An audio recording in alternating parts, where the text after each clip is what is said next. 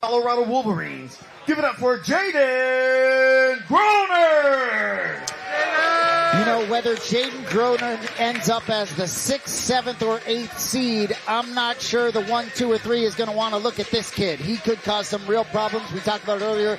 His teammate Brett Moyer thinks he could win the whole thing. He is live as we head into next week. It's really taught me how I need to compete, right? You really have to kind of tune into yourself, right? Because you're competing 15 matches across 5 weeks, right? You have to do your best to show up like A+ every single week, right? Obviously you're not. Nobody shows up 100% every single week, but you have to do your best to do that. So you really have to kind of tune into yourself and find out how do you compete the best, what routine is the best for you, and all these things. You gonna make me say it? Let's go! Yeah. Jaden's getting another one. The way he looked in that Philly qualifier, I knew that this kid was going to be special. And I think he just had to deal with a little bit of welcome to the league, young man, kind of stuff his first couple of weeks. But ever since, I don't know if it was like a decision that he made. If it was like a decision that he made, that's like, you know what, I'm just going to send it, and there you go. Wow. Another 4-point break, which is enormous. That moves him, instead of being tied for 7th, those 4 points put him in that 7th slot. Meansen will be in the 8th spot. Meansen versus Thompson next week. Wow.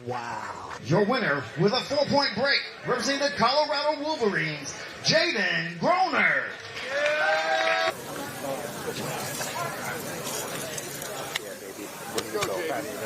Jaden. Damn, dude. You gotta stop winning, dog. Stop winning. Don't listen to Master Eddie. Keep winning. Tell me how you're feeling after doing that. I feel great. You know, obviously it's tough coming in, having, a pretty tough first week, and I know I had to make a comeback, and that's what I did. No, it shows the heart that you have and the toughness that you have mentally. It shows the teamwork that you must have had around you, the guys that must have been building you up every day. Tell me what it means to you to be a Colorado Wolverine this season. I mean, it's great. I got amazing minds in the room. I don't know, all these guys are amazing. They become really good friends, really good teammates. I don't know, they're the best. I get to train with them all the time, and I get to pick stuff from their game, and they help me out a lot. They're definitely a little bit rowdy over there in that corner. We gotta calm them down every once in a while. Mom, Dad, Brianna, all my other family watching, thank you guys so much.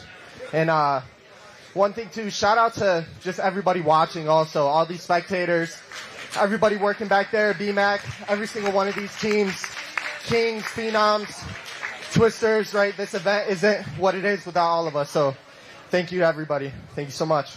You said it right. It's definitely not what it is without all of us, and that definitely includes you, brother. Thank you so much for your hard work this season. I look forward to seeing you next week. Jaden Groner, everybody. I'm going to shake you guys' hand one more time. Great job. What's up? What'd you say? Coach yourself. First of all, man, I didn't think I was going to be here, so just standing here next to you, I just appreciate everything that everybody's done for me. The Kings have been absolutely incredible. Like, I can't say enough good things about Ricky and Kevin and Coach Todd, his wife, everybody's wives, my teammates. Like, We secured it, dude. We're in the playoffs for sure. We'll be here next week, competing in an 8-man bracket to win the whole thing, bro. That's what I'm here to do. Here to do. Rough week, made a comeback, right? Miracles happen. Miracles happen, dude. Feel great.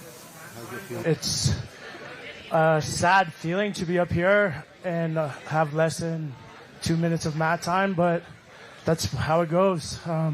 Sometimes you know how it's going to be, or you know what it's going to be like, and you just do it anyways. There's no real losing in jiu-jitsu.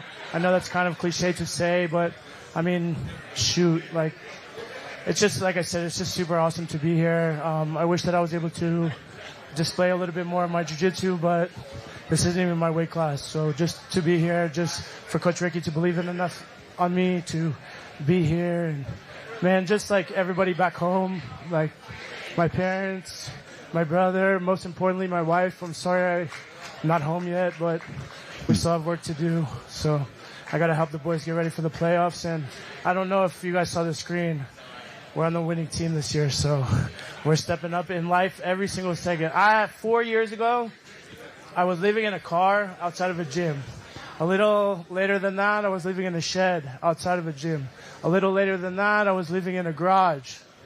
Now, I live in a house, a nice house. For the first time, I have heat in my house. In 5 years, I have heat in my house. I have people that love me more than anybody can explain. So I may have lost today, but you guys know how jiu-jitsu goes. We have more things to come, and get ready, and you'll see me soon. You just gotta believe in yourself, man. You know, it's tough. It is really tough. Like, for me, this is the highest level competition I've ever gone against, right? I won my qualifier, but it's like a lot of these guys are invites. They're already on the team and things like that. So, you know, obviously it's kind of tough. You know, you kind of come in like definitely an underdog, not really known. You're not dangerous yet. You are, but they don't know. I don't know, it just feels good to get my name known amongst all these high-level guys.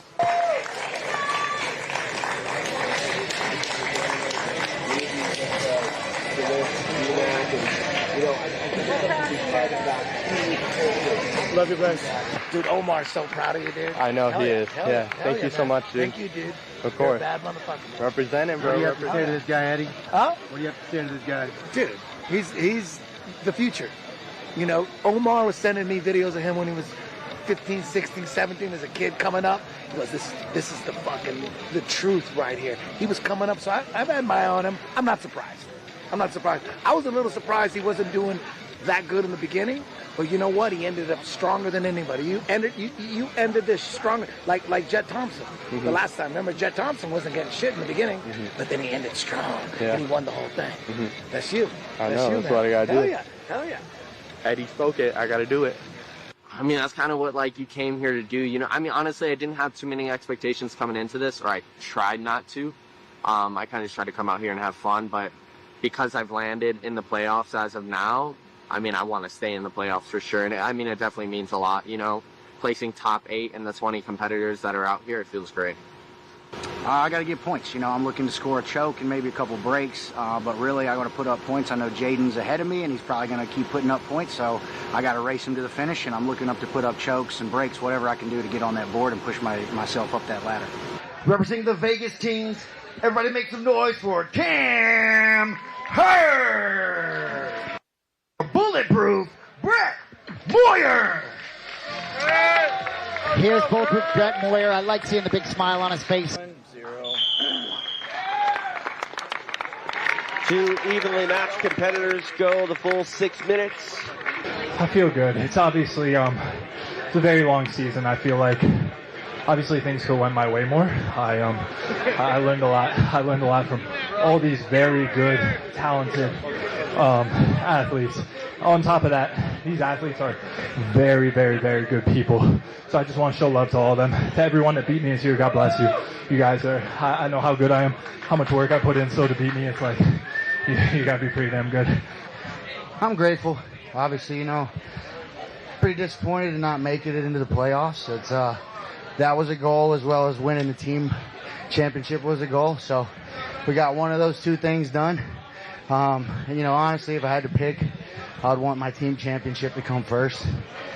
Just the time that I've spent with these guys, the leadership, the coaches. I come out here and fight for my family. I fight for God. I fight for this team because we have so much to fight for. We fight for each other. We love each other. So it means a lot to get the team championship. Cam, that's exactly why you were one of the franchise players for the Kings. It's not always about the scoreboard. It's about what somebody brings to the room, and you bring quality to every room that you come in. So, brother, I'm so proud to have you here in the PGF, representing us, representing the Kings, representing the jiu-jitsu community as a whole. My dad is a big fan of yours. My dad I got to meet him at trials. He was awesome. My dad fucking was like, when's Cam going up? I'm like, what about me, dude? What about me? Bro, I've had the same thing. He's like, my mom like watches your Instagram. I was like, that's fucking funny. Mom's a big fan of you, dude. Like, thanks. I don't want to say that. Yeah, Jake Stowe said it, not me. Is she hot? How hot is she hot? I'm not saying. Representing the Vegas Kings, everybody make some noise for JJ Bowers. Yeah, TJ, we knew JJ Bowers was going to find his way into this season. Make some noise for Sam Schwartzapfel. So good to see Sam Schwartzapfel get on the board in the last match. I feel as though he's gotten better as the season has gone along. If it was a longer season, I think he might be quite down. Just couldn't get sort of the wheels turning early on. But ultimately, I think Sam Schwartzapfel will leave tonight pretty happy.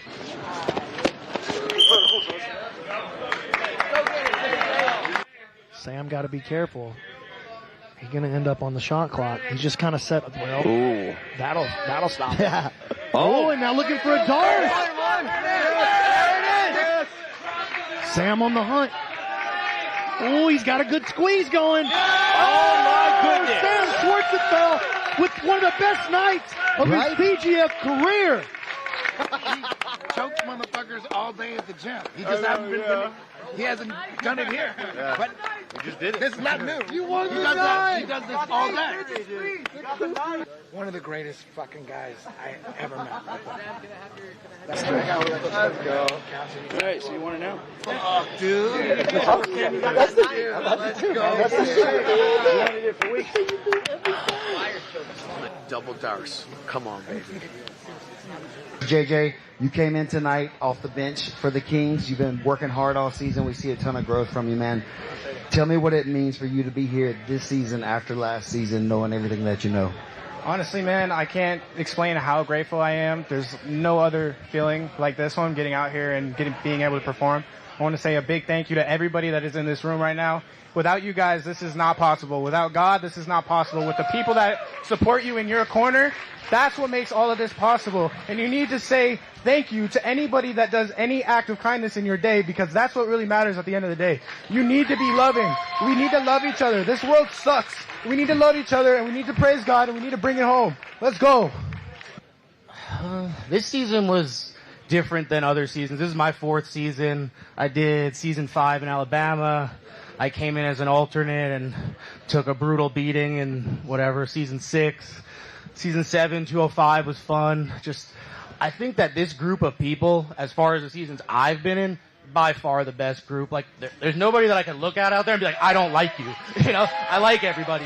So, even going off of what JJ said, right? Like, it's just like, I didn't fully hear it, but the gist seemed it's like we're all in this together. It takes 2 to tango. I can't go out here and get subbed or get a sub without somebody else. So putting it on the line is, that's something that most people don't do. This is I like to call it, I thought of this just before, it's a brutal rule set. I took 4 or 3 losses in a row and hurt my right foot and then hurt my left foot back-to-back matches. And it was just a lot of me was telling me, just go home, you don't want to be here. But I think that everybody who stayed, it just shows you, even if you get your ass kicked, it's like your mindset is still winning. No, it's definitely a special thing being here at the PGF. From the very beginning, we were just a little bit off. And we kept getting a little bit better every week. And they really gelled these last 2 weeks. It was one of those things, we had the momentum. And shoot, if we just had a few more weeks, man, we could really do something. And I'm just proud of them all. And now that what they've done and how they come together, man. Representing the Vegas Kings, make some noise for Austin the Gumby Oranday. I'm doing 2 big things this year. I'm trying to buy a house, but even bigger than that, I'm trying to marry my beautiful fiance. And those things aren't cheap, and I want to make that happen, and I know it's going to happen. So those are 2 things I'm trying to do this year that I know it'll help in a big way towards that. On, and the knee is facing the ceiling. That's when the pain comes. And now, this is going to be big right here. Oranday got a nice bite. Oh, yeah, he locked. Woo! Dude, nobody sees it like you, B-Mac. Nobody. Oh, my.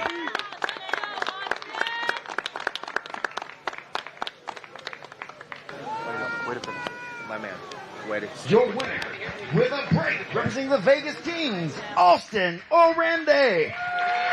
What's it meant for you to be a Vegas King this season? More than you can imagine. The Vegas Kings have taken such good care of me. They are truly a blessing in my life. I couldn't have ended up on a better team. A big thank you to my family. They've been back home, putting out and suffering and making this possible for me. Thank you to my beautiful fiance over there on the couch for putting up with me and helping me through the season. And being there in the good and bad times. And thank you to the PGF. The PGF is making this all tides rise. We're getting paid like professional athletes. We're getting treated like professional athletes. So thank you to Brandon. Thank you to Keelan. Thank you to Zoe. Thank you to everyone a part of the PGF. Thank you to everyone that's helped me. Big shout out to my sponsors, Submission Sensei and Forge Peptide Company. Thank you guys. Tell me what it's meant for you to be a member of the Wolverines this season. It means a lot. We spent 5 weeks, going on 6 weeks with these guys. The crew's really good. We have Kenny, we have Leaf, we have Egg. We have great coaches, and someone kind of came up halfway through the season. He was a competitor.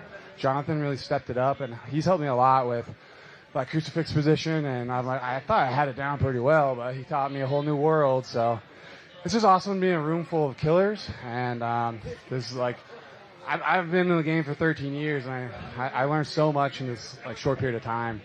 So yeah, it feels amazing to be part of the Wolverines and part of the PGF. It's an amazing experience. I felt like this last week I fucking kind of shit the bed a little bit.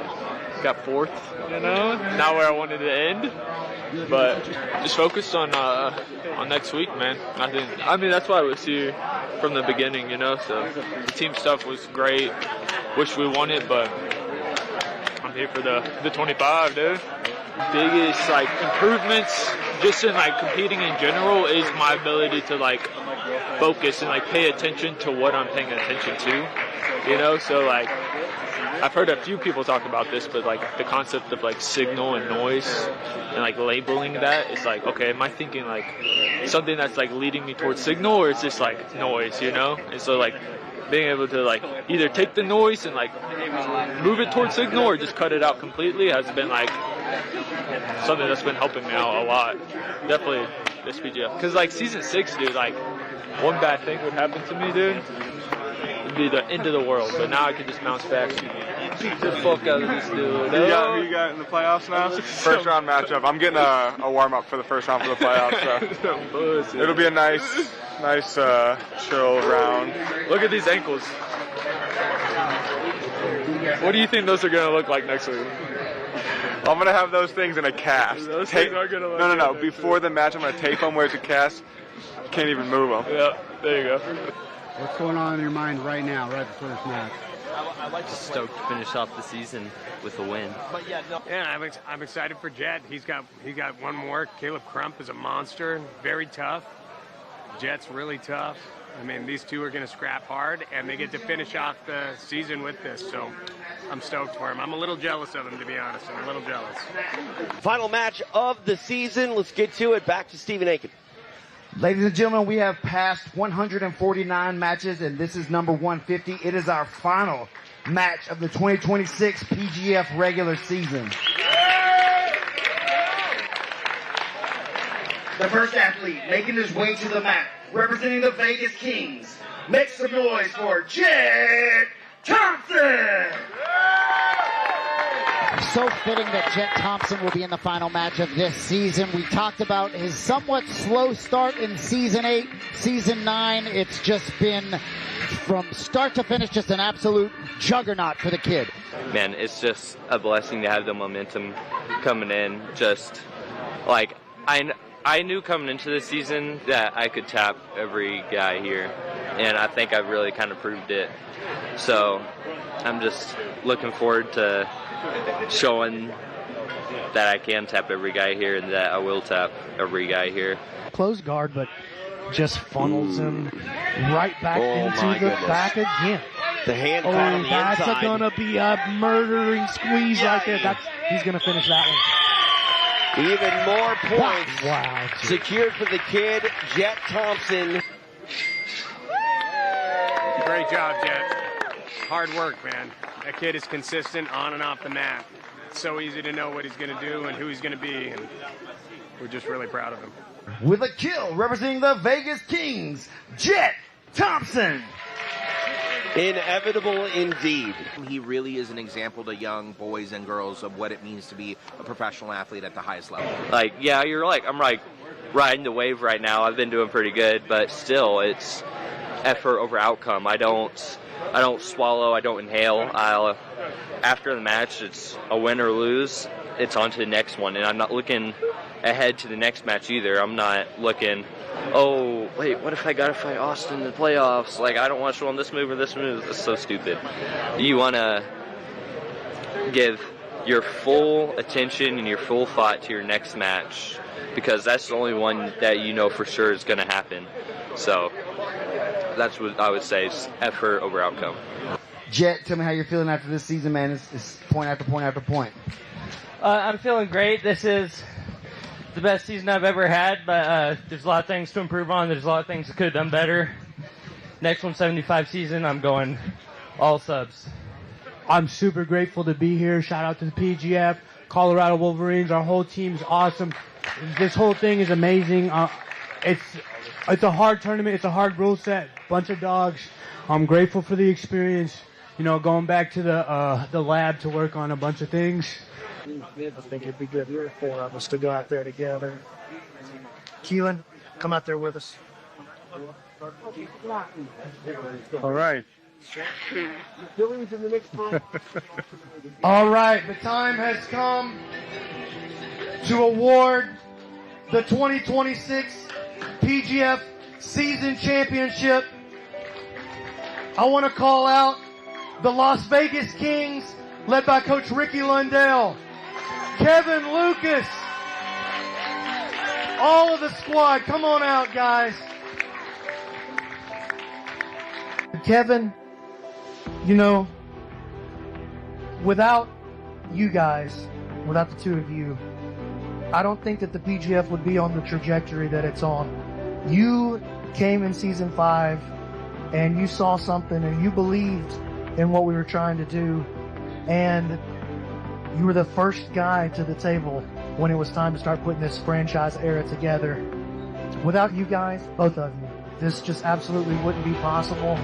And what you've put together with this Vegas team, I believe we got our first dynasty in PGF history. I don't think there's any denying it.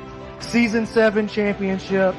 Season 8, you got the individual champion. You got the individual and the team championship, or as far as points leaders, the individual here in the 2026 season. Let's just hear from the 2 of you. I'm just going to let you have the mic for a second. You can hold the mic, otherwise I'll go on. So first and foremost, I just can't thank Heather and Zoe and Brandon and Keelan enough. Since 2020, when we jumped into the jiu-jitsu space, my wife and I were looking at the numbers not too long ago, and New Hope Regeneration has invested close to $4 million into jiu-jitsu between the different promotions that we've been part of. And what we saw in season 5, we knew this was the thing that we wanted to focus on, because the level of professionalism that is coming into play, the opportunity for the young men and soon to be young women, when it's the right time, to grow jiu-jitsu in the most professional way, and the fact that I just get to do it with my beautiful bride. She actually is we're doing this for sure, and I was a little apprehensive, and she said, no, we're in. So we're just so grateful. Coach Ricky, we're not calling Kevin and Ricky the dream team, but maybe we are. But I think it's pretty clear we're able to do some pretty great stuff together. Coach Ricky, Coach Todd, sacrifice. We've literally been working 20-hour days for the last 6 weeks, because Andrew's at home taking care of everything on the back end, so these young men can focus on their dream of being professional athletes, and that's what the 4 of you guys have created, and we just get to be part of that. Well, we're all very lucky that you guys became a part of this. I actually want to talk to your lovely bride right here. So, Liz, I'm going to put you on the spot. Thank you for what you mean to the PGF, and for what your belief in the PGF and in these young men means to the sport of jiu-jitsu as a whole. What you guys are doing, laying the foundation for the future, I think it's going to make a huge difference in what's really possible. Just let you have the mic for a second. Say whatever you'd like. Yeah, absolutely. And thank you again to everybody. Thank you specifically to these amazing athletes. Without them, we have no team, right? They are amazing and they're awesome. I want to thank also the wives who have been helping these guys, to Mrs. Lundell and Mrs. Crace out there, and Mrs. Yancey, and all these amazing women over here who have been feeding them and loving them and just caring on them. I know I'm not out here full time, but having them here has been just amazing and awesome. So it is a village to make this happen, and this is what we are here for. We're here to make lives better. Well, first off, I have to say that the PGF is the best grappling show on earth. I mean, there's no question about it. It's the most exciting rules system. They got the best leadership, and we're just so thankful for what you're doing, Brandon, Zoe, Heather, Keelan. You guys put in so much work out there, and then I wanna also make sure to touch on the fact that the reason it's so good is because they bring in the best competition. The Twisters, Coach Applegate, everything that he's done, Kenny Johnson, the Wolverines, everything that they're doing, and all of their teammates and team members, and of course over here with the Phenoms, Chris Olivo, they've all put a heck of a squad together, and that's why this is such a successful show. Ladies and gentlemen, put your hand. Oh, you got one more thing? Yeah. Every single one of these men, I just want to point out, has worked so hard for this season, and we in the leadership are so proud of every single one of you guys, and thankful for your families and all the support there. And we just, as a team, we want to give all glory to God here, and just thank you for everything you guys are doing. Thank you, guys. Kevin, why don't you take that trophy and hoist it up above your head? Ladies and gentlemen, the 2026 PGF champions, the Las Vegas Kings. Well, the Kings able to get it done, and I mean, look at the smiles on those faces. That's what it's all about. Making it rain here in Las Vegas. Here's Paquetta, CJ Murdoch, JJ Bowers. And seeing JJ Bowers and CJ Murdoch out there who were part of that bottom feeding Tropic Thunder's team last year to realize the championship here is just special. What a road for all of these Kings. And tonight they truly are Kings once again of the PGF. Yo, big stuff, yo. 2 team championships in 3 years. And if Jet closes out, New Hope Regeneration or the Las Vegas Kings, 3 years in a row for individual championships is what we're going for, baby. Kings on B, Kings on 3. 1, 2, 3, Kings! Man, it's awesome. The athletes, they really grow on you. I've always been a competitor, so I didn't get to feel what it felt like to be an or a coach or a GM or an owner, whatever it is. But now that I'm in that position, I get to, get relationships with the athletes that I didn't before, and man, it's awesome. He doesn't do anything halfway, so, it's funny because I'm not surprised. I'm really proud of him, and I knew that whatever he would do, he would just give it his all. And so, as a family, we gave it our all, so I'm just really proud of him. He did an awesome job. These boys can eat, let me tell you. Pounds of meat. Dozens and dozens of cookies have been eaten this season, so we just tried to make it as much as a family as possible. Man, it just feels great. This is something that I was really shooting for this season, and I couldn't have been more blessed to chase those goals with such great coaching with Ricky and Todd and the staff. It's truly been like a blessed and incredible journey. Without this man, we would not be here. That is a lie. It is not a lie. So it looks like we have put 3 players in the finale. I believe that looks like Elijah in the 2nd spot, Kevin Buring in the 3rd spot, and then Travis Haven 5. Highlight them again. We're taking Brother's got that energy about him, electric. I've never spoke Spanish in my life. It's my first time. Sorry, very Kenny Powers. On brand.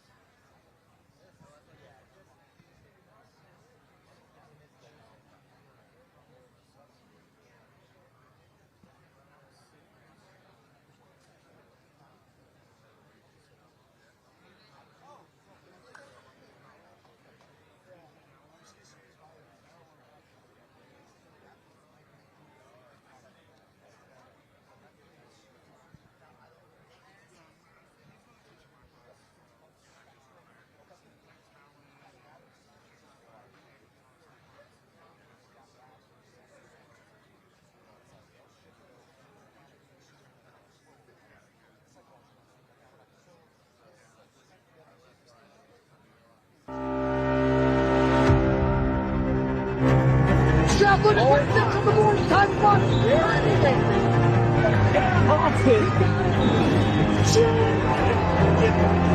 Hit the brakes under a minute.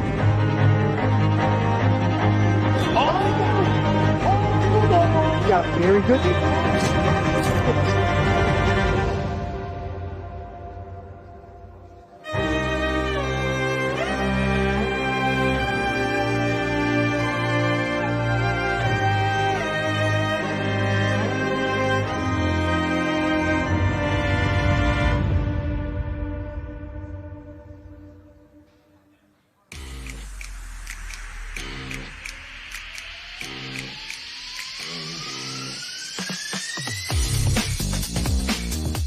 Las Vegas, Nevada has seen its fair share of history this season at PGF, and we're not done yet. Last week marked the second team championship for the Las Vegas Kings, but tonight we will crown an individual winner.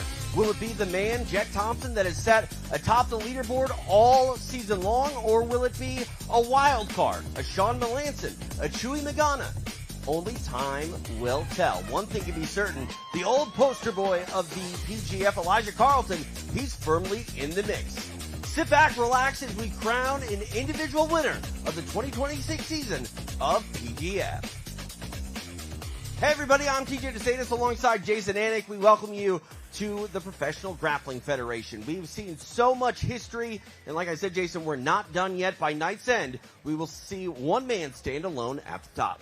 So regular season concluded last week. The Las Vegas Kings won their second championship in 3 years, preaching effort over outcome. But one thing Kevin Lucas was talking about, not being afraid to dominate. It's okay to dominate. Jet Thompson has done exactly that this season. Question is, this Elite 8 field, this 20 grappler field was so wide open. I truly believe we have the Elite 8 here.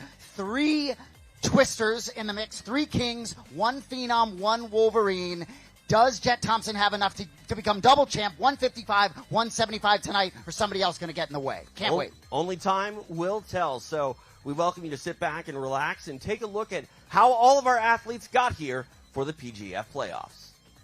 The credit belongs to the man who is actually in the arena, whose face is marred by dust and sweat and blood, who knows the great enthusiasms, the great devotions, and spends himself in a worthy cause, who at best, if he wins, knows the thrills of high achievement, and if he fails, at least fails while daring greatly, so that his place shall never be with those cold and timid souls who know neither victory nor defeat.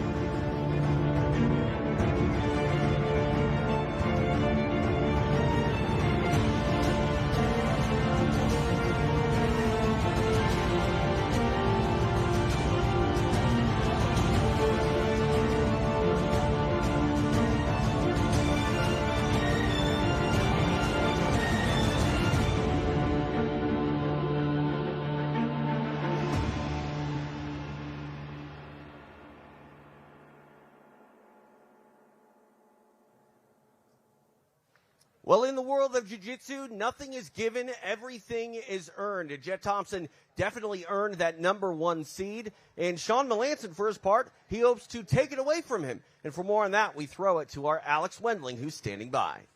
Thank you so much, TJ. Yes, just last week, Jiu-Jitsu Hall of Famer was sitting Matt's side when he was asked about Sean Meansen. He looked directly into the camera and said, that guy is a destroyer. With a 48% finish rate, he is the #8 seed, and he'll be taking on the #1 seed, the reigning champion. It is Jet Thompson, who I interrupted. He is warming up back there. Jet, you are no stranger to the PGF playoffs. How are you taking your experience into this match?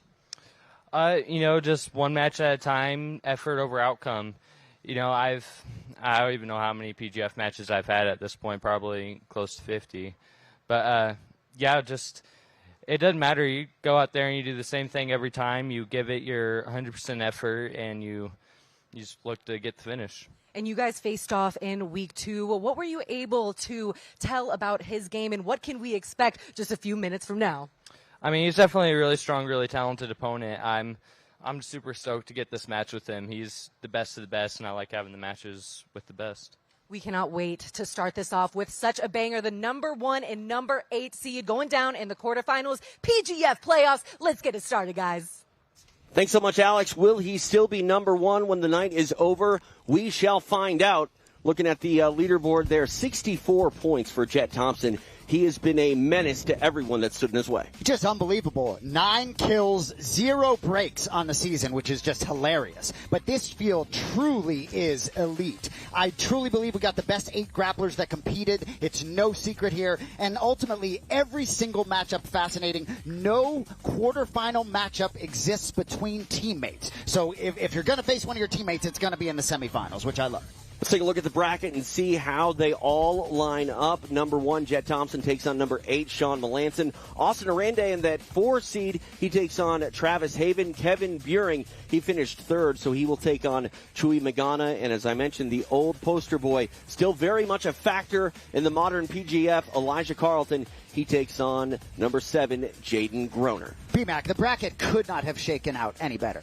I mean, look at this first matchup.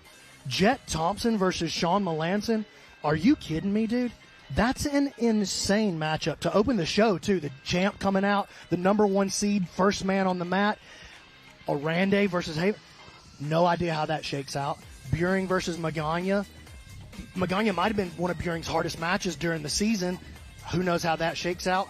Carlton Groner. Groner might be the hottest guy in the entire league right now. And looking at Meansen, I mean, he's only lost 1 time all year. He takes on Jet Thompson. It's just hard to live in a world where Sean Meansen loses twice in a year in their back-to-back losses. We will find out if that is the case coming up. Let's take a look at the rules here for our PGF playoffs. We'll go to Jason Anik to walk us through. So very similar to the regular season in terms of the first 10 minutes. So it's 6 minutes instead of 10 minutes. The match 10 minutes. No draws in the PGF as we love it. So submission only here. Doesn't matter. Break or kill. Submission only. You move on to the next round. PGF overtime rounds if necessary. TJ will get into more details about that. Penalty flag, shot clock still in play as usual. Pretty much everything you've seen all season long except the overtime. Should we need to call upon it?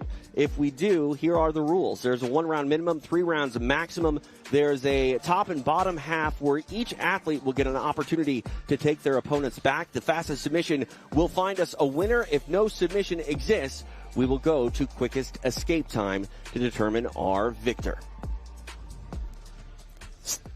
Stage is set here for PGF and our 2026 playoffs. We would love for you to support those that support us. And without these great sponsors, none of this would be possible. Epic Roll, Brazilian Jiu-Jitsu, Dolomer, New Hope Regeneration, BJJ Fanatics, and of course, Once Upon a Coconut.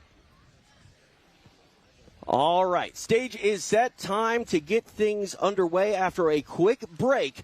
You're watching the PGF 2026 playoffs live from Las Vegas. Stay tuned.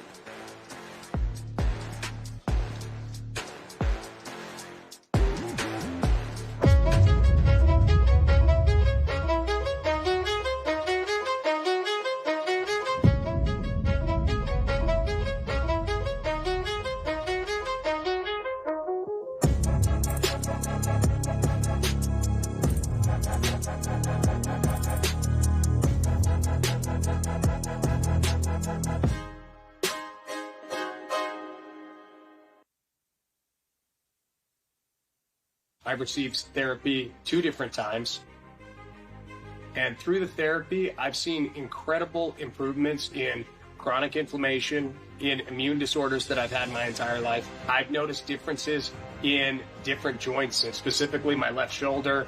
I'm sure most grapplers or submission artists have dealt with the same thing. Through New Hope Regeneration Therapy, I've actually had that go away. Things that I had been told by regular doctors that I would have to go get surgery or there's no way around it, I've seen dramatic improvements, so much so that I brought my family into New Hope Regeneration. I encourage you to go to newhoperegeneration.com and get more information, get a consultation, and see how this can change your life. I'm Ricky Lundell, and I've been working with New Hope Regeneration Therapy for 8 months now. To heal faster, fight harder, compete for longer. Schedule your free consultation at newhoperegeneration.com.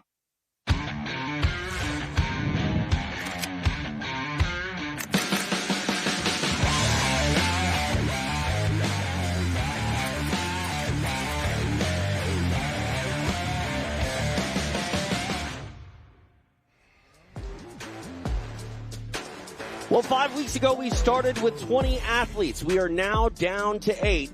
And by night's end, there will only be one man that stands atop the Professional Grappling Federation at 175 pounds. Kicking things off with our first quarterfinal matchup of the night, we'll see the number 1 seed, Jet Thompson, take on the number 8 seed, Sean Meansen. Will we see the upset card played early, or will it be more domination for one Jet Thompson, who's already a champ? We shall find out. Let's take a look at our bracket one more time. Jet Thompson draws Sean Meansen, Oranday versus Haven, Buring against Magna, and Elijah Carlton faces the lone Wolverine in Jaden Groner. All right, time to get our night officially underway. Let's go out to the mat with Stephen Aiken. Welcome, everybody, to the 2026 PGF Playoffs. We are ready to get this thing started. Our first athlete, making his way to the mat, the regular season points champion. Everybody make some noise. Representing the Las Vegas Kings, Jet Thompson! So here he is. If there were gambling lines out here in Vegas, you can be sure Jet Thompson would be the favorite to win this whole thing tonight. 11-0-4 on the year, 9 kills, 0 breaks, all the kills by rear naked choke, just absolutely bananas. So fascinating to listen to him this week. He reminds me of head coach Bill Belichick of the New England Patriots back in the day. Just talking about on to the next match. This guy lives in the moment so much mentally and physically. Hard for me to imagine anyone getting in his way tonight. Yeah, he said no matter what, win or lose, he's got the same mindset moving forward, and he's only lost once in the entire history of the PGF, so I don't think he remembers what it is like to taste defeat on this mat. We'll see if he can do it 3 more times tonight and capture his second individual championship. Jet Thompson ready to go here in Las Vegas. And his opponent for this rematch, representing the Philly Phenoms, make some noise for Sean Meansen! You know, TJ, you talk about Thompson having lost once in the PGF all time. Meansen only 1 loss this season last week to Elijah Carlton. Early break in that match, but he's had a really great year. The 27 points or 28 points total, really more having to do with his team only winning 1 block, but 7-1-7, 1 kill, 6 breaks, 3 via elbow. Gene did face Jet Thompson to a draw earlier this season. Taking a look at the tail of the tape, 27-1-19 is the record here in the PGF of Jet Thompson, 7-1-7 for the Philly Phenom in Sean Meansen.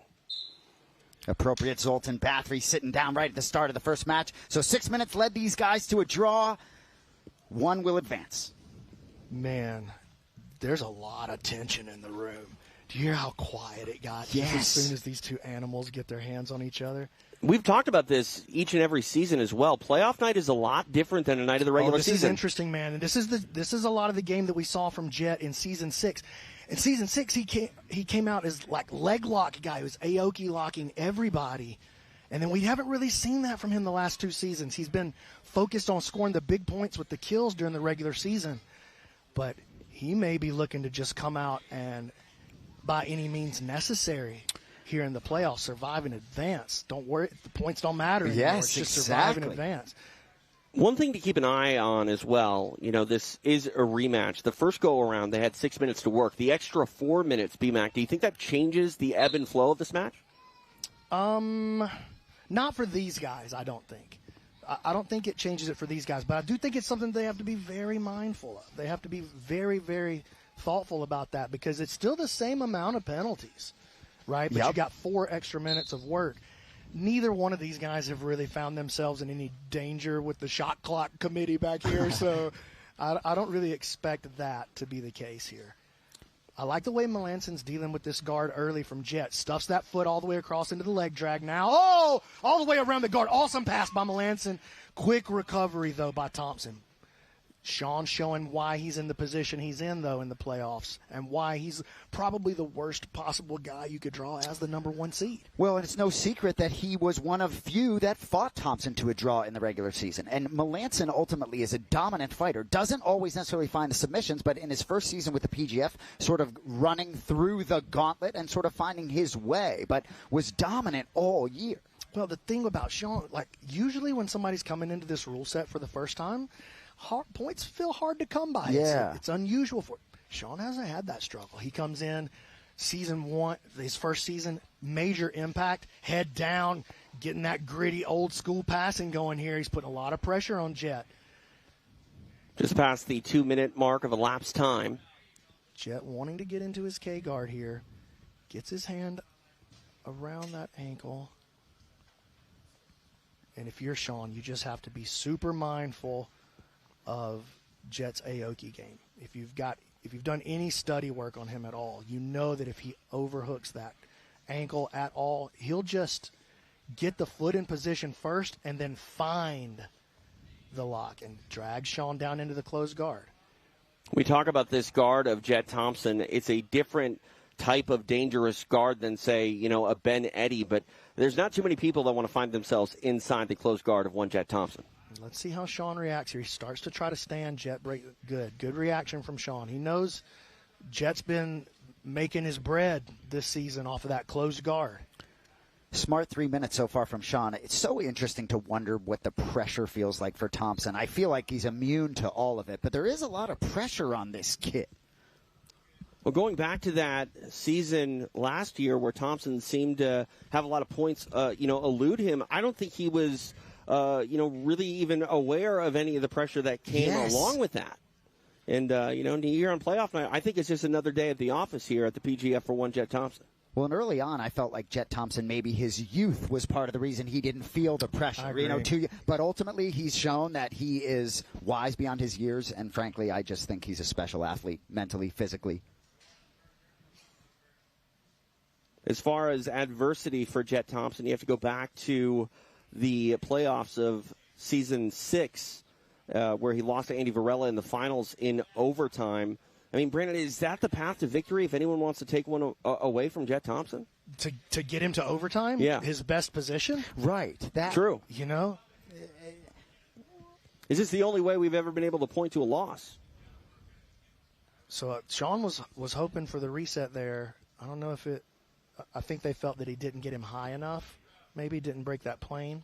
Let me ask you this, B-Mac. We focus so much on the regular season, it being a team competition. Chris Oliva, the coach of Sean Meansen from the Phenoms, in his corner tonight. Are challenge flags still at play? Oh, yeah, challenge flags still in play for the coaches for sure. All right, Jet bails on the closed guard or Sean opens it, however you want to look at that. They're going to go back into their guard exchange here. I bring up the idea of the challenge flags being at play because we focus so much on this PGF format of being team-based as we're almost getting a pass here. Yeah, this is a nice position here by Sean. Oh, Jet uses it to sweep, though. Very nice. This is exactly what Thompson is looking for here. Now, if he can get these hands locked down around the body or around the hips of Meansen, he's going to be able to... sits in. Got a pretty good bite. Good reaction, though, from Meansen so far, and that's not the finishing position that Jet needs there. Good reaction from Meansen off of a scary attack by Thompson. 4.5 minutes remain here in regulation. Certainly Meansen found himself in the 8th slot in this bracket, but ultimately to be the champ, you got to beat the champ, so maybe get him early, and you get through Thompson here. If you're Meansen, you get certainly an opportunity, perhaps. Road can't get any harder after Thompson. 100%. And what that's going to do for your confidence moving through, man. And look at this. Sean's got his underhook. Jet's going to have to be very careful right here. You cannot let Sean step around. There's the arm lock. Ooh. Thompson back to his close guard. You talk about the energy in this room. There was maybe a tense moment there for a brief second for Jet Thompson, but he has been able to regard. Standing room only at the secret location. Tough to get on the list tonight. Oh, yeah.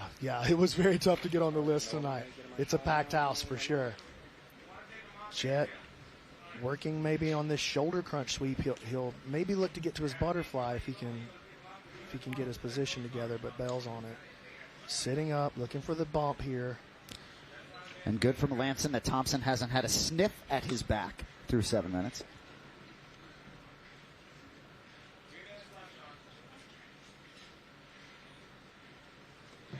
Is there a more difficult guard to be in than Jet Thompson's this season here at PGF? No. Not a closed guard. I mean, he's got one of the most deadly closed guards in the modern game today, I think.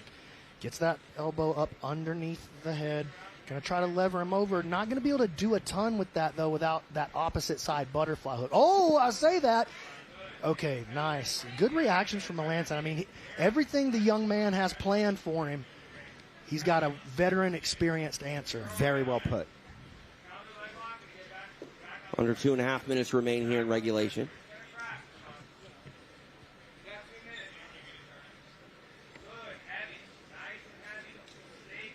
And you hear Olivo saying, good, heavy, right? I like what Melansen's doing here, I like this here by Meansen, smashing those knees down to the side.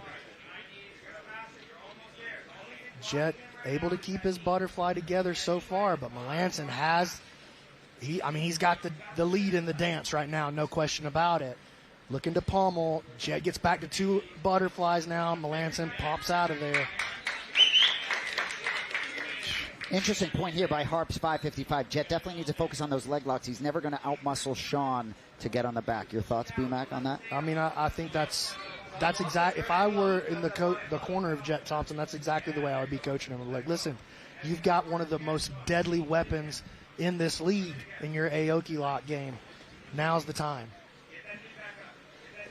Tries that row drag, and again, Jet punches him back into the closed guard.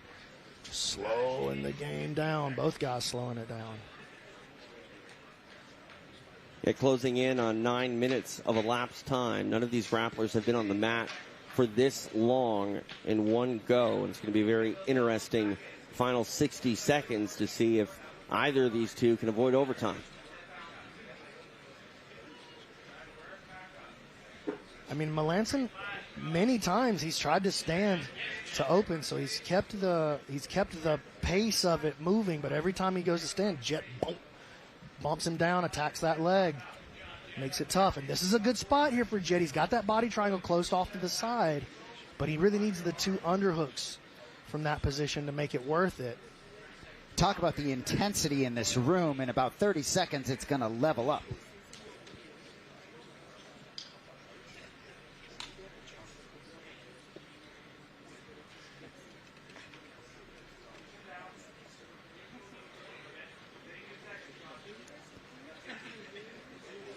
Number 1 versus number 8 here, very much likely headed for overtime. It may be the most deceiving number 8 seed maybe that we've ever had in the bracket coming in. All right, 10 minutes in the books, headed to overtime. Remind you of our overtime rules. There'll be 1 round minimum, 3 rounds maximum. Each athlete will have an opportunity to take the back of their opponent. The quickest submission will be declared the victor. If we do not have a submission, we will go ahead to another round of overtime. If no submission occurs over the course of 3 overtime periods, we will add up the control time, and that will determine our winner. Well, go ahead. We got a rolling coin all the way to the edge there. For the other 6 athletes watching, this is ideal. Whoever comes out of here, make them work. All right. So Jet wins the toss, which means he gets to pick. And is he choosing defense first? I think so. I like that. That gives you an idea. You know what you need now. Tense moments here. Sean looking for the big upset. On paper, the big upset. Yes, but for those of us that watched what happened this season, not really that crazy of an upset if it goes down that way. Absolutely. 16 minutes of draw time for these 2 men thus far this season. Jet creates a good angle early. Oh, he's going to be out of there quick. Oh! Lightning fast. Jet Thompson escapes, just 6 seconds on the clock. And now he has the opportunity to bank some time. We'll see how aggressive he gets here in the bottom of the first. Yeah, you can see there on the bottom of your screen, that's the official time from the table was 5 seconds. We're going to keep up with it there for you on the bottom of the screen, so everybody at home knows what we're working on.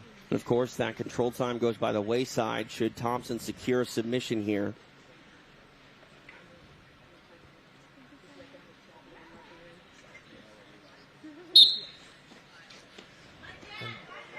This is the spot. You don't want to, oh my gosh, look at this. Survive, but Thompson already taking the lead in the ride time here. And he went for it right away, too. I like that. He showed it. Look, I'm not going to just hold this. If you show me even an inch of daylight, I'm going to send it. Good connection here on the back. Meansen has got to find a way. Uh-oh. Nah, that's not going to be the one.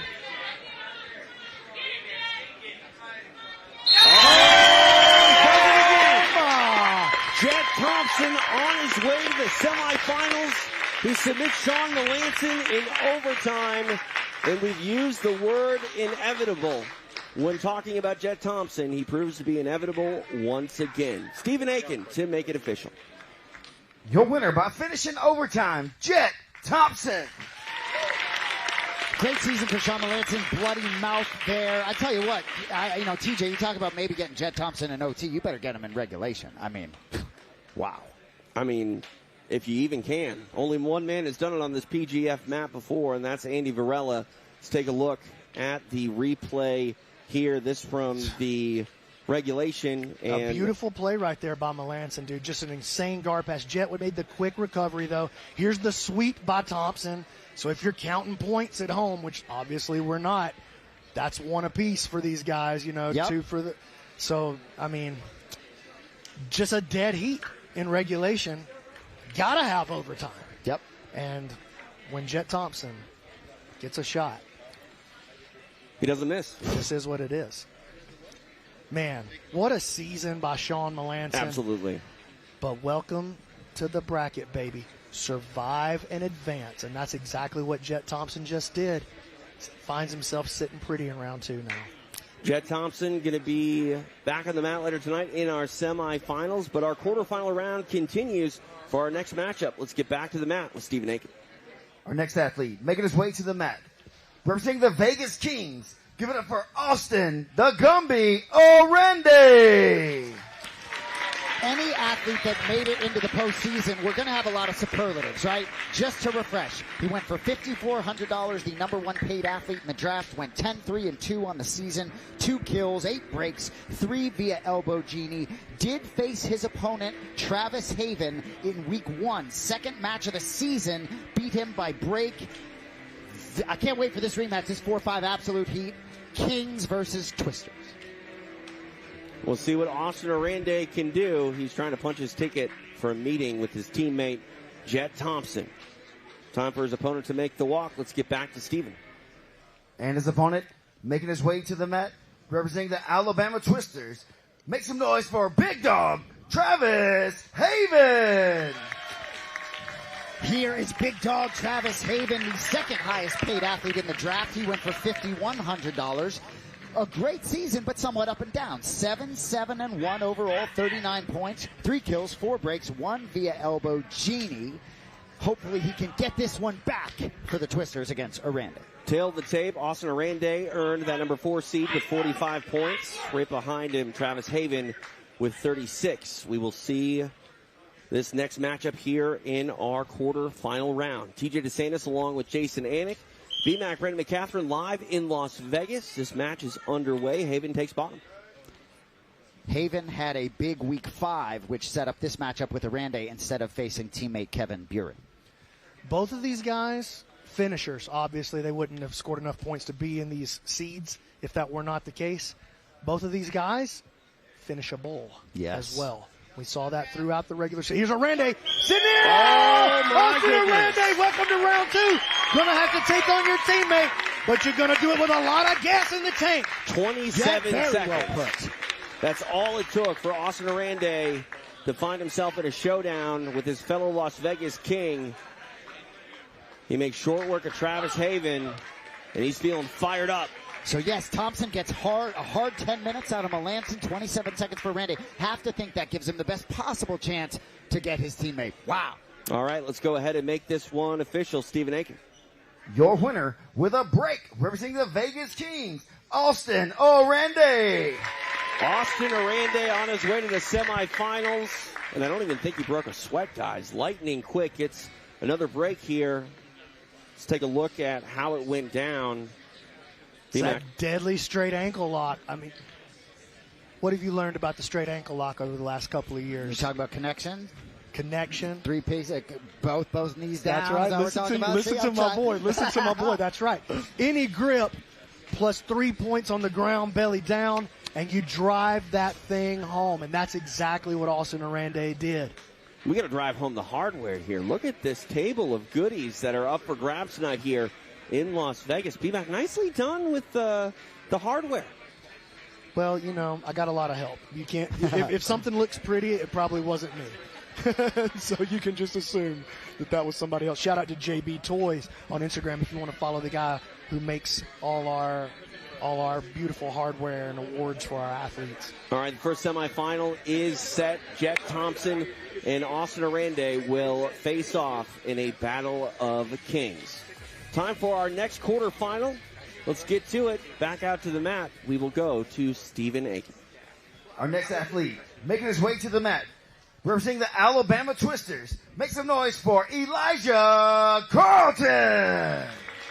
Here is Elijah Carlton, who vaulted up into the number 2 slot, coming in hot. 3 wins last week, 11, 1, and 3 on the season. 2 kills, 9 breaks. And look at the t-shirt he is rocking. The I Hate Jet Thompson t-shirt. Going full heel. Gotta love it. We'll see if we get to see that matchup later tonight. But led the league with 5 elbow genie finishes. Really excited to see Carlton make a run to the strap tonight. It's been a heck of a run all season long. The original breakout star of PGF. He plans on capturing another crown tonight. In order to do that, he'll need to pick up a win in our quarterfinals. All right, let's get back out to the mat with Stephen Aiken. And his opponent making his way to the mat, representing the Colorado Wolverines. Make some noise for Jaden Groner. So last week, Eddie Bravo referred to Jaden Groner as the future. I think that is certainly appropriate. Talk about Carlton coming in hot. So is this kid. This is the kid, if I saw this bracket, maybe the dude you don't want to face. Went on an absolute tear after being out week 2. See if he can get past this challenge here. He's the sleeper. He's the sleeper pick for sure, man. It is Carlton, the Alabama Twister, taking on the lone Wolverine in Jaden Groner. We are underway. No surprise, Carlton on bottom. Groner's confidence just growing so much as the season went along. Elijah already. Okay. I mean, you can see the game that Elijah's looking to play early. And Groner trying to shut that down. He's going to try to come down low, pass Elijah's guard in tight. Not an easy prospect. And then if you create space, Elijah spins underneath you. These two did not face in the regular season because of Groner being out week 2. Oh, that's a great point, Jay. Because he was on the schedule to fight Elijah in week 2, but he had to sit after taking that pop in week 1. So he managed to miss Elijah. Tough time to see him for the first time here, but maybe to his advantage, though, in a lot of ways. Well, right, and certainly Meansen had a good fight against the number 1 seed, but for Groner to go through this season and sort of vault his way into the PGF, and then oh my gosh, look at this passing! Oh, he gets around the guard of Elijah Carlton. This is not something you're going to see very often here. They're going to stop him on the reset right here. Make sure they got it exactly like they want it. Man, hey, not something I've been watching Elijah Carlton since season 1. This is 7th time doing a whole season of the PGF. I can count on one hand the number of times I've seen Elijah Carlton get his guard passed. Wow. And we always talk about dark horses, BMAC, in tournaments, and, maybe none hotter than Jaden Groner, who finished the stretch, very nicely. And you never really want to run into Elijah Carlton, like you said, but, when you're on a streak like Groner is, maybe now's the time. Groner literally was quoted on the documentary this week saying, I can pass guard, I'm not just a bottom player, proved it. 90 seconds of elapsed time, and now Elijah getting in on the leg attack. He's got sick breaking mechanics, dude. He's got him locked up here. Groner doing a great job hiding the heel so far. Nice job. There's the mechanics. There it is. There it is. Elijah Carlton on his way to the semifinals. Groner put up a good fight, had a moment. But unfortunately for him, this one belongs to Elijah Carlton on his way to the semifinals. Stephen Aiken to make it official. Your winner with a break, representing the Alabama Twisters, Elijah Carlton. So all chalk so far. All the favorites have emerged victorious. 2 kings, 1 twister so far in the semis.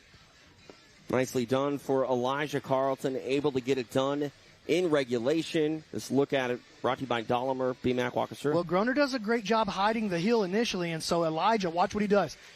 Crunches together, goes belly down. That exposes the heel, switches off to this power grip, and Groner knew it. He doesn't want to find out what happens if he doesn't tap, because he's seen what happens if you don't tap to Elijah Carlton. He sends you to the hospital. Elijah Carlton taking a victory lap, embracing the owner of the Wolverines, Egghead, who sees his lone representative go out, Jaden Groner. But again, what a great season for Groner. You know, as build maybe the future, but we live in the present right now. Presently, Elijah Carlton is on a run. We'll see him later tonight in our semifinals. You know, you talk about the future, but right now, this is right now, and that's Elijah Carlton's side of the bracket as far as he's concerned. He's got his heart set on Jet Thompson and another PGF Gold. That man had his sights set on Jet Thompson and was able to walk away with the win. Andy Varela, the season 6 champion. No one knows better how to beat Jet Thompson, and it still wasn't easy for one Andy Varela. He's in the house. Good to see him here in Las Vegas. One last quarterfinal to get to here in our opening round of these PGF playoffs. Let's get back to it with Stephen Aiken. Ladies and gentlemen, this is our final matchup for the first round. The next athlete making his way to the mat, representing the Alabama Twisters. Make some noise for Kevin Buring.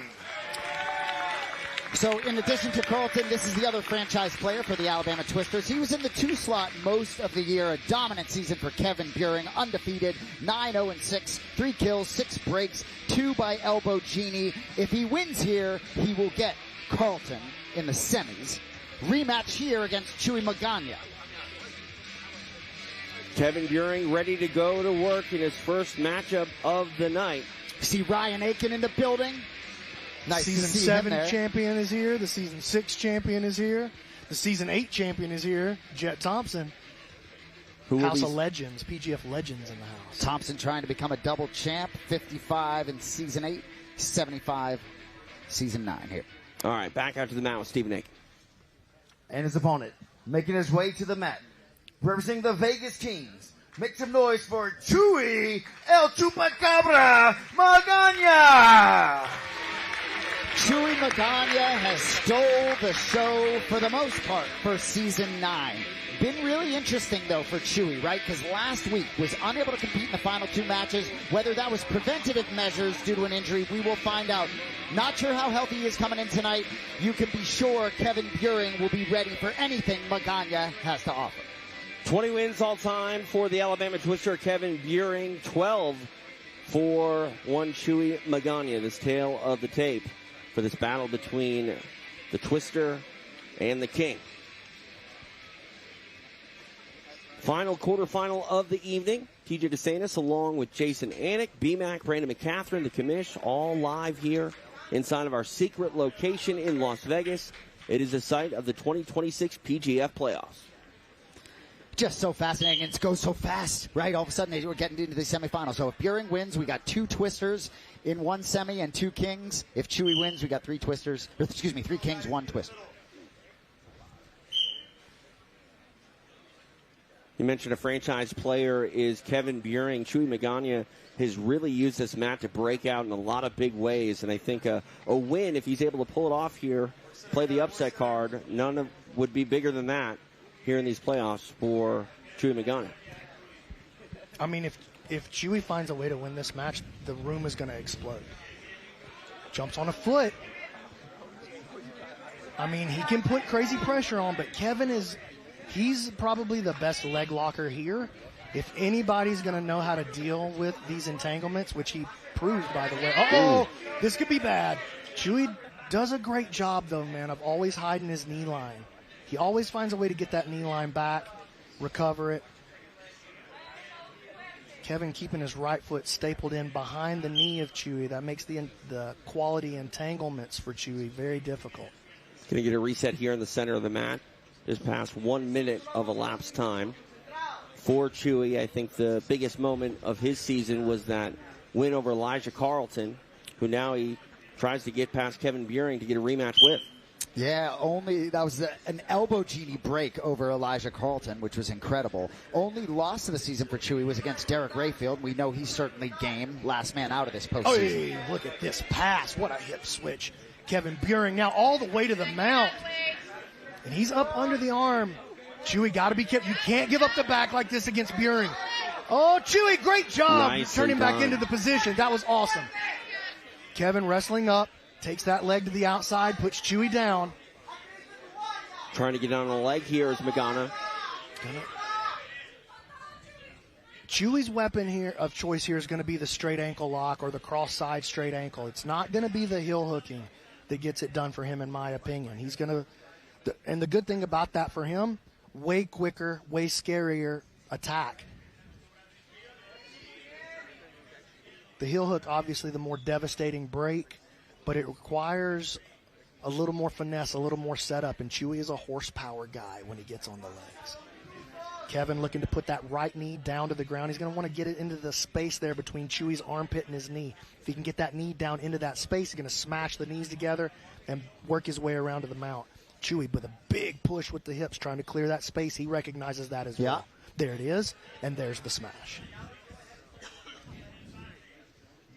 Kevin now going to be thinking about kicking that right leg back, passing around the guard to the outside. Right knee's going to come to the belly. They'll reset him out here in the middle. Just past 2.5 minutes of elapsed time.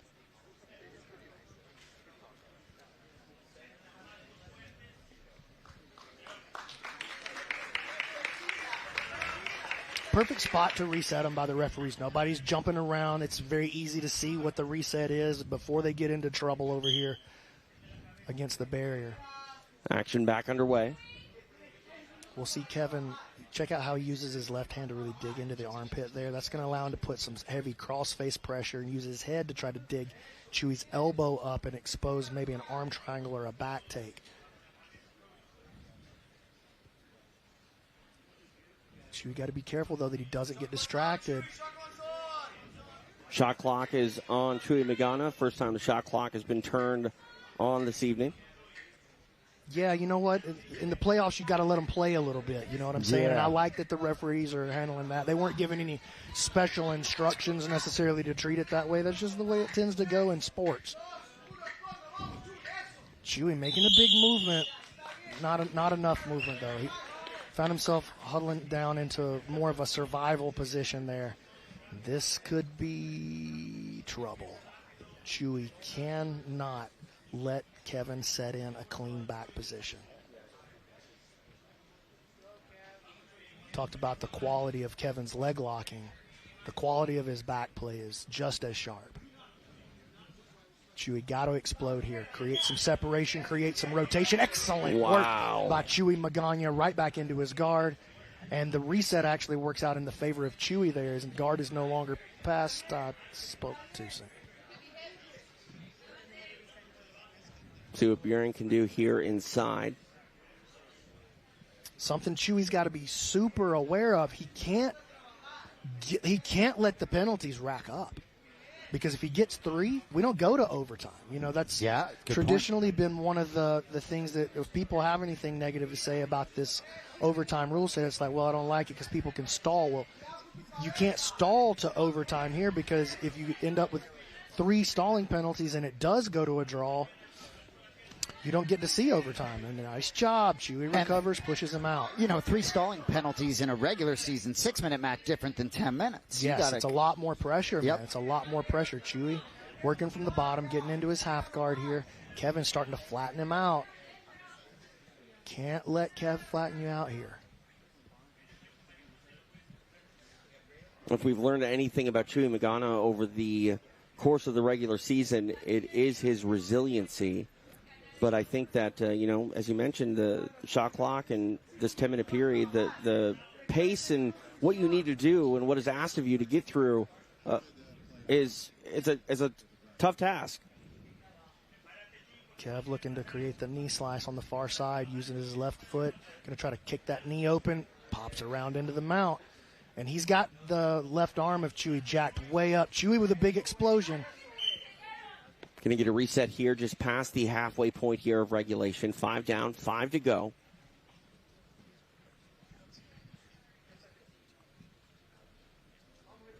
Again, the winner of this match will take on Elijah Carlton.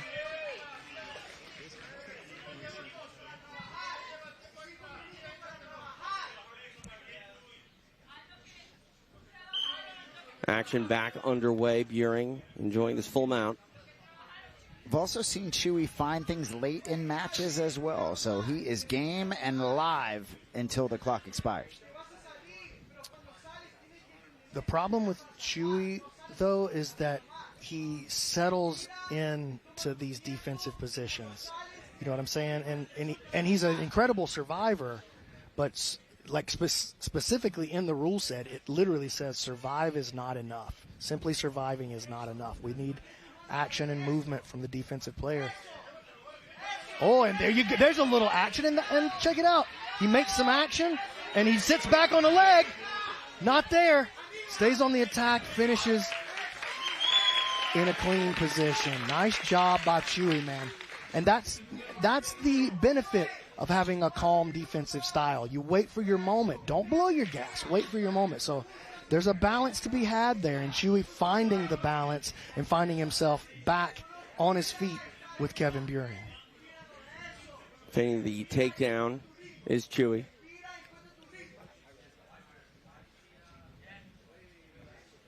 Shout out to everybody joining us over on Kick. Kick's been a great partner for us this season. Looking forward to doing a lot of good business with these guys in the upcoming PGF seasons. More news on that to come in the off season, but very excited about where this Kick thing is headed with professional grappling. Ooh.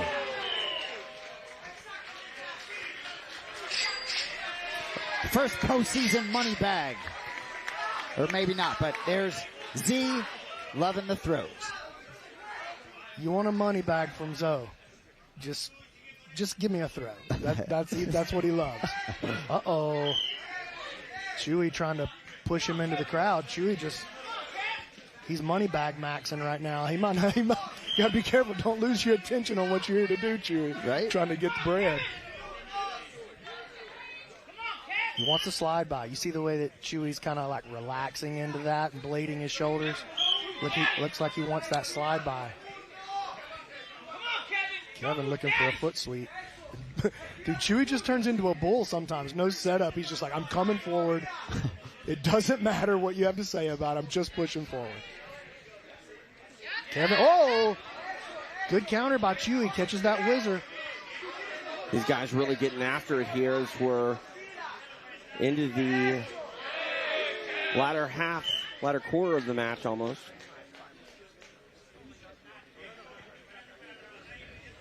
High intensity. You guys know I'm always telling you what my mom's sending me in the chat on the text. She's got a big watch party over at the house. She's got all her friends over there. They're watching it. I love it. What's up, Mama? I love you. I love it.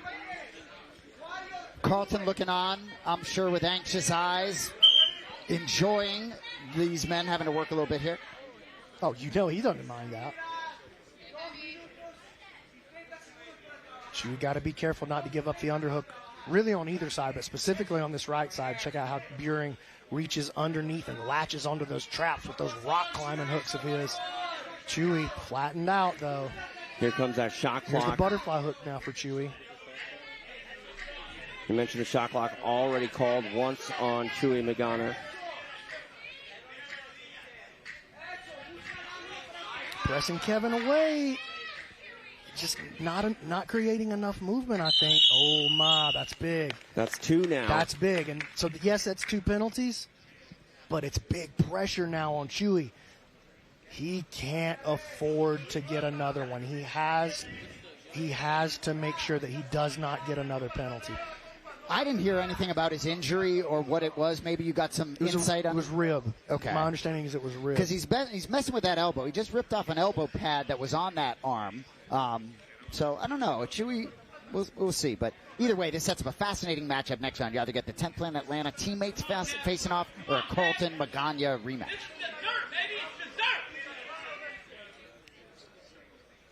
Just a tick under 2 minutes remain here in regulation. Restart from the penalty position. Chewy got to stay active here. Body lock from Buring. Pass is nice. Work by Kevin Buring. Oh, lacing up that hand. Got to be careful of that little Dagestani handcuff position. Chewy pops up to the elbow. That's the problem. Pop up to that elbow and create some height, but you get handcuffed on the backside for it. 90 seconds left. Chewy makes a big explosion, but that hand's still trapped. Got to be careful here. Right. One more shot clock would give him all the pressure in the world. One hook in for Buring. All the way onto the back. And another one. There it is. Buring looking to close the show. Go meet his teammate, Elijah Carlton. Chewy Magana has survived so much so far this season, but he doesn't survive that. Kevin Buring. On his way to a showdown with his teammate, Elijah Carlton. All the credit to Chewy Magana for doing what he did this season, but this one belongs to the Alabama Twister and Kevin Buring, and he is headed to the semifinals. To make it official, we go to Stephen Aiken. Your winner with a kill, representing the Alabama Twisters, Kevin Buring.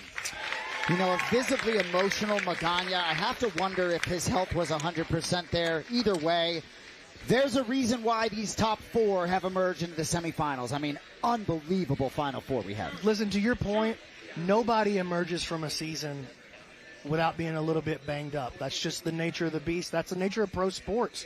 Nobody makes it into the playoffs in the NBA without being banged up. Nobody makes it into the playoffs in the NFL without being banged up.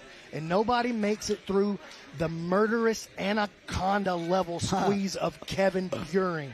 When he gets to the back and latches on, everything under the nose is the neck for Kevin Buring. Puts that squeeze on, and one of the toughest human beings here cannot survive it. Right.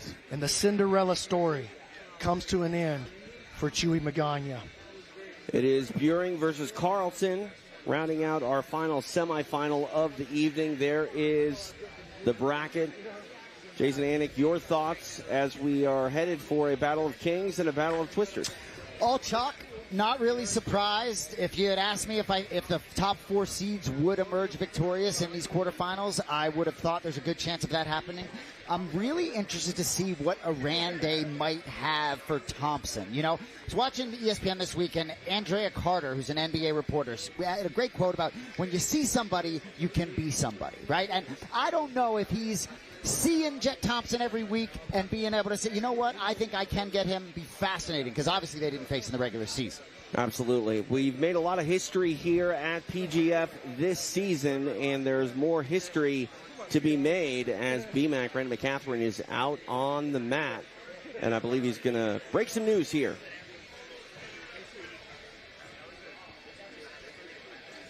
All right, ladies and gentlemen. If you're watching at home, first of all, thank you for watching at home on Kick. We see you guys out there watching on YouTube. You know, it's been a big season for the PGF, and it's been a crazy story for us so far. And tonight, we're going to make it even crazier. Just a couple of weeks ago, we brought on our 5th franchise team. And now, I'd like to introduce you to number 6, Carolinas. You're going to have a PGF team, a professional grappling team. My guys right over here, John Telford, Luke Baker, stand up. Welcome to the PGF, boys.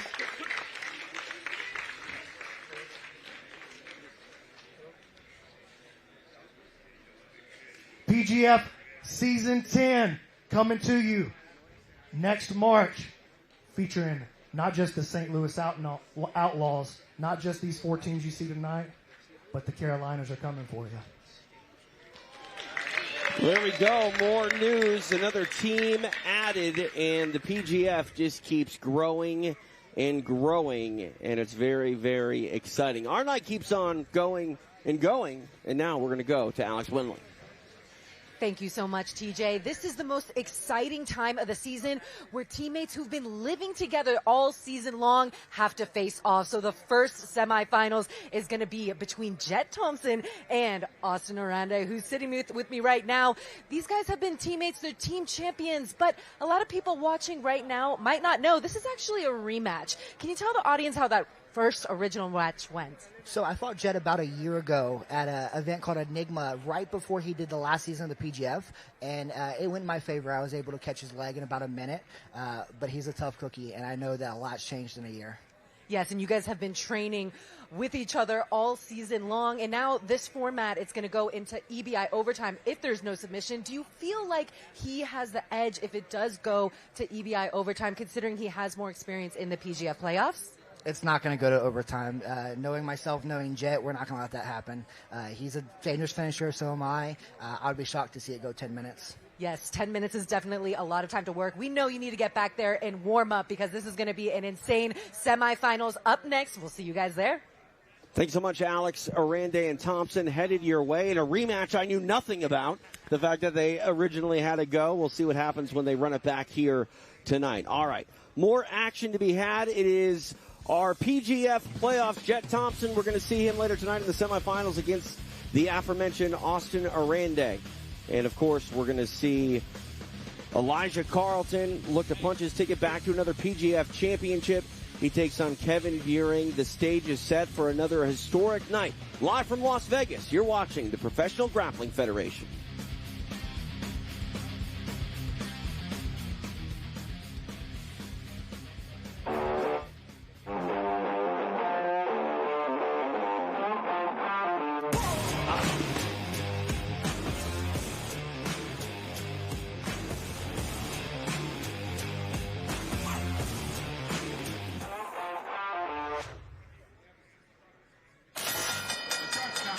Ladies and gentlemen, please take your seats. The show is about to begin. Now for the main event.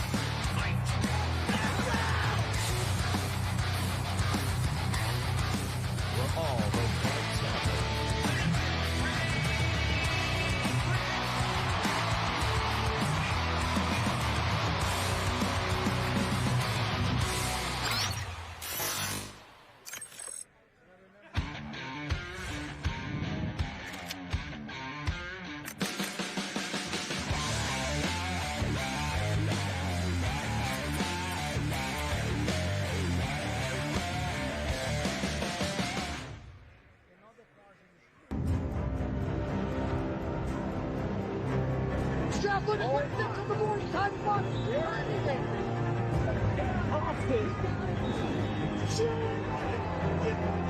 Get the break under a minute.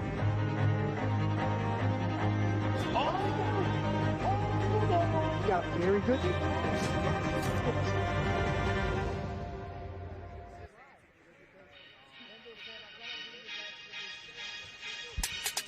We're back here in Las Vegas. It is the playoffs for the 2026 season of the Professional Grappling Federation. A new champ, or maybe not a new champ, depending on Jet Thompson's performance tonight, will be crowned. We will see what happens. But PGF is always all about investing into the sport of jiu-jitsu, and BMAC Brandon McCatherine has really put an emphasis behind providing a platform for the ladies to shine, and that's what we have with our Princess tournament that is upcoming here. And as Stephen Aiken gets into position, Jason Anik, you're a girl, Dad. Yeah, I am. At age 9 and 12, I got a couple daughters. Shout out Pearl and Paris. But yeah, we're going to get to see some young, even girls younger than my daughters compete. I think 6-year-old girls. A little quick 4-girl tournament here, and a belt and some flowers as concession. The participation trophies. I'm all excited for this. I can't wait. I mean, the winner's going to walk away the princess of the PGF. And we saw those belts. That may be the best looking belt on that whole table. It really is. It really is. All the beautiful people in attendance tonight. The secret location, standing room only. I mean, I don't know how much one of these couches would go for. on the third market, but can't imagine it would be cheap. And there's the Phenom's owner, Lauren Barone, in the building tonight. But yeah, it's busier here tonight, and I love seeing the past season champions here. Just unbelievable to watch Jet Thompson continue to just act as if nothing phases him. And this matchup here against Oranday, we can talk all they want about that previous matchup, right, where Oranday just told us that he got that break, whatever, under a minute. They've spent a lot of time together the past 6 weeks. So ultimately, anyone with another athlete, they're learning from one another, and certainly tendencies can reveal themselves. It'll be interesting to see how that plays out. And at 19 years old, I mean, Jet Thompson, 1 year for that kid is like a significant portion of his life. So exactly. Who knows how much he's changed since that first meeting, but we will find out. I wonder what's going tonight. through the mind of Sean Applegate right now as Carlton and Buring face off in the semifinals. It just feels meant to be. They juggled back and forth between those 2 and 3 seeds. It just feels as though the winner, we'll see what Oranday can do, but it just feels as though the winner of Buring and Carlton to potentially face Thompson makes all the sense in the world. Yeah, and if I think you're Applegate, I think the line is go jiu-jitsu, go jiu-jitsu. You're not allowed to cheer for either of those two gentlemen.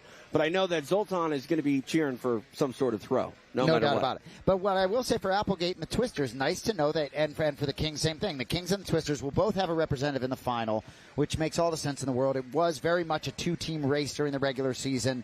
They each had 3 athletes performing here tonight in the top 8. Just feels meant to be. Yeah, we should comment on it, too. Another team added here, as I mentioned, PGF continuing to make history, and more and more people putting money into this great sport and this great league. You know, they talked about this season 4 7-figure franchises, right? We've now added St. Louis and Carolina. It's unbelievable. It is a storm, and we're coming. All right. Stephen Aiken is in position. Let's go back to the mat. Ladies and gentlemen, we are ready for our Princess of the PGF tournament. The first athlete making her way to the mat, representing the Vegas Kings. Give it up for Gemma Gonzalez.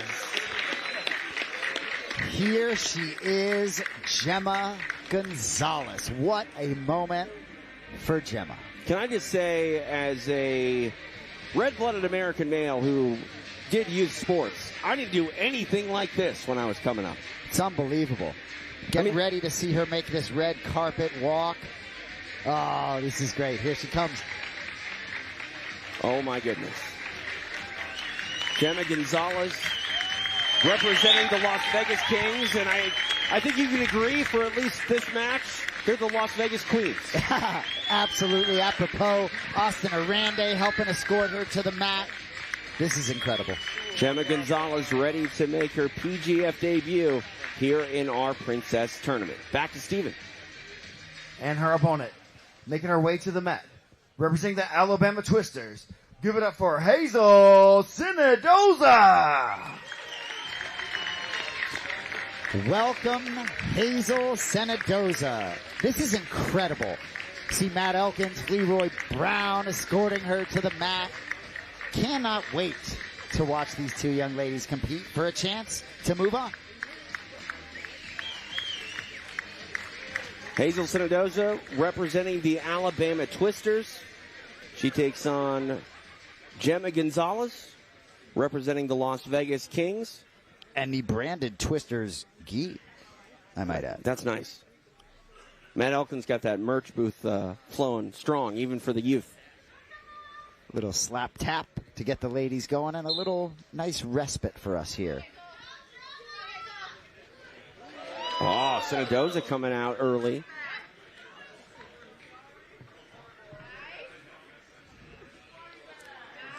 All the way to mount.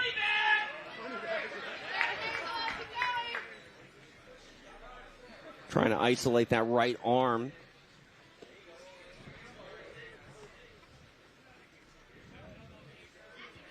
Armbar upcoming here for Sinadoza.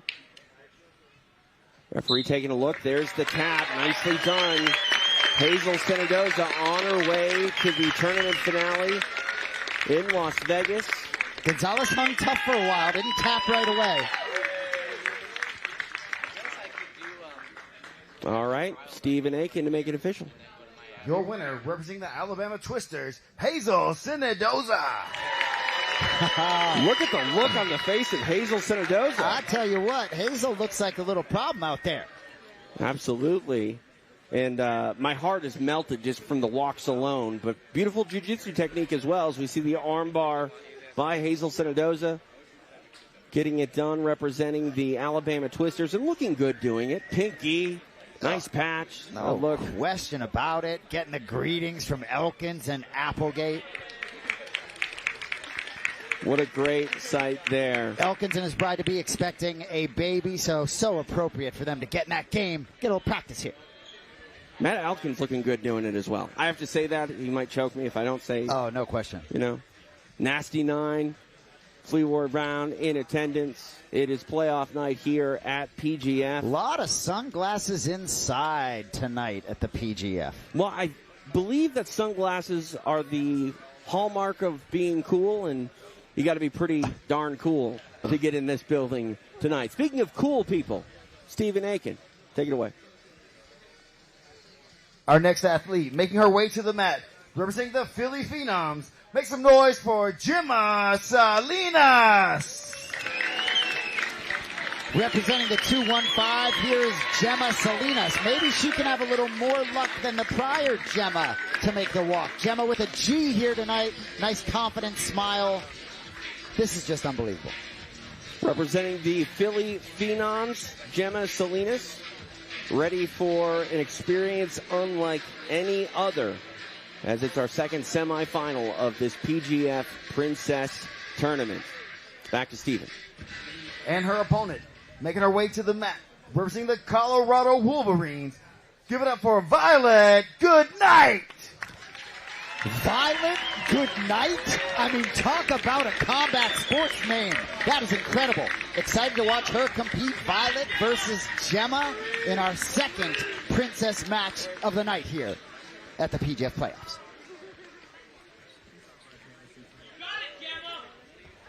Kurt, our director, said with a name like Violet Goodnight, definitely drafting on the PGF fantasy team. Got to do it.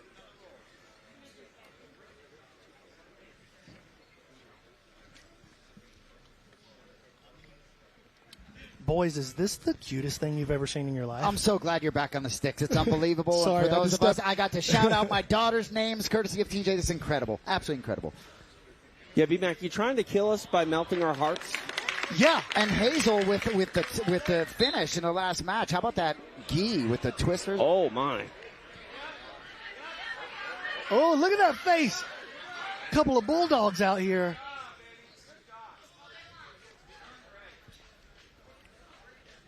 Look at him go. You know, it was, oh, look at this. Nice takedown.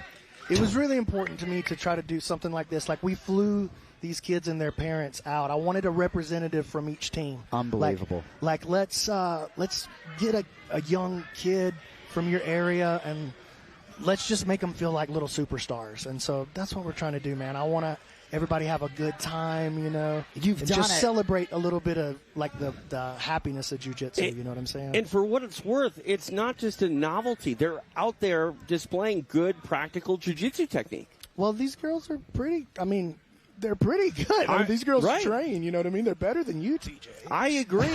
When you told me what was going on, I was like, great, you're going to show me that a little girl can kill me. But, you know, this is special. This is a special experience for the athletes, that are the real athletes competing, and for these girls to have their names on the television, to get the walkout, it's incredible. Cameras in their faces. Dean Thomas once told me that the walkout is the most nerve-wracking part of competing in combat sports, and to have this, I think it's character building, to be honest. Hey, look at this. It's arm lock. Uh-oh. Look at the way she gets to the mount and sets up the arm lock. Oh, so good. And Violet says, good night. Oh, okay, that was good. That was top shelf. That was top shelf. Sorry, Armbar stoppage. Stephen Aiken to make it official. Your winner, representing the Colorado Wolverines, Violet Goodnight. Violet Goodnight, representing the Wolverines, running over to her parents, proud of their little girl. And, I mean, you got to be proud of this jiu-jitsu, P-Mac. Walk us through the end. Well, look, she got to the mount position. She took the wrist, set up the armbar. And she even, like, took her time to try to pull that elbow line in. I mean, these are girls that are going to, 6 years from now, 10 years from now, what they're going to be is killers. And both Gemmas who tapped neither tapped right away. They both fought through it. I'm impressed. And Violet Goodnight running over to Egghead probably going, you know what? Your championship is not out of the picture yet. We'll see what happens. Exactly. See if she can lock into some option contract. What a night it's been here thus far already in Las Vegas. It is the playoffs for the 2026 season. And BMAC, it just keeps growing. It keeps getting better and better. And more action to be had. Let's not waste any time. Stephen Aiken, he's in position. Take it away. Ladies and gentlemen, we are ready for our battlerama this evening. The first athlete making his way to the mat, representing the Vegas Kings. Make some noise for CJ Murdoch. So for those that don't know, the battlerama tonight, featuring 4 athletes that were bench players during the season, getting a little love here tonight. So happy for CJ Murdoch. He did make an appearance for the Kings in week 5. Did go 0-2 in that sort of quick night for him, but a guy who is beloved across the sport.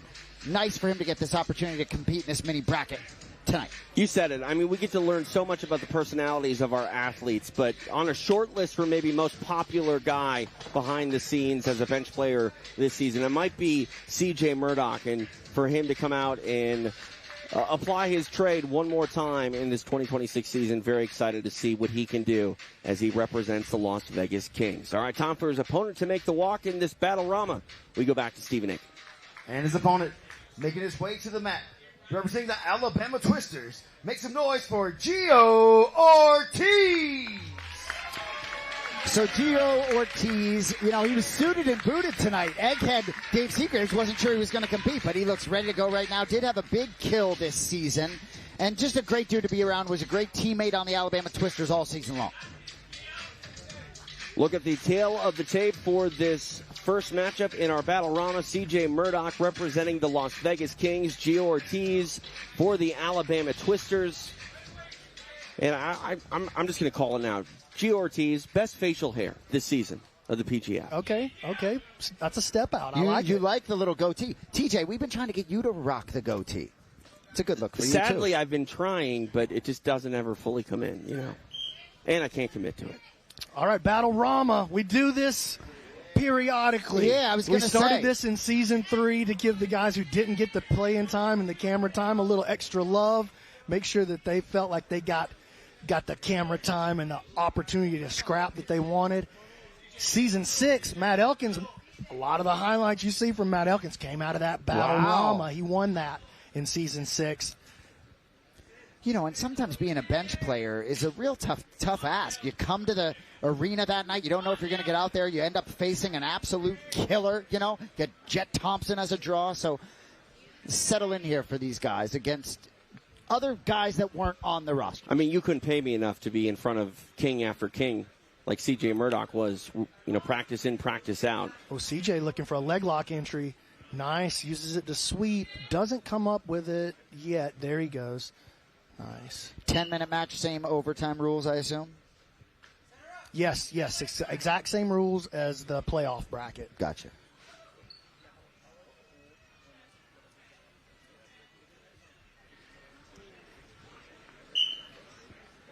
Just 1 minute into regulation. Gio, little pushback. CJ just concedes. It looks like he would rather play his guard right there. Working on that reverse De La Hiva hook. Uses it to sweep. Gio concedes. So neither one of these guys uncomfortable with the guard play. Gio has a very dangerous triangle. CJ will have to be very careful. Watch out for that.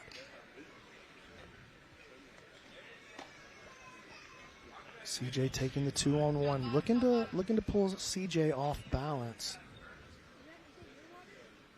Comes up. CJ concedes again. Gio stapling that leg down in a headquarters. Now takes a grip on the hand. He wants to dig the underhook and try to put something together. Big lift, though, out of CJ. Trying to create an off balance. Gio crashes right back in. Now got to pass this knee shield.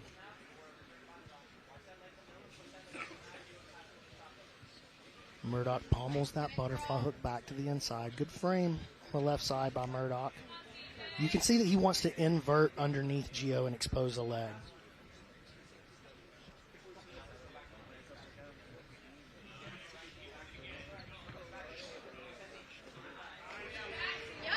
Ooh. Oh, what I tell you, he's got that triangle. CJ sniffs it out, though. Now 2.5 minutes of elapsed time. Well, these guys both very comfortable in every position. Yeah. I mean, this is a good black belt matchup. You know, this is not two guys who are here on accident. These are two quality, highly competitive black belts. Nice turn by Murdoch. It's two guys that, you know, they just didn't get the playing time that they really deserve. But all of these guys in this playoff bracket, super quality, good competitors, frequent competitors. So, you know, a couple high-level athletes here. That 20-man roster was tougher to crack this year than I estimated. Guys like Eric Allen not cracking a roster. I mean, it's unbelievable. Not easy. J.J. Bowers. TJ DeSantis along with Jason Anik, B-Mac, Brandon McCatherine, again live tonight here in Las Vegas. This is semifinal number 1 of our Battlerama. Neither of these guys really been able to get a position that he was happy with so far. Every time there's a sweep, just concede and recover guard and get your own position and sweep. And there's a turn. And here maybe almost a pass by Murdoch, but just an easy recovery by Ortiz. Butterfly guard here for Ortiz. While we get a match restart, you just made some news. Another team joining the ranks here, B-Mac. The PGF continues to grow. Yeah, that's right. The Carolinas coming to us. It's crazy news, and the news is not over. We're going to keep it rolling throughout the rest of the night. More news coming your way. St. Louis, Carolina.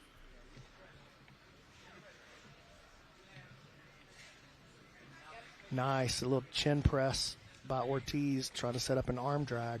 Uh-oh, Murdoch rolling across. He's got the first real position of the fight. Looking for the Darce choke. This is nice. Ooh, nice recovery from the immediate threat by Ortiz. And now back into his guard, setting up this jabroni triangle.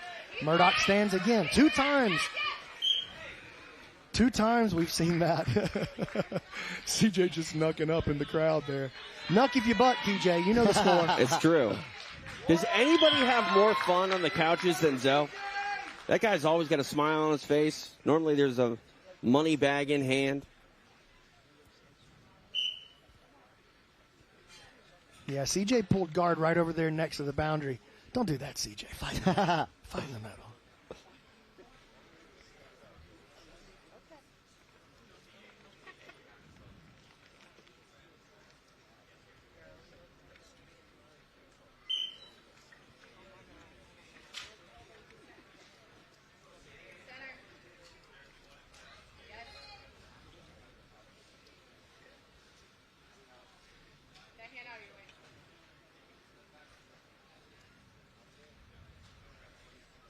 Approaching the halfway point here of regulation.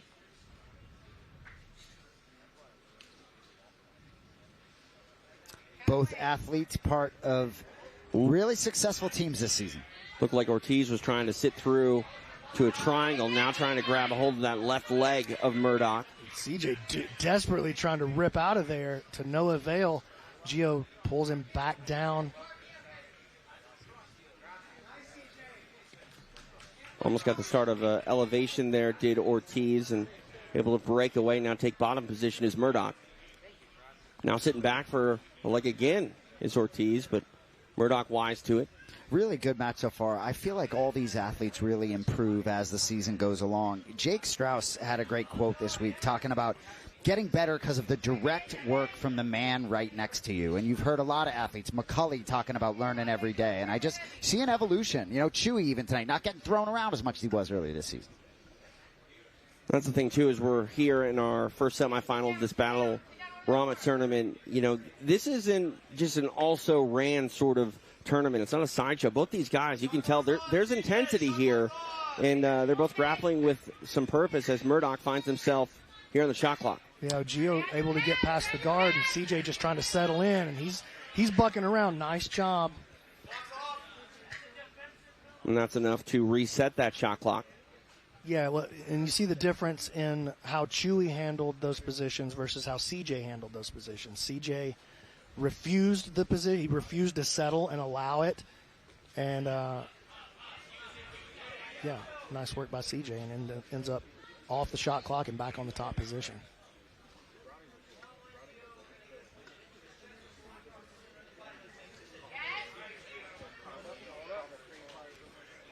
Ortiz battling up to top position.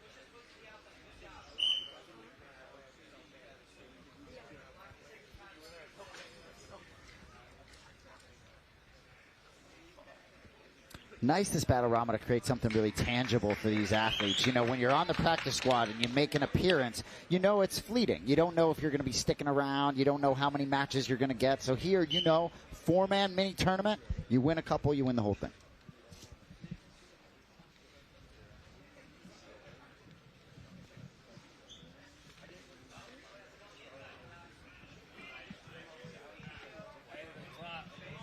Through 7 minutes of action thus far.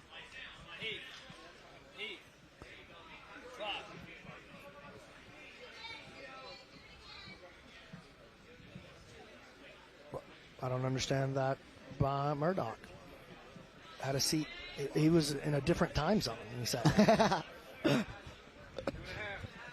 Well, and you've talked about that circle really being what the boundary is, and if it gets beyond there, that's sort of when they need to reset.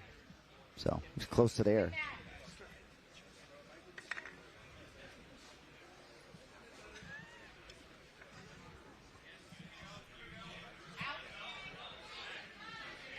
CJ with a nice, sets up the entanglement to get the sweep.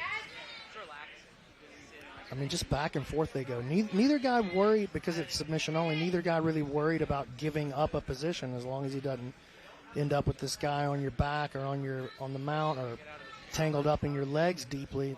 No big deal. If neither guy finds a finish, how would you handicap the overtime potentially? Who would you say has the advantage? I mean, I wouldn't give either guy the advantage, actually. I would be hard pressed. I think just from what I know about both of these guys, this is a nice entry here by CJ. Gio going to have to flatten him out and stop that. But based on what we've seen, what I know about these guys and what we've seen so far in this match, this is a dead heat. Yeah. Dead heat.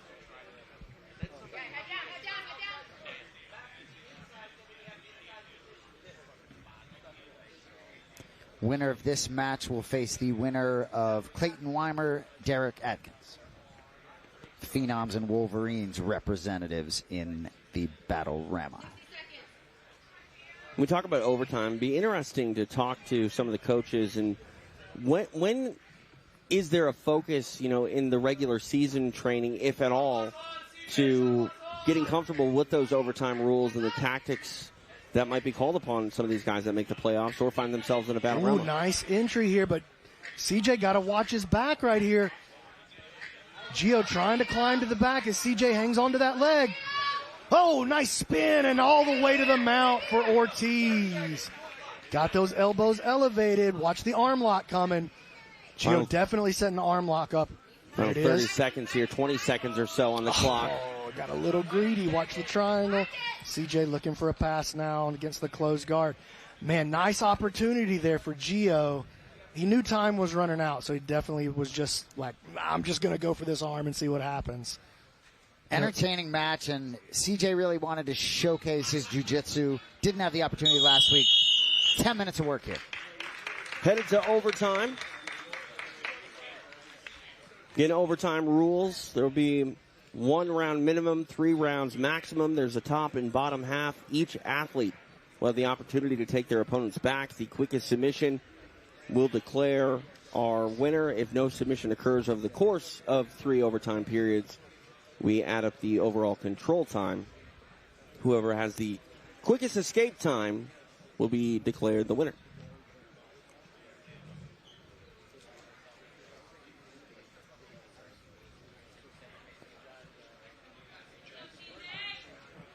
Looks like Ortiz is going to go on offense here in the top of the first.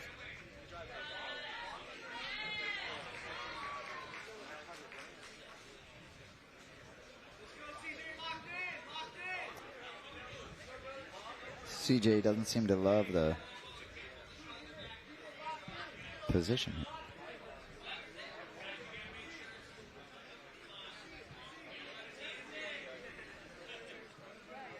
As B-Mac always says, try to win the restart. Yeah. I'm not sure what the complaint is. I mean, Gio's position is fine.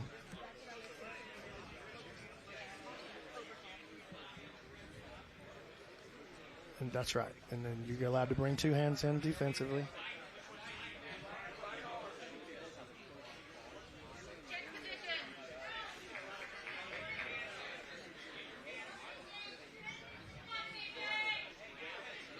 So Ortiz on offense here in the top of the first.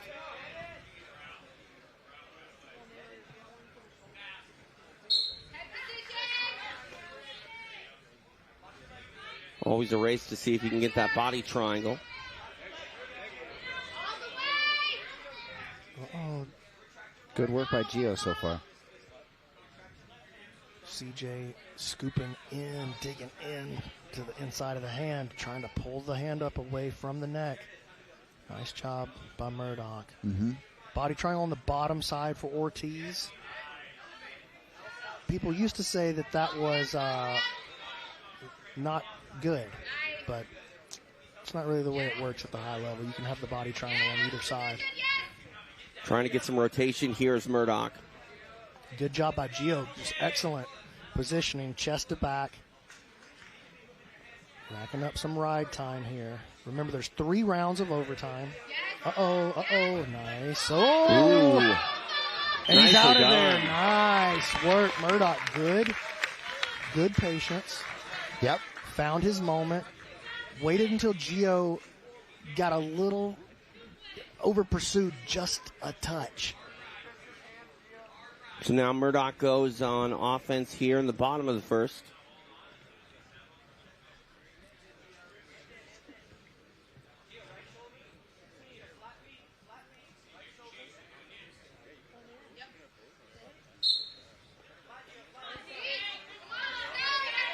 So on the bottom of your screen there, you can see they're keeping up with escape time, not ride time.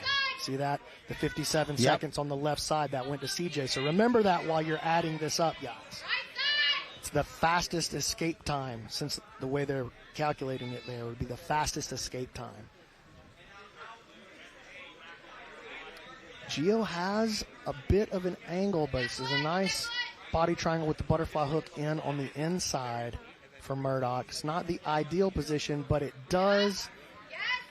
This is exactly what Gio needs to do. Keep himself safe from the choke, then reach down and try to maneuver that leg out. But he really should get up underneath.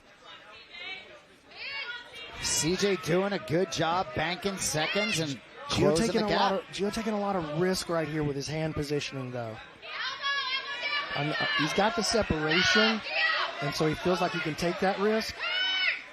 Now he's really starting to get it. Watch his left elbow. That'll be nice recovery.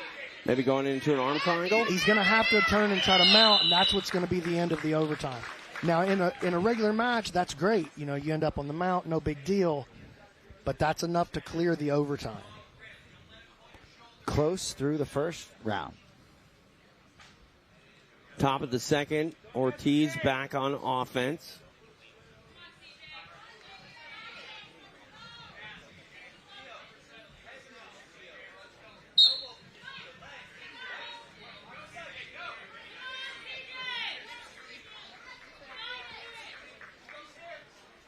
Gio doing a good job controlling. See that cross grip? Gio's left hand on the wrist of the far side of Murdoch. And then Gio, he might look for that was a nice play, the way he hid the hand up under the armpit. Murdoch takes him over to the quote-unquote weak side there of the body triangle. Ortiz trying to roll through. A little too much separation right there between the chest and the back from Ortiz. I know he's on the hunt, but you got to stay stuck there. That connection is everything. Oh, nice, and that might have put him in position. He's on the neck. CJ trying to roll. They'll let him roll right there while something's on like that. They'll let him smash over into the couches. Gio right in front of his team's bench.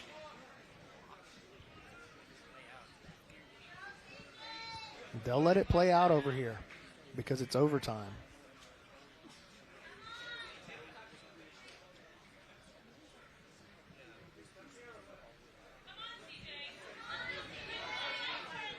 Cross grip for Ortiz.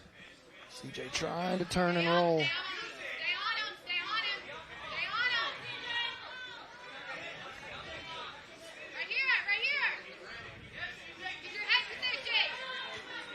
CJ tough, man. Time really adding up here for Ortiz. Yeah, approaching the maximum time for an overtime round, which is 2 minutes. Almost rotating through is Murdoch, but maintaining the position is Ortiz, and it looks like time is going to expire in this half of the overtime. Max ride time.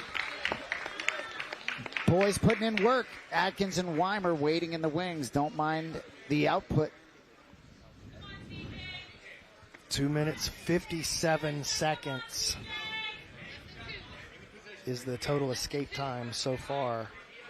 Really, we should call it ride time. We probably should have those numbers flipped there, but the way it is on the screen now, that's, you can think of that as escape time. That'll help you.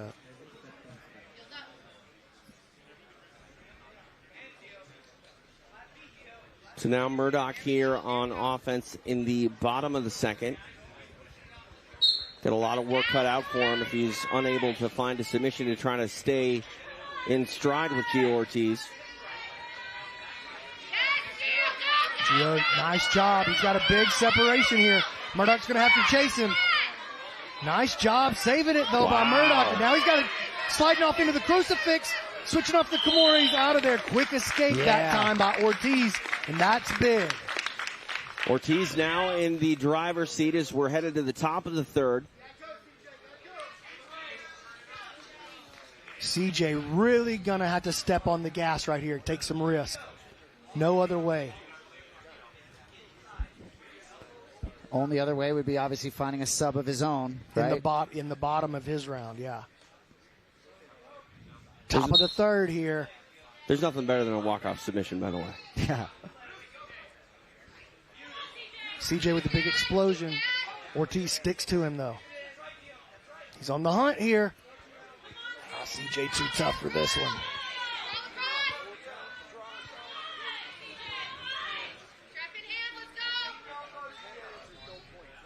CJ trying to kick back, release that butterfly hook from behind his hamstring.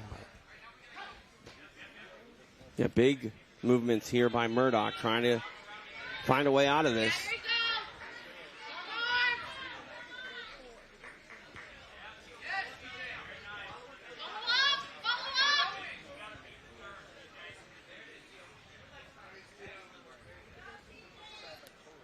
Oh, going to go for the arm in. Rear naked here. It's not quite a Rotola team because of the angle. This is just truly an arm in, rear naked choke. And you saw he's like, I just don't have the length of the arms to really be able to do it. Some guys can pull that off. Seen Derek Rayfield hit that a couple of times. Andrew Tackett, I've seen hit that some. But tough spot to try to pull off a submission at this level of competition. So Ortiz will advance unless Murdoch finds a submission in the bottom of the third.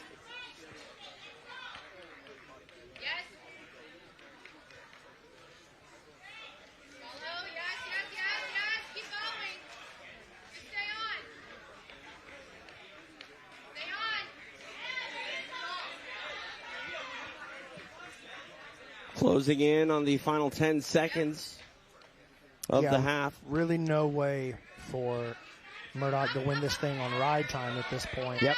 He's going to have to hit a walk-off home run. Bingo. The bottom of the inning. He's got 2 minutes to do it. Ortiz escaped fast last time, though.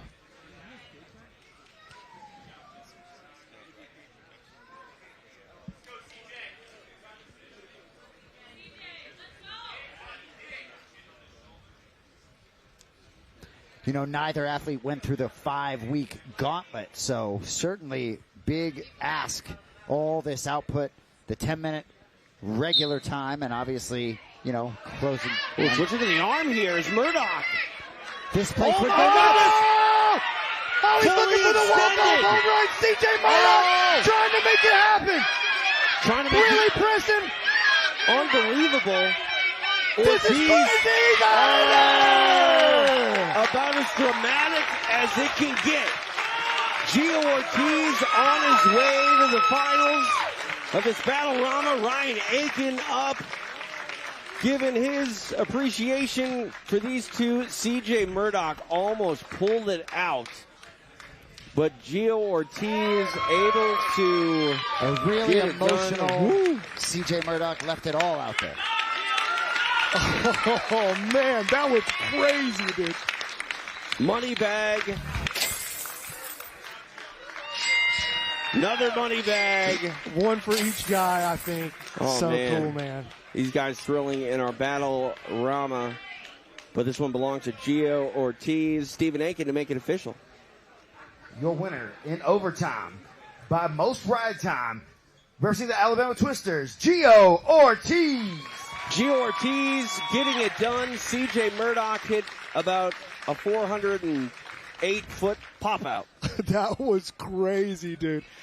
Hey, listen, say what you want, but overtime produces moments like that all the time. That was an insane moment. I thought he had him for sure. Yeah. Gio felt, it looked at Gio's face, looked like it was close.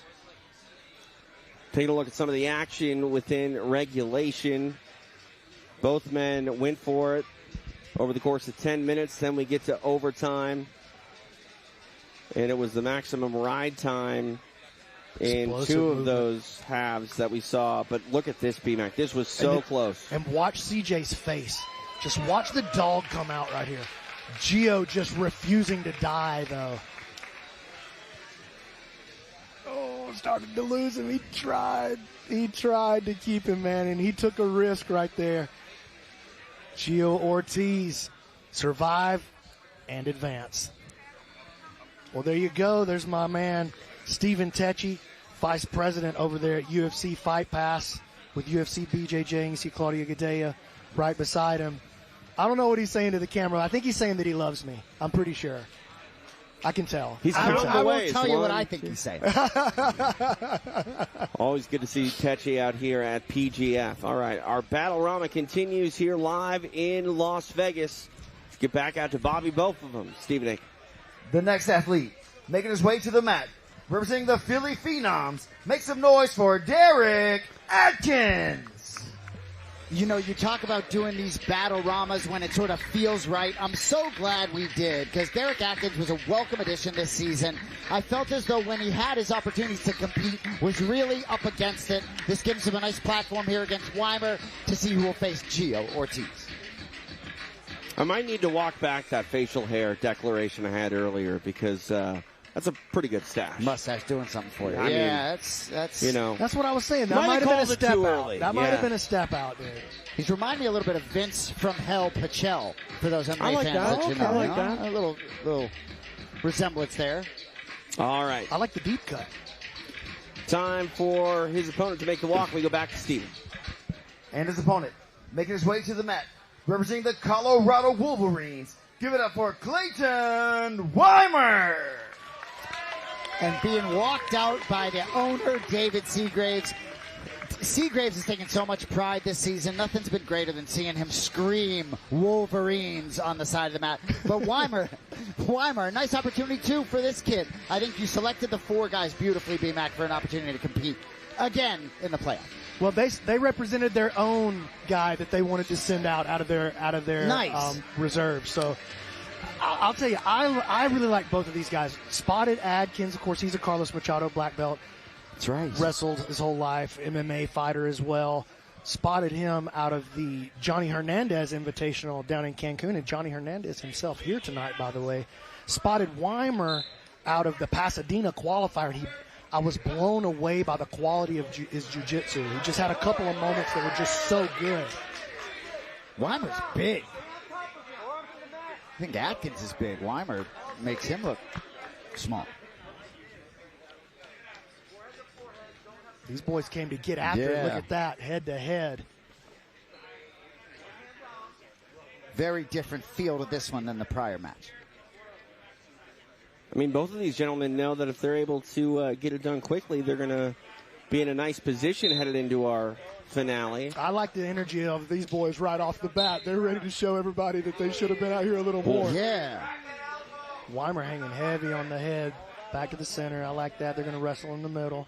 Well, and that's the thing, too. You look at the PGF, moving forward, almost every match out at this point, it's almost a tryout, to try to make sure that these GMs and franchise owners know that you'll go ahead and you put it all on the line for them. It's a really good point, TJ, and ultimately the qualifiers is only one lens, right? And there's really going to be opportunities in this growing league, opportunities that we don't even know could play out. Especially on this stage. I mean, this is the PGF secret location, Las Vegas, Nevada. Oh, look at that duck under. Nice. Oh, my God, what a move. Somebody throw a money bag for that man. Looking for a money bag. B-Mac's going to throw his debit card here in a second. Oh, my God. Give it to me, Joe. I got to throw that money out there. That was a crazy duck under. I love that. Oh, but, hey, right into an anaconda choke, though. Atkins refusing it. Dude, y'all clip that one for the gram. That was insane duck under. 90 seconds into this one. All the way past the guard, though, for Wymer.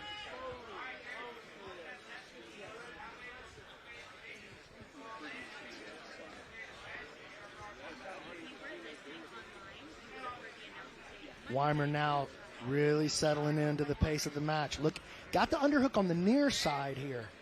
Let's see if he goes for that far side knee cut. Take your time, Clay. Play heavy. Clay, you can lock your hands here. Just past 2 minutes of elapsed time as we will get a reset here in the center of the mat. Check out this positioning when they reset it here. Check out this positioning for Wymer. He's working on an underhook on the same side. He's got that near side underhook. Little bit, it's not like unheard of or anything, but it's just a touch unorthodox and could create like just a moment of hesitation perhaps, or just a moment of not instinctual reaction off of Atkins. Keep your eye on that. Ha! Trip to the top 814. This is so much better than hockey. Amen. I can't endorse that being a Minnesotan, but I endorse it. Yeah, I was going to say, you certainly agree. I can't even skate. Keep his shoulders flat on the mat. Do not let his right shoulder turn towards you, Clay. You can step over to the back, please.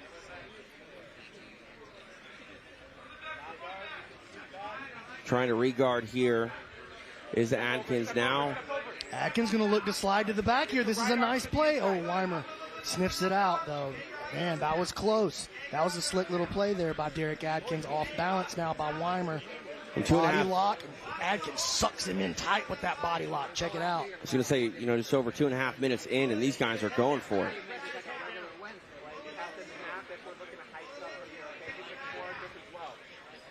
Oh, I like that turn there by Wymer. Atkins recovers, though.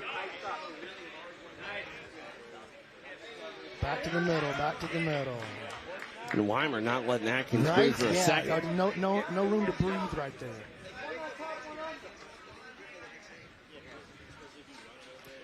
I believe Wymer entered week 2 for Groner, but then Groner came back, so really limited opportunity for Wymer. Felt like maybe he could have had that Squires 6 Man of the Year if maybe things had played out a little differently. Yeah, but the problem was once Squires got out there and grabbed the reins, he never let him go. Yep.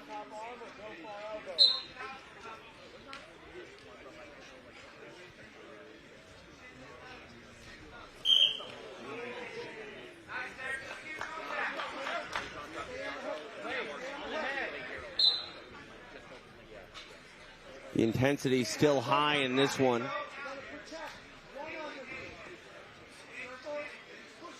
Going to be interesting to see how the gas tanks hold up for the last 6 minutes. This has been full throttle. I mean, our cameraman can hardly keep up with the action on the mat.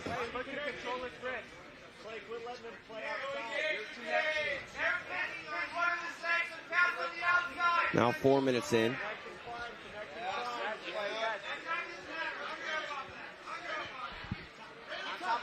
Wymer going to end up coming on top. Wymer now pulling himself down into a decent guard position, or sorry, decent guard passing position. 2 butterfly hooks here for Atkins, but it looks like he's going to be flat on his back. That could be an opportunity. There you see Chris Olivo still sitting in the corner for Derek Atkins. I believe he's got a hair. But, you know, you talk about Olivo still being there in the corner. Just love the team commitment still showing life here in the playoff week. The team dynamic just creates such a special atmosphere. Yeah, it just makes it so much fun. It gives us the parts of sports that we miss when we just do regular old jiu-jitsu, you know what I mean? Yep. And that's those of us that grew up playing ball, you know what I mean? Like you grew up on a ball team, and then you're a grown man, you're not on a ball team no more, and you start feeling a little bit lost. There's a nice shoulder crunch.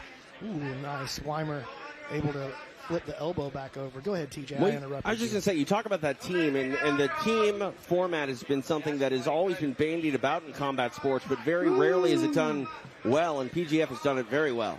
And Boston Jiu-Jitsu, we agree. We're not so sure what we're going to do next Wednesday night either.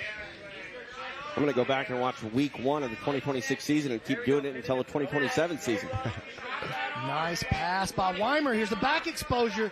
Atkins got to be careful. Not a lot of... Oh, I was about to say not a lot of time left. That's not true, though. They still got time to cook. Yeah, there's been a lot of action here. You got that 6-minute clock in your head. Oh, you're right, dude. Here in this quarter mount position is Wymer.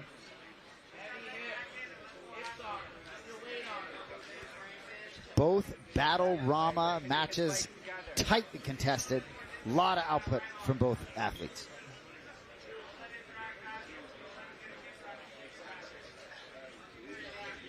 There's Kenny Johnson. He's enjoyed himself in the 2026 PGF season. Nice back take by Wymer. Arm already in position. He's got to square it up a little bit. Wymer looking to send it home for the Wolverines. Atkins looking like he's a survivor right here, though. Yeah. Yes, he is. Woo. Wymer's got a lot of time to work here on the back. Body triangle locked in. Really good job tucking the chin by Atkins, not making that choke available to Wymer. Ooh, that's just mean. Yeah, and I like that. Wymer's been nasty right from the jump in this fight.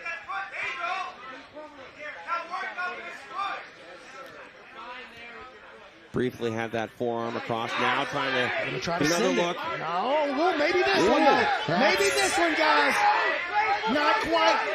There it is. Nicely done. Clayton Wymer on his way to the finale of our Battlerama. He gets the submission over Gio Ortiz. And, Derek Atkins. He will take on Gio Ortiz. And look at that, a Wolverine headed to a finale.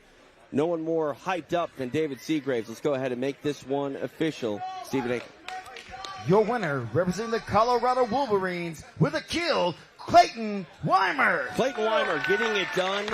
And I believe I heard an oorah come from Egghead. He's fired up, and for good reason. Take a look. A lot of action here over the course of regulation, and ultimately a submission gets it done. The smile on the face of Wymer after getting that finish was something special to see. And BMAC just throwing that money bag with some authority. And we got a lot to appreciate over the course of this match. Yeah, dude, I really like this match a lot. I want to see, listen, I definitely want to get another good couple of looks here at this squeeze and finish. Nice technique there. Good elbow all the way under the chin. Can you guys show me that duck under one more time just so I can just admire it? Any chance I can get another look at that? We'll get a look at that, hopefully. I know it's playoff bracket time. In a moment. Go ahead, TJ, but bring me back to that duck under when the time is right, boys. Absolutely. Our semifinals are set. It is a battle of kings as Jet Thompson takes on Austin Oranday. And then our other semifinal features a pair of twisters as Kevin Buring takes on Elijah Carlton. Teammates in both the PGF and at 10th Planet Atlanta. Those are your semifinals as we march closer and closer to crowning a 2026 champion. And BMAC, unfortunately, Going to have to take a look at that replay a little bit later on as our truck. I mean, I feel like I very specifically said, clip that one for the gram, you boys. Did. You did. I'm going to let it slide, though. You did. But this bracket, like, it is just unbelievable how well it's played out. The fact that you're going to get a king and a twister in the final, the fact that you have these incredible matchups in the semifinals, just feels as though it went down the way it was supposed to. Absolutely. Couldn't have drawn it up any better. And well, that's why seeding happens. Right. You know? All right. Stage is set for our semifinals. It is an exciting night, a historic night here in Las Vegas, and all of our action continues right after this. Live from Las Vegas, Nevada, you're watching the Professional Grappling Federation.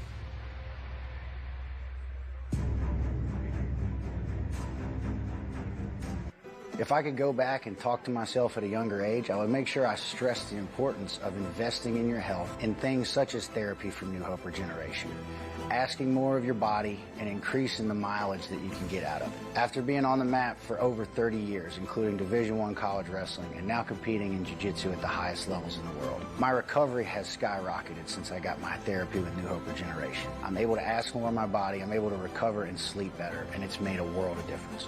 You don't have to be a high-level athlete to get therapy from New Hope Regeneration. Whether you're competing at the highest level or not, optimizing your body is in your best interest. We have incredible stories from anywhere of high-level athletes to stay-at-home moms who have seen life-changing benefits from therapy with New Hope. I want to invite you to check out newhoperegeneration.com to see the resources available and get your free consultation with a healthcare provider to talk about your personal health today.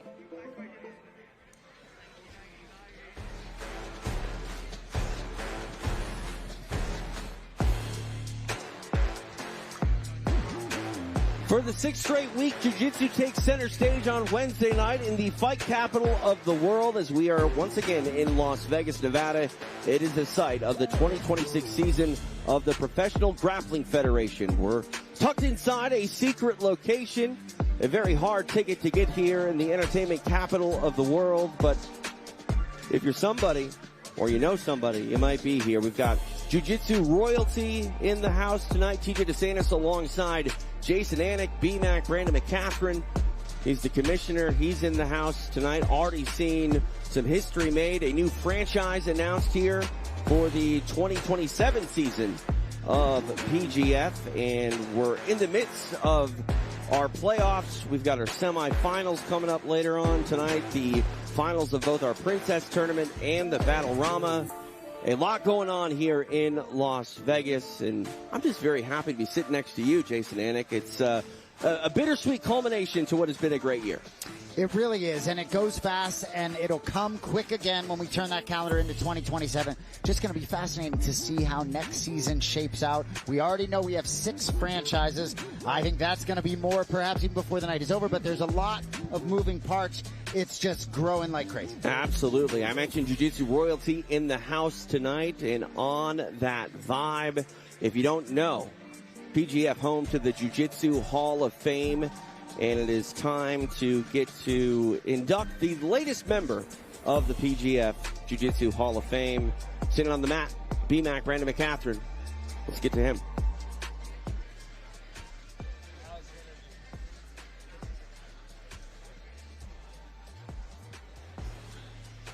You mentioned moving pieces. They're still moving here. Yes, and when you talk about the Hall of Fame, right, this is the Jiu-Jitsu Hall of Fame, correct, right? We talk about these other sports. It's not the NBA Hall of Fame. It's the Naismith Pro Basketball Hall of Fame. It's the Pro Football Hall of Fame. So we're trying to do the same thing for Jiu-Jitsu.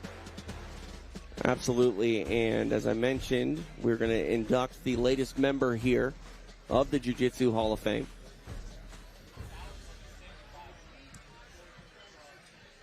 All right, BMAC Brandon McCatherine is in position.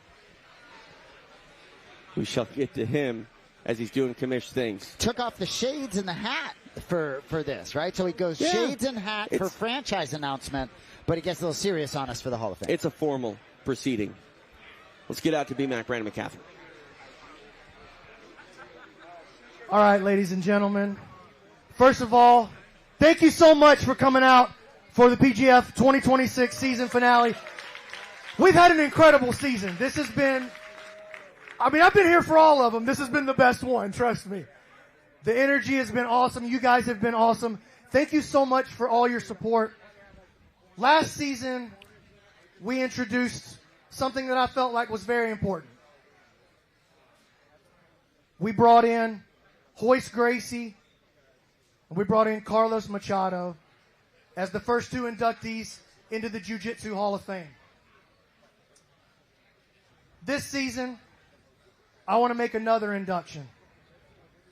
And I want to call up a man who I believe has been one of the most important people in the history of Jiu-Jitsu.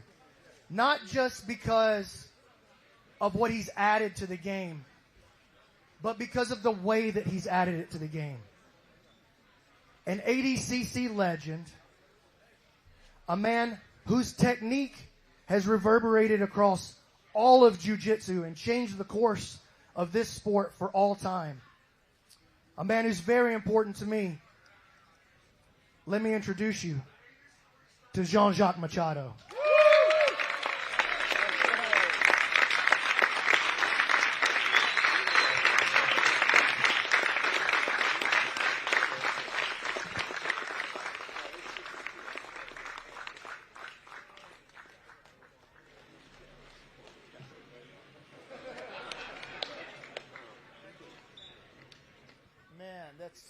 It's much different view than from my garage in the early days, for sure, man. It's incredible. We're going to go, season 10? Season 10, I think it's for us that got here in the late 80s and see the evolution of Jiu-Jitsu.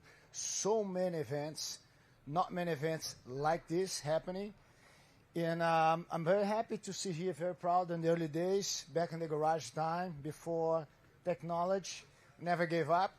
We kept going, and today we're collecting the results, and now you guys putting more into to collect the results in the near future. Very proud to be here, very honored to be here. See, the grappling has no limits. We have no limit here on the growth of what we do. It's something that we're born to do that. I don't see my life without this, and every time you guys call me to be here, I'll be here, and man, congratulations, season 10. You guys doing an amazing job. And you grapplers out there, I come here to learn too. I'm watching you guys and recycling, go back to my school, and I want to do the move that guy did over there. I want to see how he did. How can I count that? How can I improve a little in something that I see?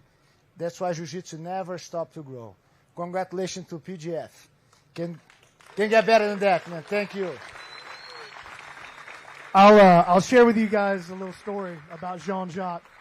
When I was a blue belt, we had him scheduled to come out and teach a seminar out in Decatur, Alabama. And this insane tornado ripped through Alabama and just tore everything up. No power, no water. And I called Jean-Jacques about 3 days before the seminar. I was like, Professor, you don't want to come out here. There's nowhere to stay.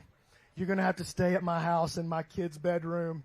He goes, I was like, there's no power. He goes, it's going to be like the old days in Brazil. We're going to train by candlelight. And he came out there, and for 3-4 days, training in the garage. We're cooking and grilling in the backyard. He's playing airplane with my kids. Oh, here comes the food, airplane. The kids has the coolest room in the house. A lot of Captain America in his room. But you taught me something over that weekend that I've never forgotten. I've repeated it a million times since then. I didn't understand it in the moment, and probably I still don't understand it. I was asking you, I think it was a knee cut pass. I really don't even remember what the technique was. But I said, am I doing this right? And you said, Brandon, in jiu-jitsu, there is no right or wrong. There's only easy or hard. And that stuck with me forever, and it's been a guiding principle in my jiu-jitsu ever since. Thank you for everything you've been to me. The Season 6 winning coach in the PGF as well. Ladies and gentlemen, Jean-Jacques Machado.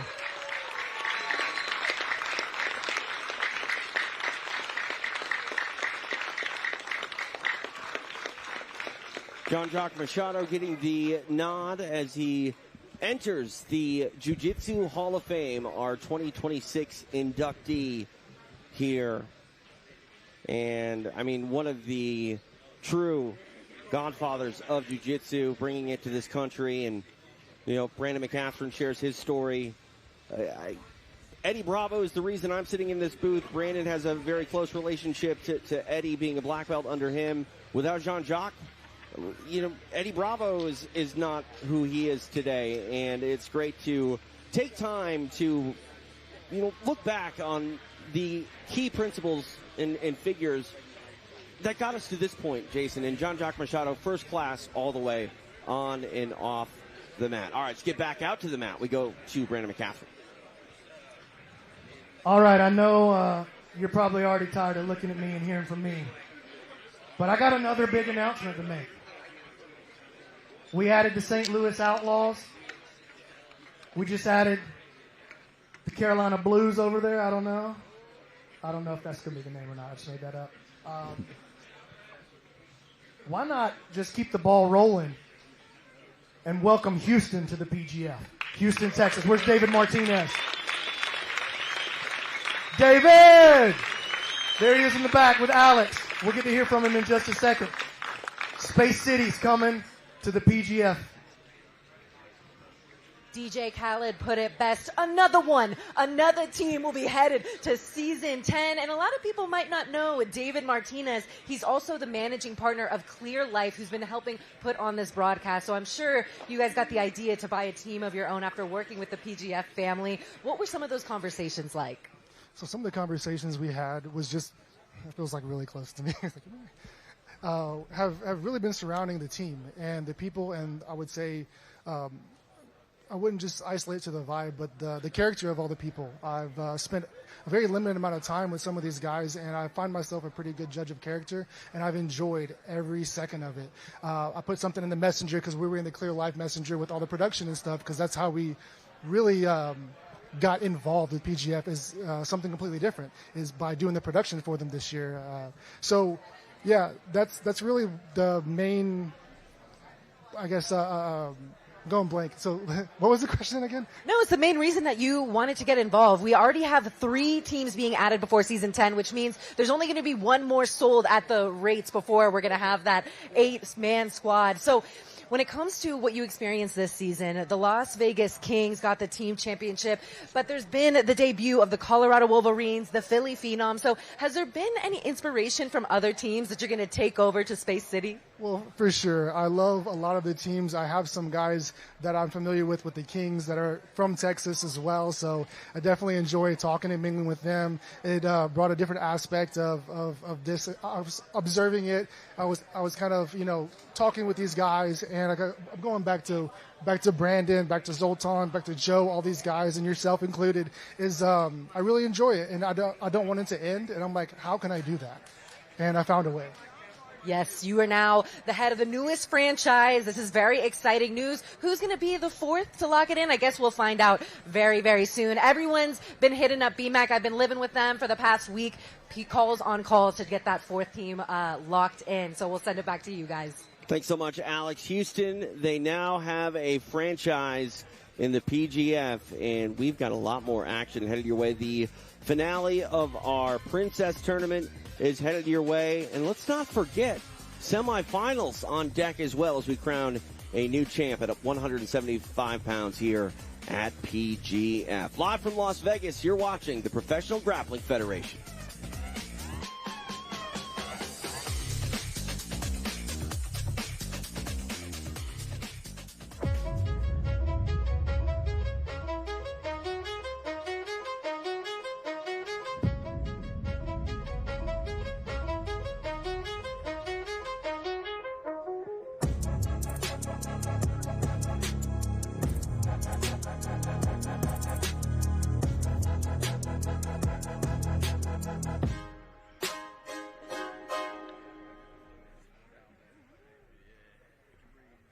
I've received therapy 2 different times.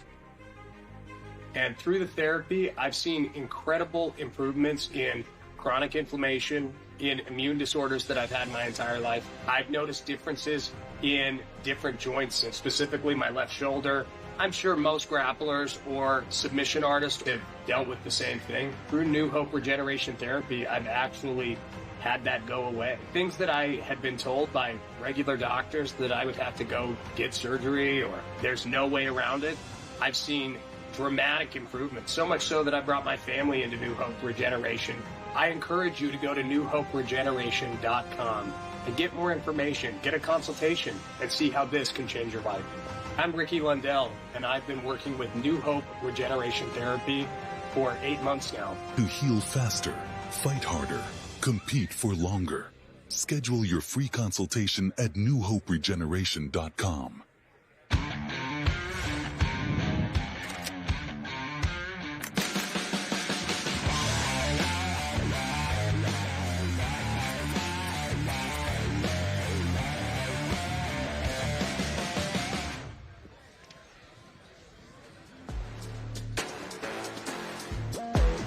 Back live here in Las Vegas. It is the site of the Professional Grappling Federation. Our 2026 season is winding down with our PGF playoffs. There's a lot going on.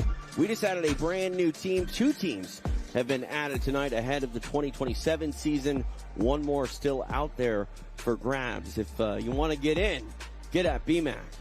Let's get you caught up to speed on what is about to go down here. Our semifinals are set. The number 1 seed, Jet Thompson, he got past Sean Meansen. He takes on Austin Oranday. It is a battle of kings. Teammates squaring off for a shot at PGF Gold.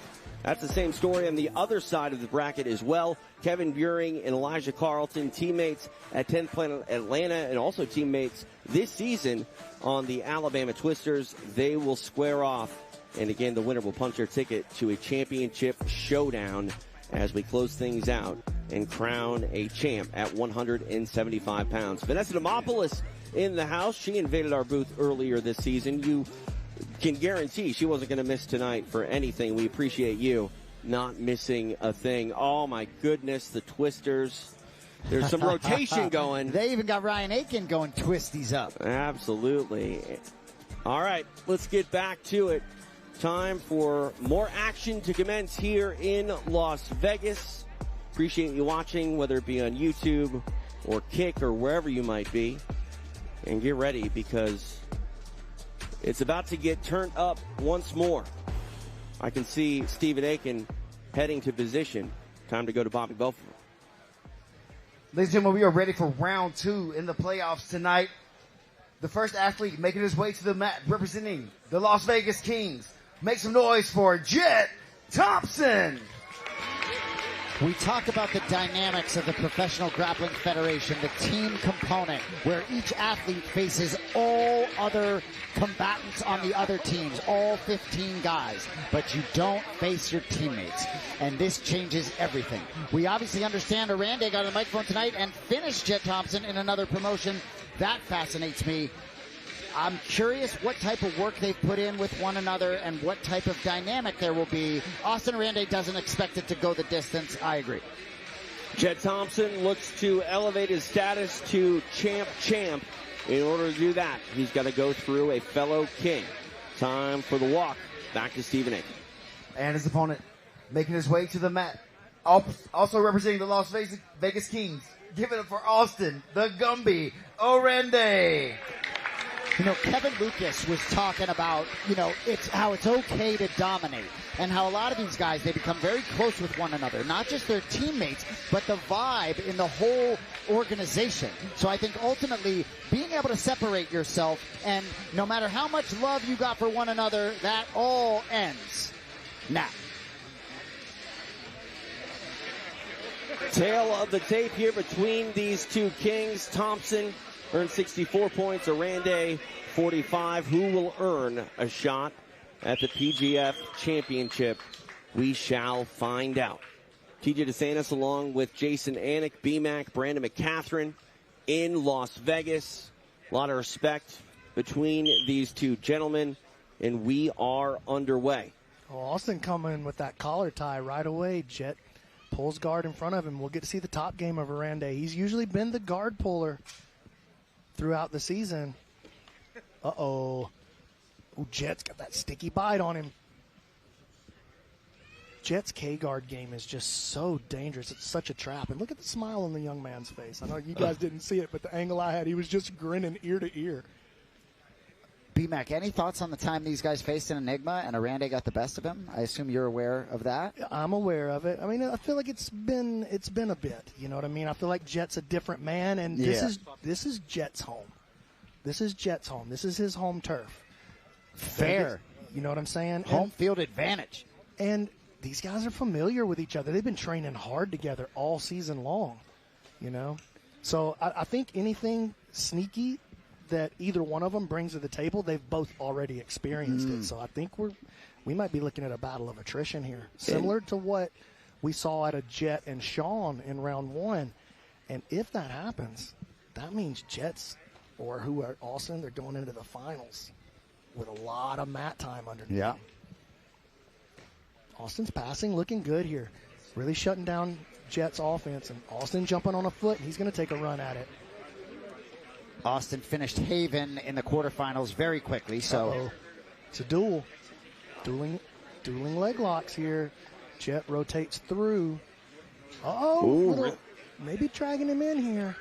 Jet got to be careful. Don't let that knee line get captured. We're speculating how much these guys may have, put work in with one another. A lot of work, by the way. And I mean, how much do you take from those, roles in practice and try to, apply it in a real live go like this? A lot, man. A lot. Like there's no lying on the mat. You can't hide your real game from somebody for 6 weeks. You know what I mean?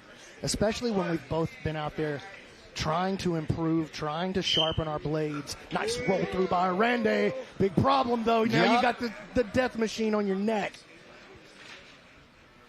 Able to get his right hip to the floor Beautiful. is Oranday, but Thompson able to pull him back in. Plenty of time to work. Technical precision by Thompson right there. And, 7.5 minutes is an eternity for Jet Thompson to try to squeeze through your face. And no technical precision needed there. My goodness. Rear naked choke onto the final. Easy money. Jet Thompson living up to the billing of the #1 seed. He dispatches his teammate, Austin Oranday, tonight. Jet Thompson will vie for PGF Gold once again. Nicely done getting the submission in regulation. Let's go out to Stephen Aiken to make it official.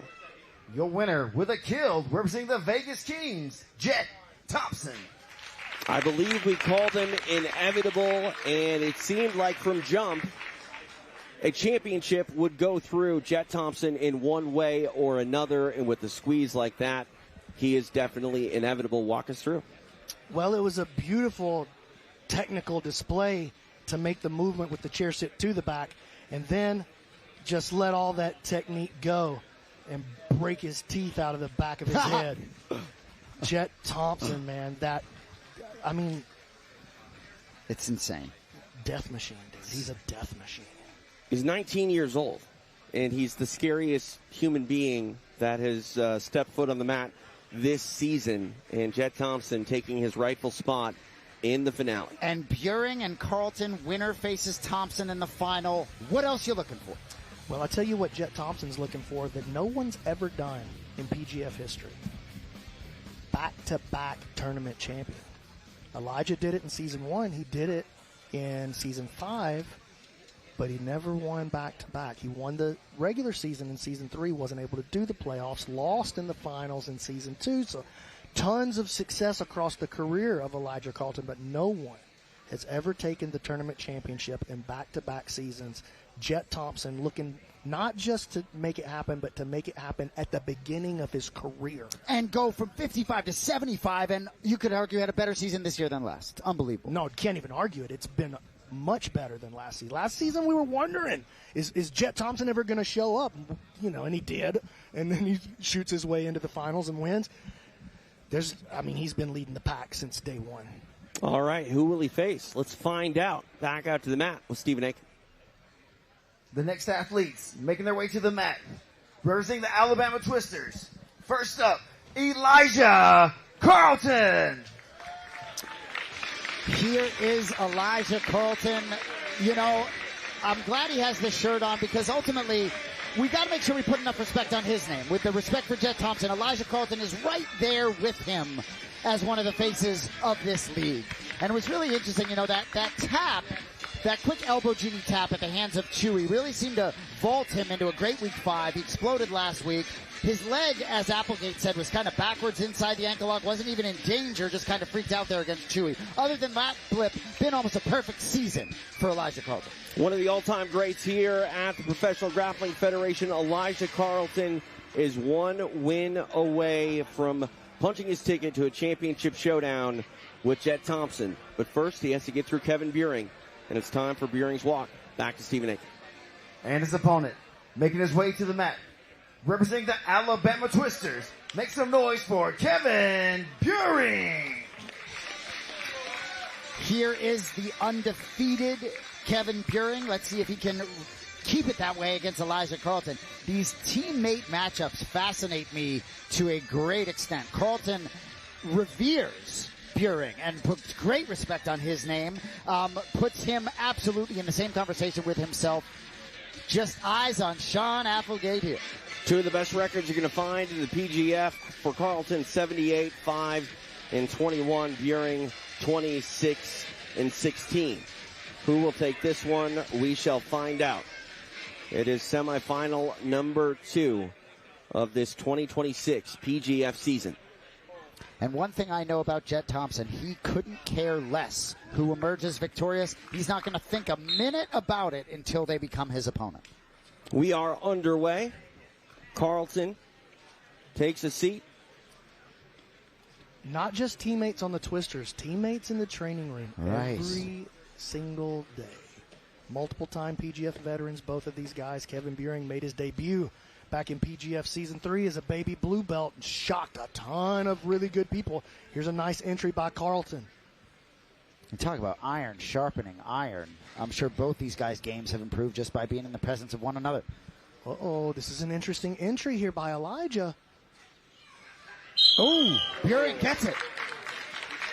Wait. Elijah tapped. Verbal. Elijah taps. The corkscrew lock on the far side hip, and just look at how sad Elijah is. And note, too, how sad Kevin is. Right. To have to see the torch passed and to have to be the man who carries it forth. Not the way that Elijah Carlton wanted to end his season, but Kevin Buring getting it done. We'll take on Jet Thompson to make it official. We go to Stephen Aiken. Your winner with a break, representing the Alabama Twisters, Kevin Buring. Kevin Buring getting it done. He stops his teammate in and out of the PGF. And Elijah Carlton, and let's take a look at the replay. So it's basically a toe hold here. So Elijah makes a good entry. He's got to decent look there. You see, now pause it. Can we pause it? Can you give it to me on the replay here, guys? Let me see if I can get a look at it over here. This is where the problem started for Elijah. Like, he's got a good entry, right? He's got a good entry. He's got the cross asha here. See this leg coming over for Elijah? Here's the problem, though, right here. See the toes are pointed for Elijah?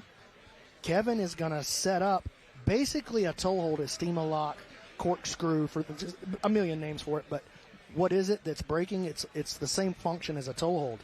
So watch what happens here. Kevin just digs in and puts an interesting bend, and this is what I want you to see. This is the most important part, the storytelling that happens right here. Kevin gets the tap. And looks like he lost. And looks like it broke his heart to do it. Look at that. Yep. Kevin Buring getting it done. Very tough. But I love how Elijah's handling. Like, Elijah's the man. He's happy for him. It's good energy. Can I just say, Jason Anik, we need to give you some props because of the three of us, I think you were the only one that was 100% certain that Elijah Carlton had verbally tapped. You were on top of it. Appreciate it. Well, hey, it is what it is, but these matches are so high intensity, and it's so ironic to me that we didn't get teammate matches until the semis, and it was Kings, Twisters. Absolutely. All right. Standing by with both athletes, I believe, is Stephen Aiken. Here with Elijah Carlton. We're going to do an interview with Kevin next. They wanted to kind of give each other a second alone to do their separate things here. Man, tough loss in the playoffs tonight. Probably couldn't have happened to a better person, in your opinion, with Kevin out there. Tell me how you're feeling after this season. You passed the 100-match threshold 7 times in the playoffs that you've done this. Accolade after accolade. What are you thinking right now? Man, God is so good. He's just done. Just to even be here and just be on this stage, man, I'm so blessed. I know I just keep saying it over and over again, but that's all I'm truly feeling right now. Just so blessed to be here, and I couldn't be more happy for Kevin. Kevin deserves it more than anybody I know. He's one of the best on the fucking planet. You're going to learn that tonight. Elijah, you've been saying for a long time that Kevin was the next one up. We see it tonight. Is this a little bit of a passing of the torch, you think? That happened a long time ago. Y'all just hadn't seen it on camera. Kevin beats the absolute shit out of me every day in training. People just don't know about him. But there he is. That's the man right there. Elijah, we appreciate you and love you so much here at the PGF, brother. Thank you for everything you've done.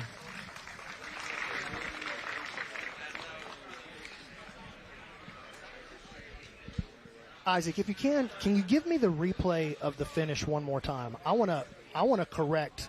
I like to think I'm the czar of the telestrator. You got Big boo-boo by me. It's a straight ankle lock. Look at this. As I was watching it back, trying to figure out, like, why did he tap to that? I didn't understand why he tapped to it, right? This is why. It's a straight ankle lock on the bottom. I didn't see that grip right there. It's a straight ankle lock on the bottom foot. What a blunder by the czar of the telestrator over here. But it's a straight ankle lock. There it is. I thought when he put the hands together that he was gripping into like a steamer lock kind of position. And then when I saw it, I was like, why did he tap to that? He didn't. He didn't tap to that. He tapped to this straight ankle lock pressure right here. Very deep straight ankle.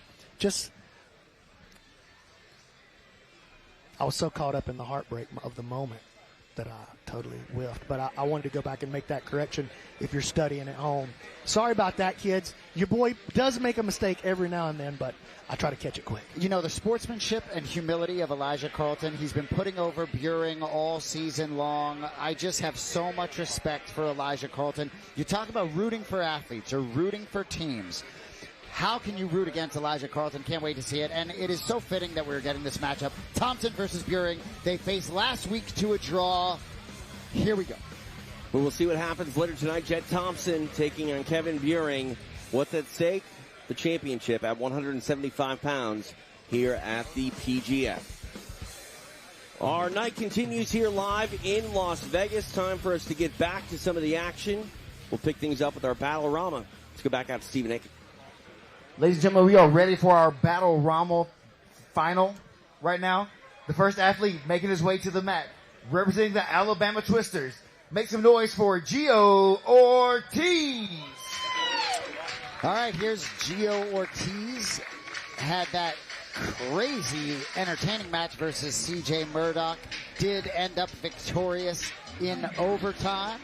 We'll see what he has for Clayton Wymer here in the final. Gio Ortiz representing the Alabama Twisters. See what he can do here as he looks to claim the crown of our battlerama here in Las Vegas. Back to Steve. Our next athlete making his way to the mat, representing the Colorado Wolverines. Make some noise for Clayton Wymer. I have a feeling we're going to see Clayton Wymer back in a future season of the Professional Grappling Federation. Really nice performance and entertaining match in the first round of the Battlerama against Derek Atkins. Should be another good physical matchup here against Ortiz. Ortiz for the Alabama Twisters was able to pick up 8 points throughout the regular season. Now he hopes to pick up a Battlerama title when he takes on Colorado Wolverines representative Clayton Wymer. TJ DeSantis along with Jason Anik, BMAC Brandon McCatherine, live in Las Vegas. Appreciate you joining us, whether it be on YouTube or Kick. We are underway. Regulation 10 minutes. If no submission occurs, we will move to overtime.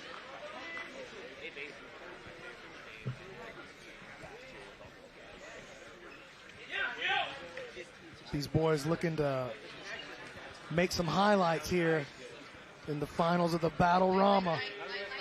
I like this by Wymer. Pulling that, he needs to get that leg up higher. Holding on to it with his hand there. Not going to really get the job done for him. Say that. Ortiz decides, you know what, it might be easier than hopping around on this one leg. We'll just have a seat and try to get the action started. Get the party started, as Eddie Bravo might say. Gio looking for the 2-on-1 grip here. Hoping to create an off balance.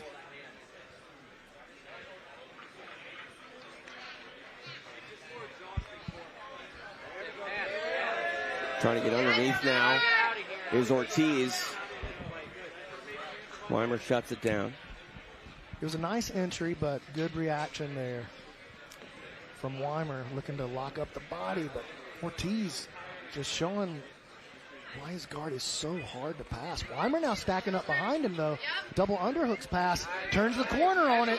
Here he goes. Ortiz trying to Granby, and just recovered right back into the same spot. Ortiz guard, very hard to pass. You know, that first match with Ortiz and Murdoch was a lot of mat time, right? 10 minute, and the overtime, you know, was several minutes, probably close to 20 minutes for Gio. So maybe Wymer has a little more in the tank. He did get pushed pretty well by Atkins, too.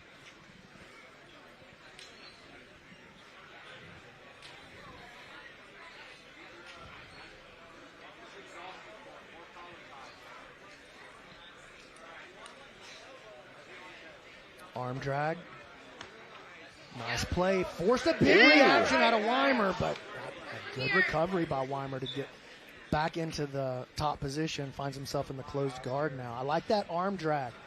From we get the coach's corner cam. It's just a shirt.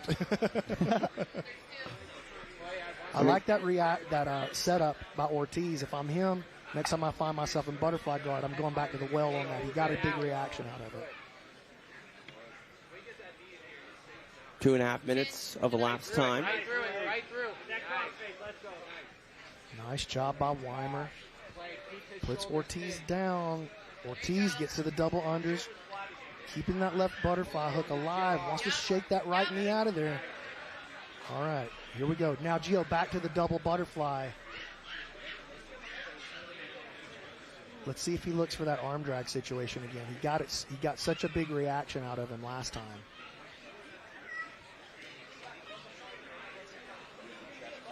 Ortiz pummels back through.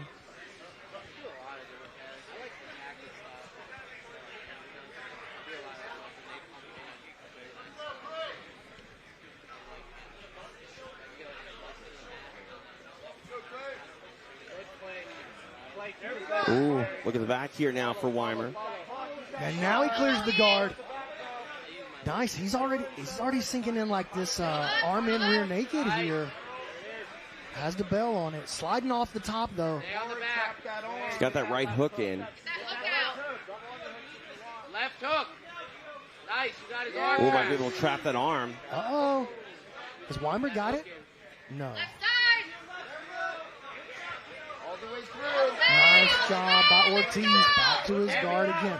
Wymer now putting a lot of pressure on the guard. No break for Ortiz. Wymer passing from his knees, though. I think he doesn't want Gio to get underneath him. I mean, that seems to be the sense that I'm getting.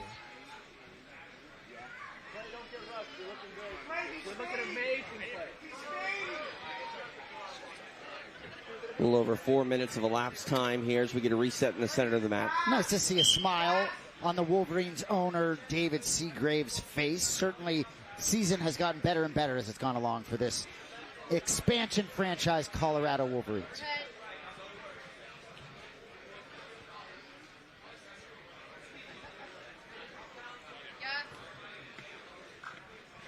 And we've talked about the opportunity for these athletes as a showcase for future seasons, for these ever-growing franchises. You can be sure the Carolinas and Houstons and St. Louis's of the world are tuning in.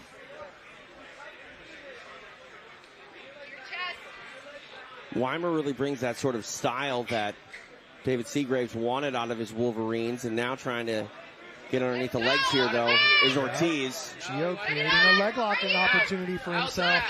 Both of his legs over on the outside. He's going to try to clear that top leg off. And here's the outside heel hook. And he's got it.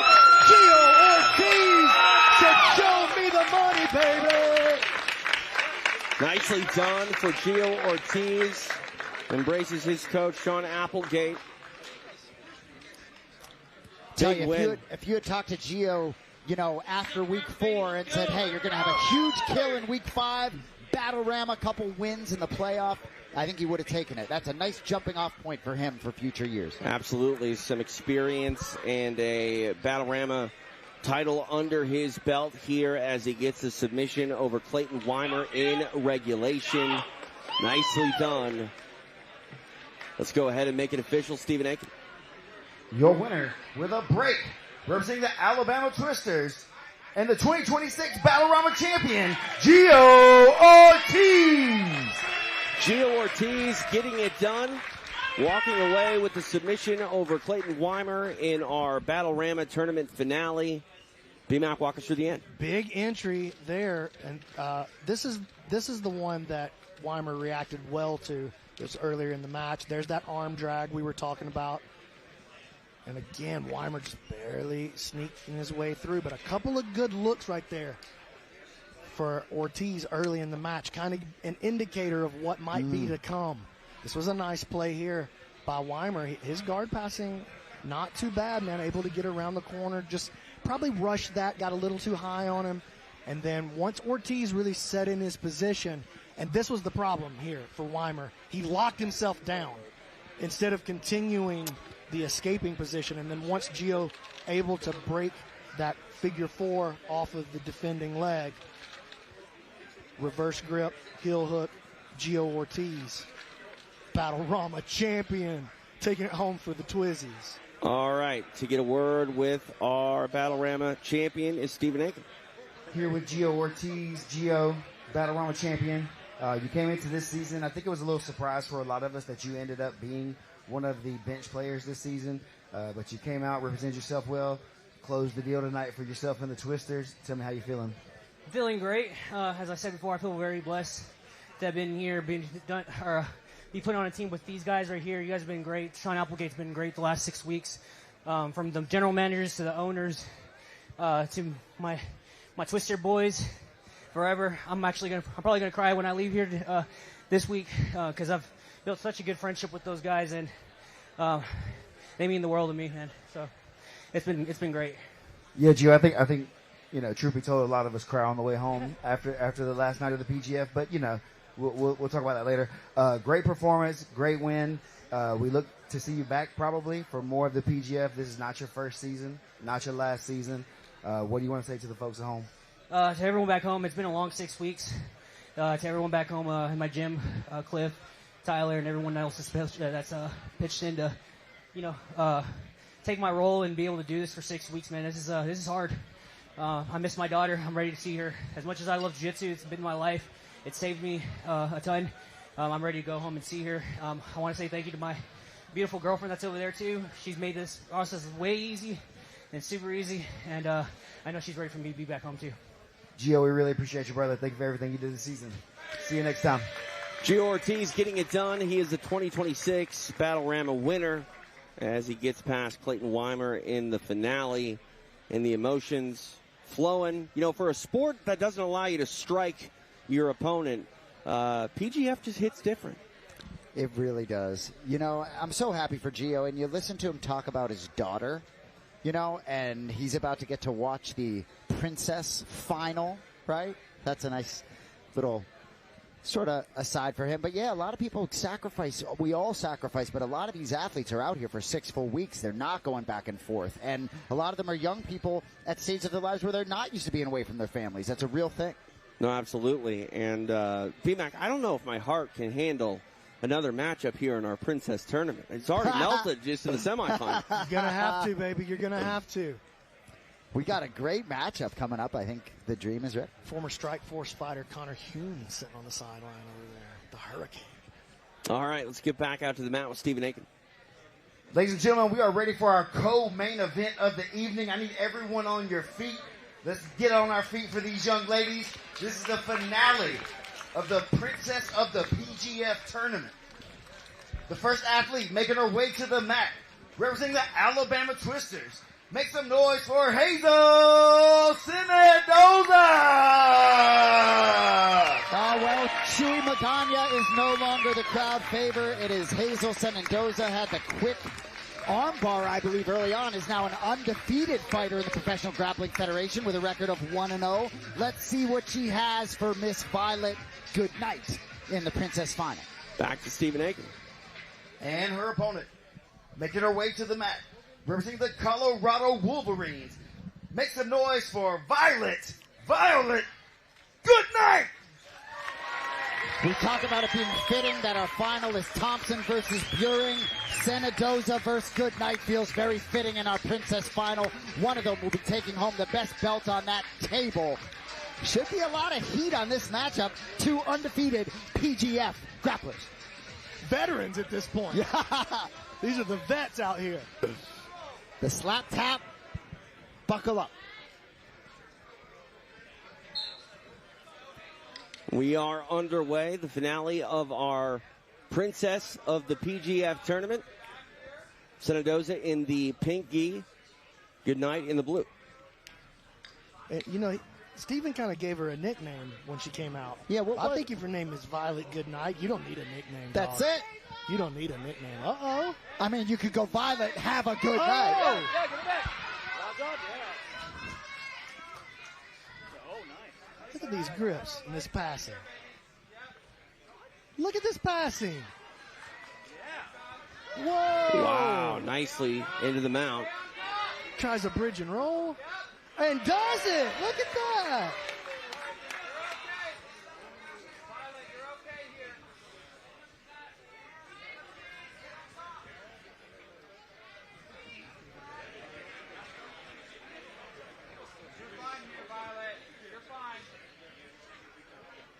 Working from inside this closed guard. Oh, gotta be careful. Don't get your arm pushed across the side there, Miss Hazel. Uh-oh. Violet gonna try to sneak up the back. Watch out for the little triangle here. Okay. Both girls have strong technique. Hazel ends up on the top position. Closed guard. Watch this arm bar, this triangle perhaps, maybe an omoplata even. She was trying the triangle, but you see that little grip that Hazel had on the bottom of the gi pants? Stopped her from doing it. Like aware of what was coming at her. This is interesting, man. The future of the sport is in great hands. Yeah. You know, a lot of the stars of the sport today, they started training when they were this age. They were taking it seriously like this. The Cade Rotolos of the world, the Colabates, the Andrew Tackett's.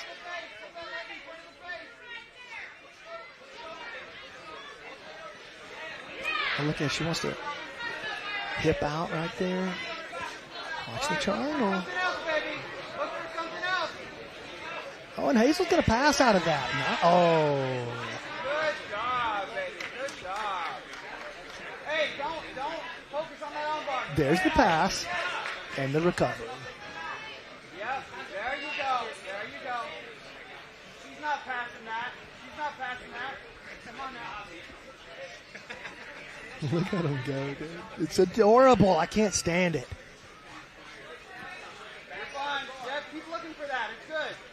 Well, you talk about the activity, B-Mac. I mean, both of these young ladies are going for it. They're playing their game. They're sticking to it. And we haven't had a slow moment at all. Mendoza wouldn't mind clearing her hand out of that gi.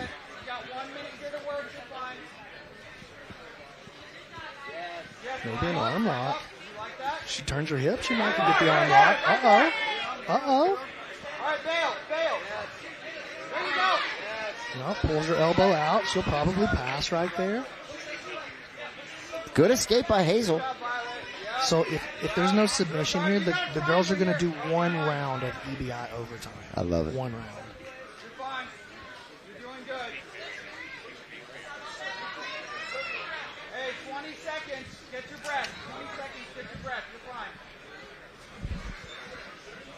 Good night, able to get back to a guard. Yeah, we wanted them to do overtime. There's no way I was going to make a decision. Have anybody make a decision on this? It's like no chance, dude. You'd be the meanest person in Las Vegas.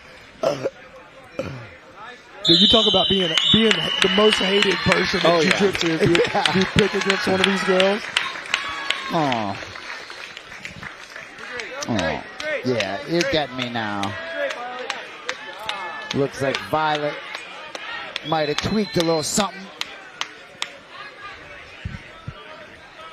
All right, so the girls are going to do one round of overtime, and then if let's say that neither of them get a submission and it goes the distance, then we'll keep going until there is a difference. Does that make sense? So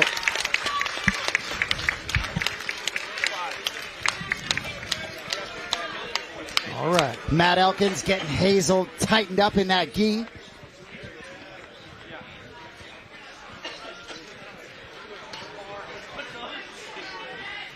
I like Violet Goodnight composing herself, focusing on her breathing. I'm impressed. Yeah, she's going through a lot, but this is where character is built, and I guarantee you if you give her an opportunity to quit, she's not going to take it. She's going to go out there and... The call is heads.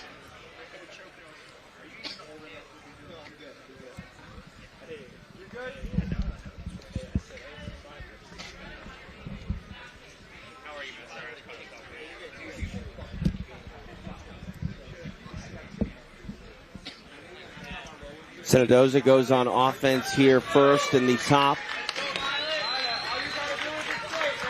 All right, here we go. Look at that look on the face of Hazel.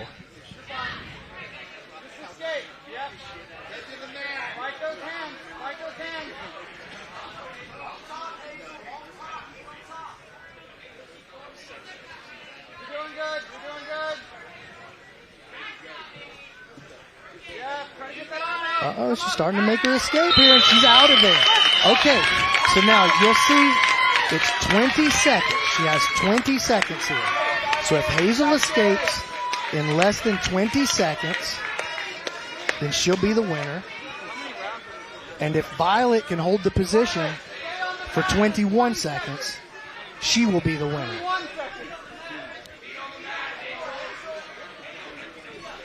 Completely blown away. Hold it, Violet. Hold it. Hold it, Violet. Hold it.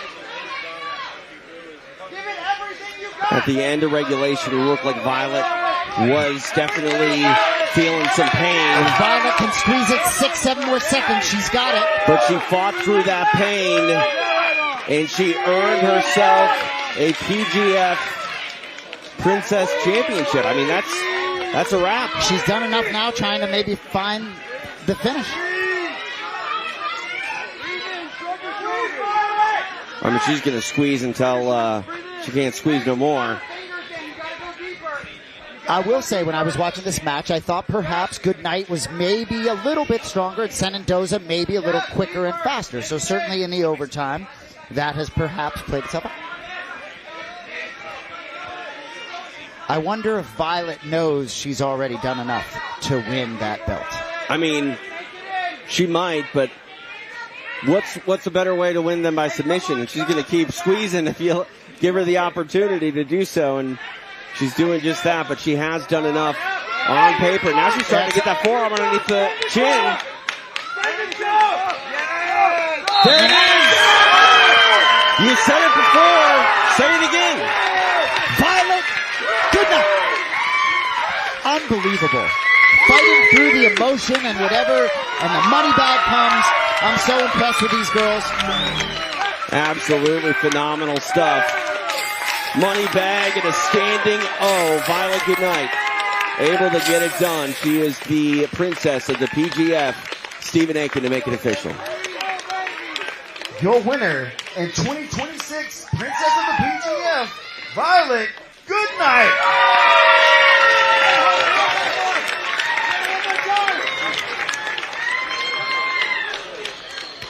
The commish, Brandon McCatherine, giving Violet Goodnight her Princess of the PGF belt. What a moment for her as she gets the win. What an amazing moment for both of these two young ladies. Let's take a look at some of the action that played out here in regulation. Let's call up our other two ladies from the Princess tournament here. Come on up, ladies.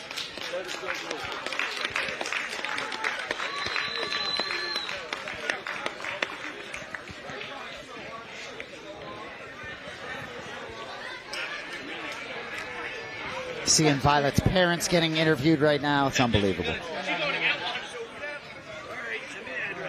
Where's our other young lady? Just got the three of them here. That's okay. All right. I'm here Matt's side with the Princess of the PGF. Can I ask you a question? How are you feeling right now? Great. Yeah, you feel great? Did you have so much fun? Yes. Ooh, verbose as well. And now, can I ask you a question? Did you have a great time? Were you happy to be here today? Yes. Good answer. And then just one more question right over here. Pardon me, excuse me. I don't want to walk in front of the belt. Why don't you step in front of me there? We can never let that belt come off the camera. Did you have a great time here? Yes. Man, I think we got some future public speakers out here. Let's do this. Let's all raise each other's hands like this and lift them up high, and let's celebrate doing jiu-jitsu together and having a great time. There we go, the princesses of the PGF, ladies and gentlemen. All right. Okay, y'all can put them down now. We don't love it that much. Here you go, girl. Violet Goodnight, the princess of the PGF, in one of the most heartwarming moments I can recall in sports ever. Unbelievable. The post-fight interviewer, though, BMAC, was unable to get much out of them. Just some one-word answers. Hey. But hey, unbelievable, though. And the two girls who made it to the final impressed me greatly. Best one-word answer interviews I've ever heard. All right, let's take a look at what we've got to do. One more thing set to go down here in Las Vegas. The championship will be on the line. The number 1 seed, Jet Thompson, taking on the number 3 seed, Kevin Buring. Thompson has been on top all season long. And, of course, he's a member of the 2026 championship team, Las Vegas Kings. He takes on Kevin Buring, representing the Alabama Twisters. It is headed your way next, live from Las Vegas. You're watching the Professional Grappling Federation.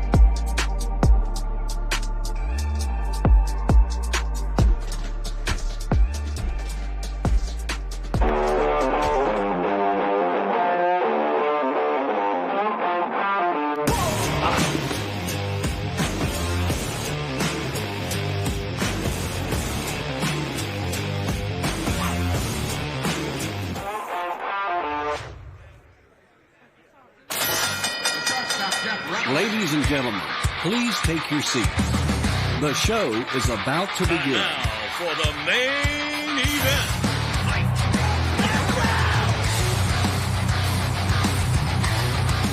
For all those cards covered.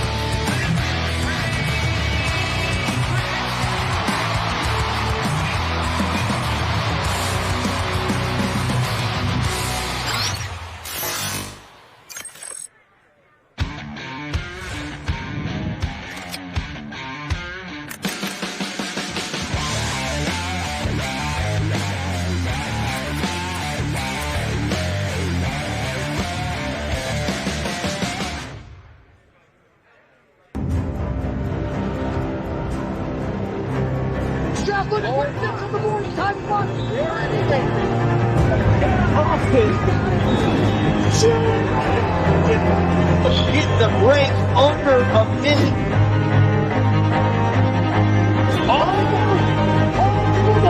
Yeah, very good.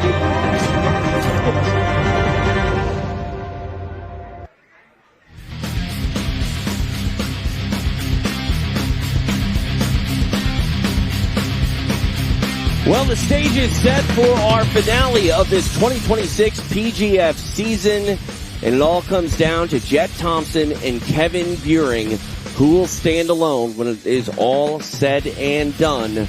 We shall find out. For Thompson, he came in as the number 1 seed. For Buring, the number 3 seed. Thompson, he dispatched Austin Oranday, his teammate, throughout the regular season. And for Kevin Buring, he had to send Elijah Carlton walking in a very emotional performance. Now they square off in our finale, and the belt at 175 pounds is on the line. For Jet Thompson, he hopes to become a champion of 2 divisions in back-to-back seasons. We will find out if he can do it. Let's take a look at this matchup and how it does, in fact, match up. Because styles, they say, make fights. When we talk about Kevin Buring and Jet Thompson, looking at these guys, I mean, Buring has been very dangerous. We've seen breaks. We've seen kills. For Jet Thompson, we've seen nothing but kills.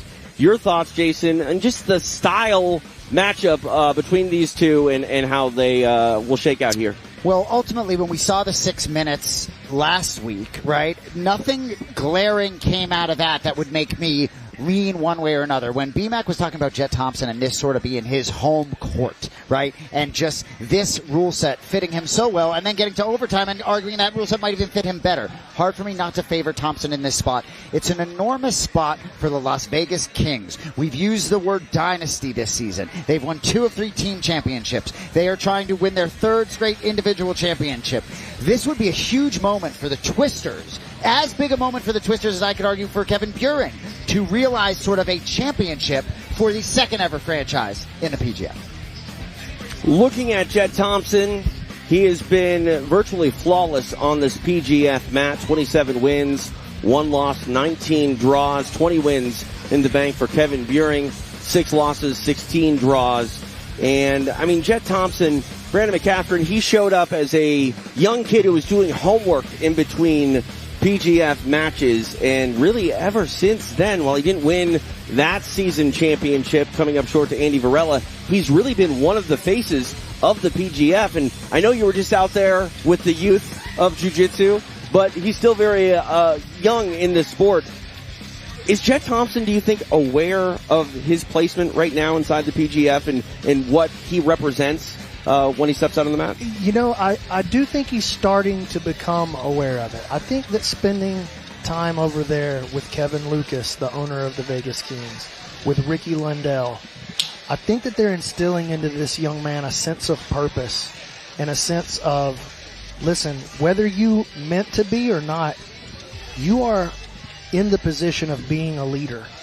And so I think that he's starting to grasp the gravity of that situation and what it actually means. Like, what is the weight on his shoulders? And now, here at the end, he's carrying the weight of the Vegas Kings right up on his shoulders, man. This is a big moment. It's a great question you ask, right? And ignorance often can be bliss. It is, Jet Thompson is married to the game. The Kings and what they're trying to do, he embodies all of it. Effort over outcome. He's so uniquely locked in and so uniquely committed to doing all the work. Sometimes creating the level of focus, the mental, is the biggest challenge for athletes in any sport. And Thompson at this age just feels so locked in. Is not even, I could argue, I could tell you, I'm aware of a lot going on in this room right now. Jet Thompson's focus is so singular right now. It's just incredible. And the opportunity for Buring, who's a star, would be a massive upset, it feels like, for me still, despite how great Buring is. Yeah, and look, we can talk about, we'll take a look at him right there with his leader, with one of his mentors, Ricky Lundell. There's the man, Jet Thompson, only one loss ever in the PGF. It came in the Season 6 final. It was just a few seconds that separated him and Andy Varela. But let's talk about this moment for Kevin Buring, who just dispatched a very good friend and teammate in Elijah Carlton. And what an incredible passing of the torch moment this could be. And how interesting that the young man, Jet Thompson, is the one who stands protecting the torch. Right. And you're absolutely right, a huge moment for Buring. But if Jet Thompson emerges victorious here, as we start to think about Season 10 and future seasons, with respect to Elijah Carlton, who had a great run, Jet Thompson has become damn near the Michael Jordan of the Professional Grappling Federation. There's Hackett. Of course, the Tackett brothers, both of them here Did you say tonight. Hackett? They can hack it in jiu-jitsu, I will tell you that. Can hack it, trust me, brother. Right. The reigning champion, defended his belt multiple times over there. One of the most exciting men in the sport right there. And, by the way, one of the nicest men in the sport. Him and his brother his brother William, just fantastic guys. But happy that he's here enjoying. I saw on the Instagrams the other day, he was like, I think PGF might be my favorite right now. Gotta agree with you. All right. Well, you ready to get to it? Oh. That was a rhetorical question. I don't know why I waited for an answer. I want to slow it down because I don't want to leave. That's true. I do feel that. All right. The stage is set for our championship match. Let's get out to the mat. Let's go to Stephen Hake. After 6 weeks, ladies and gentlemen, this is it. The main event of the evening. Our number 1 grappler and number 2 grappler of the entire season. The first one making his way to the mat, representing the Vegas Kings. Everybody make some noise for Jet Thompson! Last week at one point, I think I said we're running out of things to say about Jet Thompson.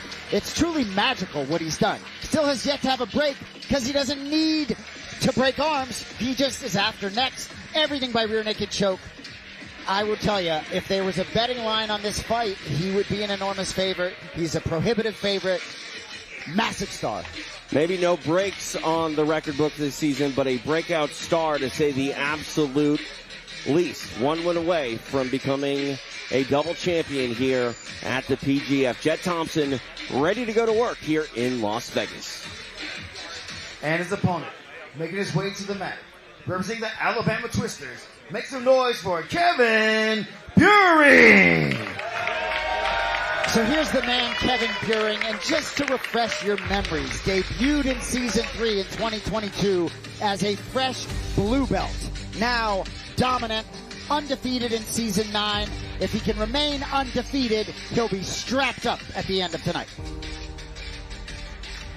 Embracing his Alabama Twister side, Elijah Carlton, now a spectator, cheering on his guy, Coach Sean Applegate, General Manager Matt Elkins, Kevin Buring, 1 win away from dethroning that man, Jet Thompson, who is a champion at a lower weight class. Tonight, though, he tries to claim the crown at 175 pounds.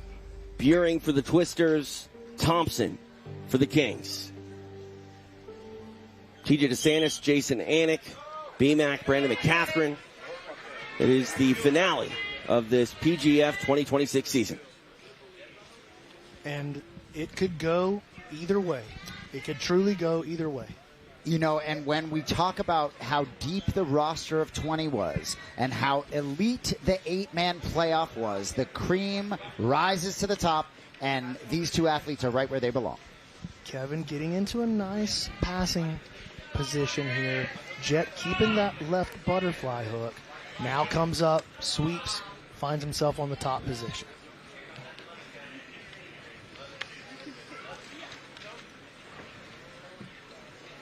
Sweep over for Kevin. Overhead. Nice work. Looking to pass. Got to be careful leaving that foot dangling out there. Either guy got to be careful leaving the foot dangling out there. And Jet gets the first bite. Kevin evades. Ooh, tense, dude. Tense. Yeah. Every grip feels like it could lead to the end. Well, when you watch the regular season where it's 15 matches, highs, lows for a lot of athletes, no margin for error here. When you talk about the highs and lows for Jet Thompson, it's largely just been one cool, calm demeanor, and he hasn't really faced much adversity at all. See if Kevin Buring has something up his sleeve 90 seconds into regulation.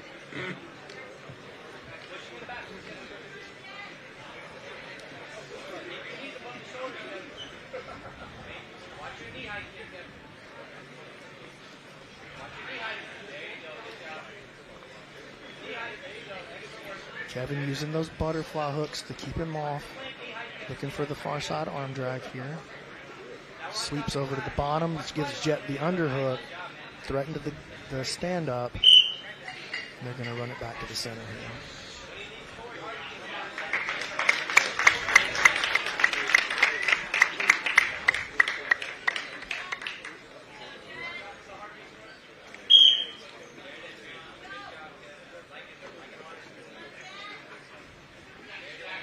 We talk about the energy in this room.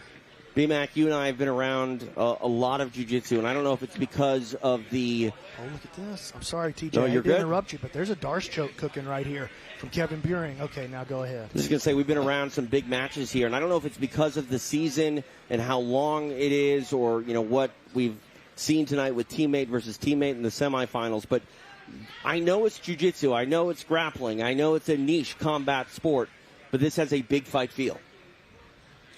Well, it's a big moment for these guys. Like, I mean, even if it wasn't this long storyline, this grueling season that led to this moment, there's still $20,000 on the line right here between these two guys.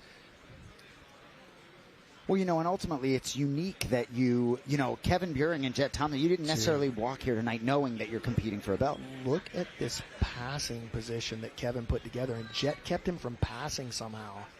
That was beautiful. Jet just denied it. Jet has that K-guard position, tries to snap him in, gets him into the closed guard, and pulls him down. And this is Jet's world. We've seen him cook from here all season long. Very difficult spot to be in for Kevin Buring inside this closed guard. Kevin tries to lift him to get him to let it go. Jet goes to the sweep. That's how he took Sean Melanson over in their matchup early in the season. Not able to knock Buring to his hip, though. See Jet Thompson's coach, Ricky Lundell, in the corner. Of course, the Kings already wrapped up their team championship, second in franchise history. They want to try to go for back-to-back individual winners as well. Thompson doing the same on both sides of that equation. Buring standing, going to try to open the closed guard. Excellent technique, and that's how it's done. And that's why it's a good example of why Kevin Buring finds himself in the final with the right to battle against that closed guard of Jet Thompson. Buring pressure down, using his head to keep Jet's shoulder on the ground on the far side. Jet wants that underhook. Kevin wants to turn it into a Darce if Jet gets a little risky. A game of inches. Kevin steps to the inside. Jet wants the underhook, and there's the Darce attack again. And he's through the guard. Very interesting. Buring in business as we approach the halfway point of the match. Jet almost got a beautiful back take right there. Nice wrestle up by Jet. Puts those knees together, forces Buring down to his hip. Jet is just riveting to watch. So sticky all the time. Just got to be a nightmare to face. And it's almost like watching that, ooh, looking for that Estima lock right there. Little reaction from each other, breaking the tension of the moment. Yes. But I was saying it's almost like watching a heavyweight title fight. Like any punch could be the knockout punch, and it really feels that way. Every grip from these guys feels like it could be the grip that puts them in the money.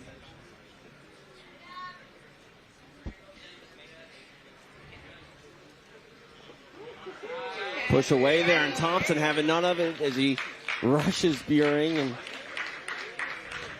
nice little sign of sportsmanship as we continue here. Thompson back to the seated position. 6 minutes of elapsed time. Oh, nice play. Now, this is nice work here by Buring. Underhook, he's got both of those shoulders flat on the ground. He wants that second underhook, and if he can acquire it, he's going to be in a fantastic he's going to have a fantastic opportunity to smash Jet's knees together and push him to one side with his hips. There's the second underhook. You can feel the educated jiu-jitsu crowd. They understand something significant just happened here.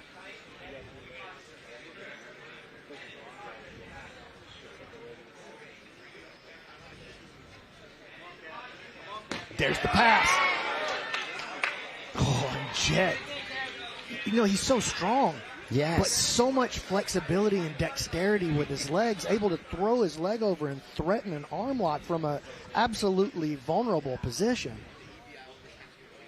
Kevin really using this overhook against Jet's underhook to neutralize a lot of Jet's best attacks. He's threatened him with the darce a couple of times. Kevin sitting back on a leg lock. Jet's like, no, sir, you're not going to do that to me. Pulls out of the position. Jet's going to want to wrestle up here. He's had success with it a couple of times already tonight. Kevin digs the underhook again. Through 3/4 of regulation. 2 underhooks now. Not deep underhooks, but if Kevin can flatten the head there, he could create another pass. Jet able to frame, get his knee back inside the bicep of Buring. That's going to shield him from completing the pass.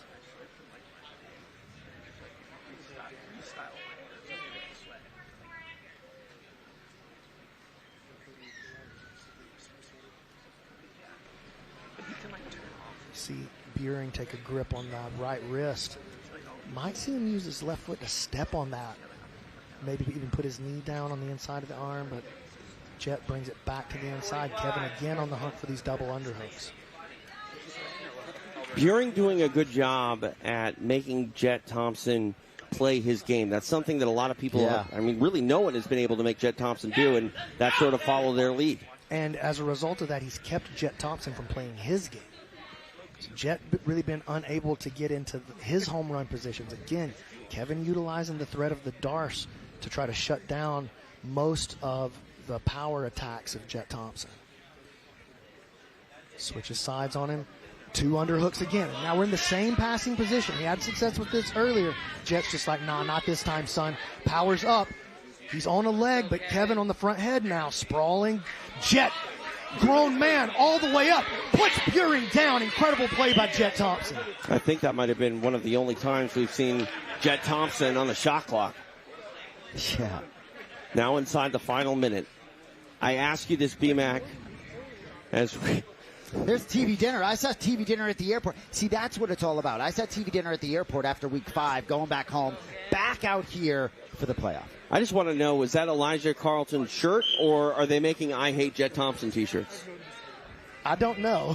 Well, if I'm Jet Thompson, I want my cut. Obviously, they're just kidding. Jet of and course. the Twisters have great relationships. Well, no greater sign of respect. Hate him because of the dominance, you know. They hate him because they hate him? Isn't that a saying? Yeah, exactly. Okay. 30 seconds. You know, BMAC's talking about the advantageous positions that Buring has been able to keep Thompson out of. Right. As we tick toward 20 seconds left, going to be some advantageous positions creeping for Thompson in overtime. Well, it's going to be an interesting sort of dynamic here in overtime. I mentioned This whole time we saw Jet Thompson. These guys having fun with less than 10 seconds to go. We are going to OT. It's not like 20 grand's on the line or anything. All right, we're headed to overtime. Now, I asked you this question, Brandon McCaffrey, I was asking around a little bit, talking about what it would take to get by Jet Thompson, and some people suggested that maybe overtime is the way to go. And I did hear that Kevin Buring might have one of, if not the best, overtime games of the field. Is that true? One of, for sure. Problem is, Jet might have the best. Problem is, you're on the road against Michael Jordan. All right, Buring on offense here, top of the first. The hands, so look, yes, I was just about to say, if I got to go down there and correct it, I will. The hands have to be center chest for the opening position. But I appreciate that Kev was trying to get away with anything that he could. I respect that. So 10 minutes will not decide it. Overtime will crown our PGF 2026 individual winner. Stakes incredibly high. Body triangle lockdown right away. Trying to go for the squeeze right now is Buring. Going across the eyeballs. Powerful back control here by Buring. Body triangle locked on the bottom side.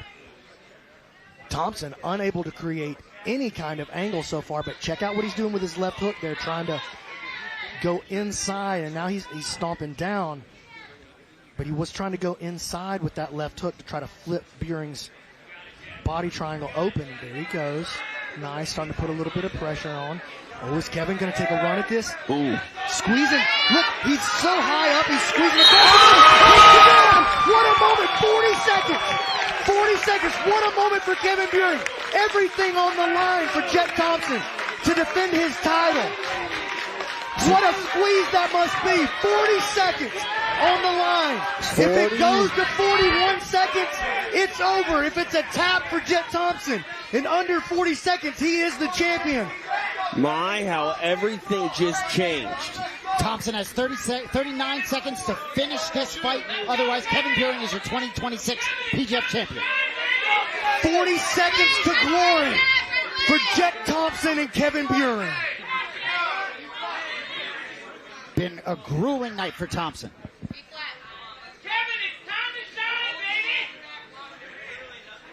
The Kings have been on top all season long. Jet Thompson has been in that top position, leading the way, and now he finds himself down. There it is. They got what they need now. Everybody, referees making sure it's absolutely perfect. Nobody has any advantage. It's exactly what it needs to be, and there it is. Kevin makes a move. He's got the separation that he needs. This could be the break that he needs. Thompson hanging on for dear life. 30 seconds to go.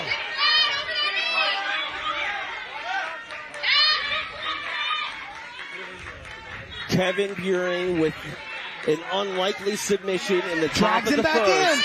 And now he's just 15 seconds away from walking out the PGF champion.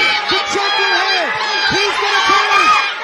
Jet saved it. One last shot for Thompson with 6 seconds to go. Time is going to run out on Jet Thompson at the top. It belongs to Kevin Buring. Unbelievable. Kevin Buring and the Alabama Twisters taste glory, taste gold at PGF Season 2026. Kevin Buring is your PGF champion. It does not get more dramatic than that.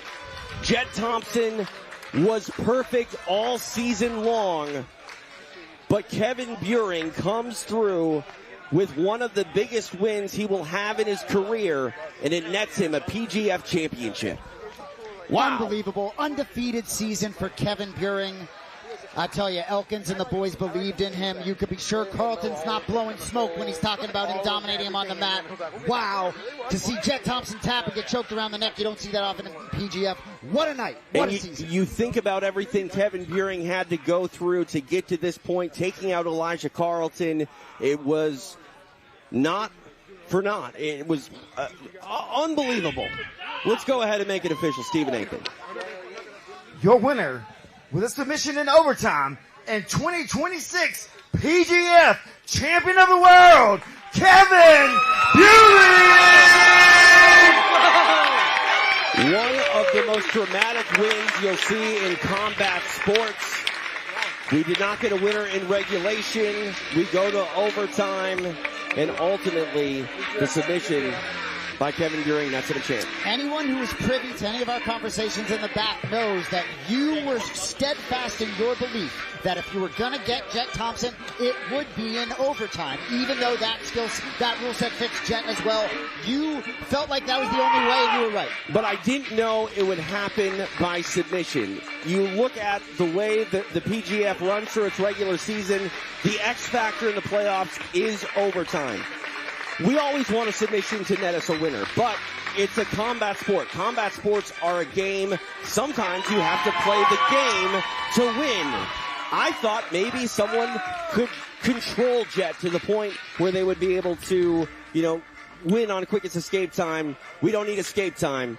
Jet Thompson unable to escape the grip of Kevin Buring, and he tapped him in 40 seconds. So Thompson had that grueling 10-minute match against Sean Meansen, and the bracket draw getting Meansen first out of the gate, who put him to work. Buring has quick taps from Chewy and Carlton, maybe had a little more juice for this particular match, but what a night, and Jet Thompson will be heard from again. Just blown away. I mean, we talk about Elijah Carlton potentially passing the torch. I hate to say that the torch has been passed from Jet Thompson. The kid's a star in jiu-jitsu, but it doesn't matter. Passed, intercepted, ripped away, at least for tonight in this season. It belongs to that man, Kevin Buring. And wow, just what a performance for him and his Alabama Twisters. And you talk about parity in sports and dominance in sport. And this puts a nice little fly in the ointment in the Professional Grappling Federation, where you get a new champion. You get a Alabama Twisters organization that realizes a piece of a championship. As we look at the choke here, go ahead. Look at the end here by Dolomer. You see, Brandon McCaffrey has told me anything below the nose is the neck. Well, that line got a little bit higher because that's right across the bridge of the nose, and the squeeze brings home the belt for Kevin Buring. Let's go to B-Mac. All right, ladies and gentlemen, I am joined by your new PGF champion. It's Kevin Buring of the Alabama Twisters. Kevin, what an insane run into the finals. You neutralized most everything that Jet is known for in that final match. You drag him into overtime. We know that he's the man on the back. But you're the man now. How do you feel? I feel like I woke up in a new Stagati. Kevin, I'm going to be honest with you. I have no idea what that means.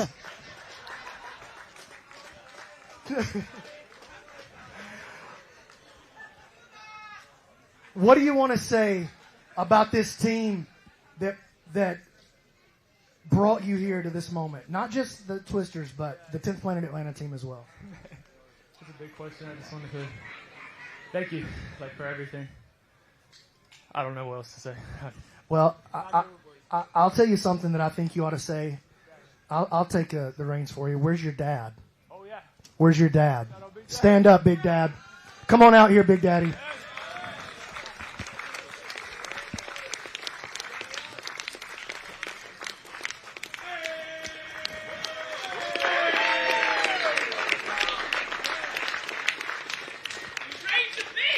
Not only have I watched this guy be in the corner for Kevin since he was just a baby blue belt, but, been a supporter of the PGF as well.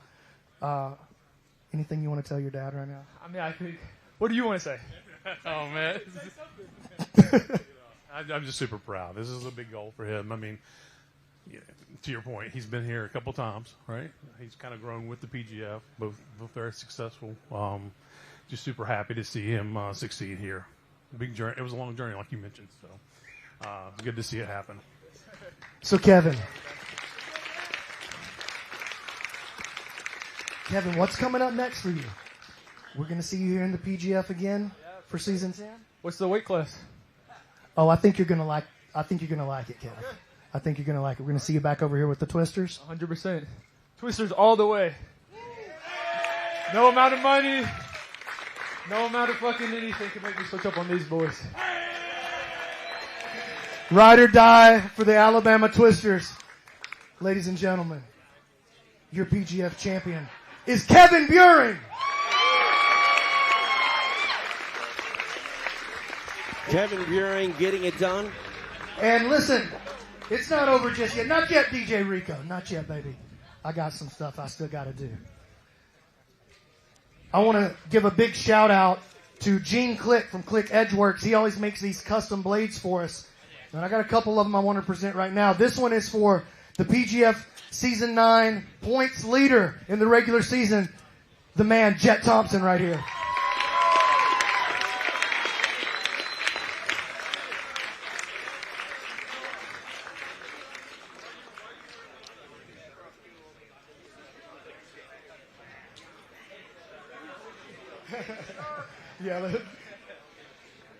Yeah, we can't give that to Stephen Aiken for sure. Okay.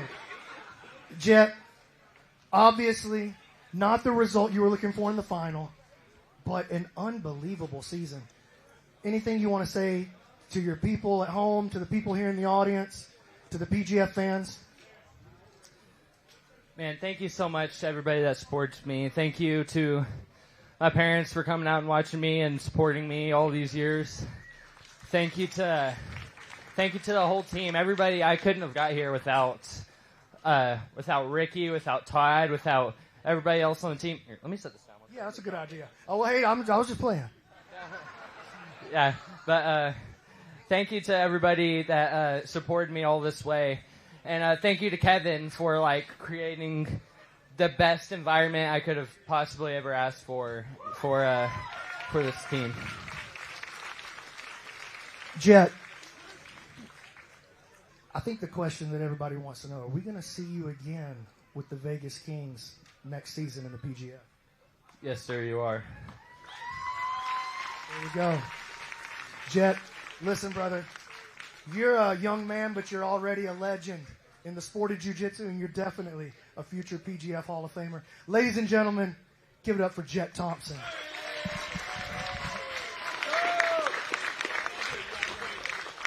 And the hits just keep coming. I got another blade here from Click Edgeworks. This one is for the winning coach of PGF Season 9. Ladies and gentlemen, the one, the only, a hero of mine, Mr. Ricky Lundell.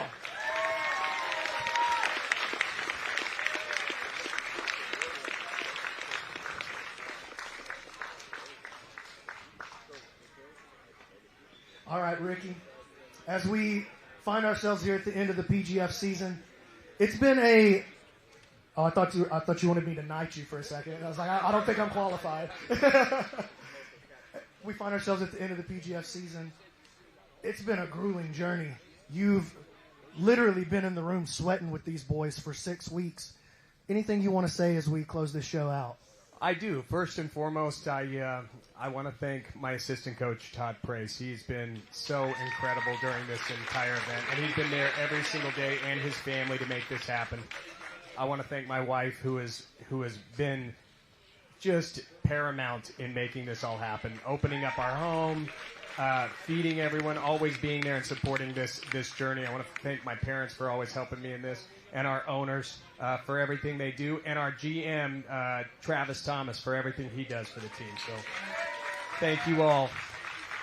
If you had to sum up your PGF experience into just a few words this season, what would you say?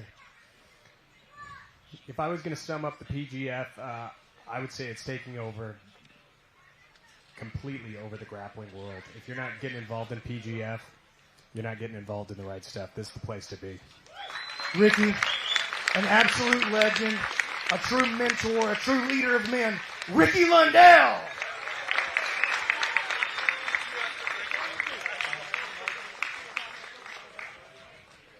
All right. Like I said, the hits just keep coming. This is our first time ever to award the 6th Man of the Year. This is going to be awarded to the man who started out on the bench but came in and made the biggest difference for his team. Ladies and gentlemen, from the Colorado Wolverines, put your hands together for Joshua Squires. Come on out here, Ed. Come on out. We're going to pretend that this is Josh Squires right here. You guys are going to accept it on his behalf. Why don't you hold it there, Ed? This is your team here. And we brought Sam out here. He's too handsome to not bring on the camera. But good opportunity for us to get a chance to talk to you guys. Sam, of course, multiple-time PGF veteran. Egghead, first season as a team owner. Started out in the chat as a fan. Found your way onto the broadcast. And then found your way into the owner's chair. What's it been like for you? I've said it many times. It's going through the looking glass. It's insane. Being number one super fan until now an owner and going to be part of the PGF as long as I can. It's amazing. I have a wonderful team, amazing sponsors. We have Colorado behind us, and watch out, Kings. We're coming for you. Oh, a little shot across the bow right here at the end. That's the kind of thing I like. Ladies and gentlemen, this year's Sixth Man of the Award winner from the Colorado Wolverines. Joshua Squires. Yes, Joshua Squires. All right, and we got one more.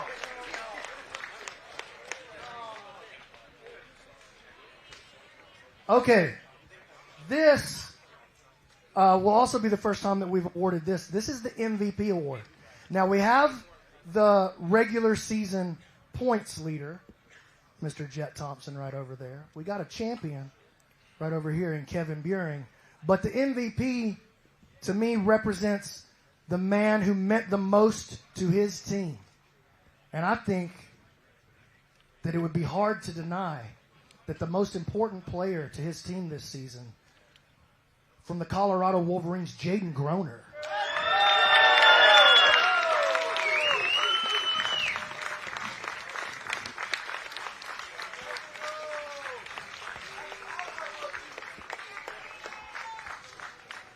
Thank you, brother. Thank you. Listen, you showed up in that Philly qualifier, and you absolutely blew everybody away in the Philly qualifier. I was like, oh, man, this kid's going to be special. And then you came in, rough first week, dude.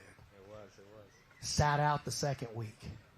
And when you got your shot, you came out with fury. 3 elbow genie finishes in 1 week, and then you just went on a submission streak that, without you, those boys would have been sad over there. It wouldn't have been a lot of happiness. The Bad News Bears needed Jaden Groner, the MVP. Anything you want to say? I don't know. I had to make something happen. I was like, I didn't want to come in and be the guy that just got points scored on him. I wanted to show some dominance in the tournament, and I think that when I came back that 3rd, 4th, and 5th week, I kind of made a name for myself, and I'm happy I got to do that. And shout out to everyone from the Colorado Wolverines, my mom and my girlfriend from coming out here watching me, everybody back home watching. I'm just super grateful to be here. Jaden, we're looking for, you're a young man still, 19 years old? Yes, sir. Long career in the PGF. You think we'll see you back over there with the Wolverines next time? I'd love to be, yes. All right, ladies and gentlemen, Mr. Jaden Groner.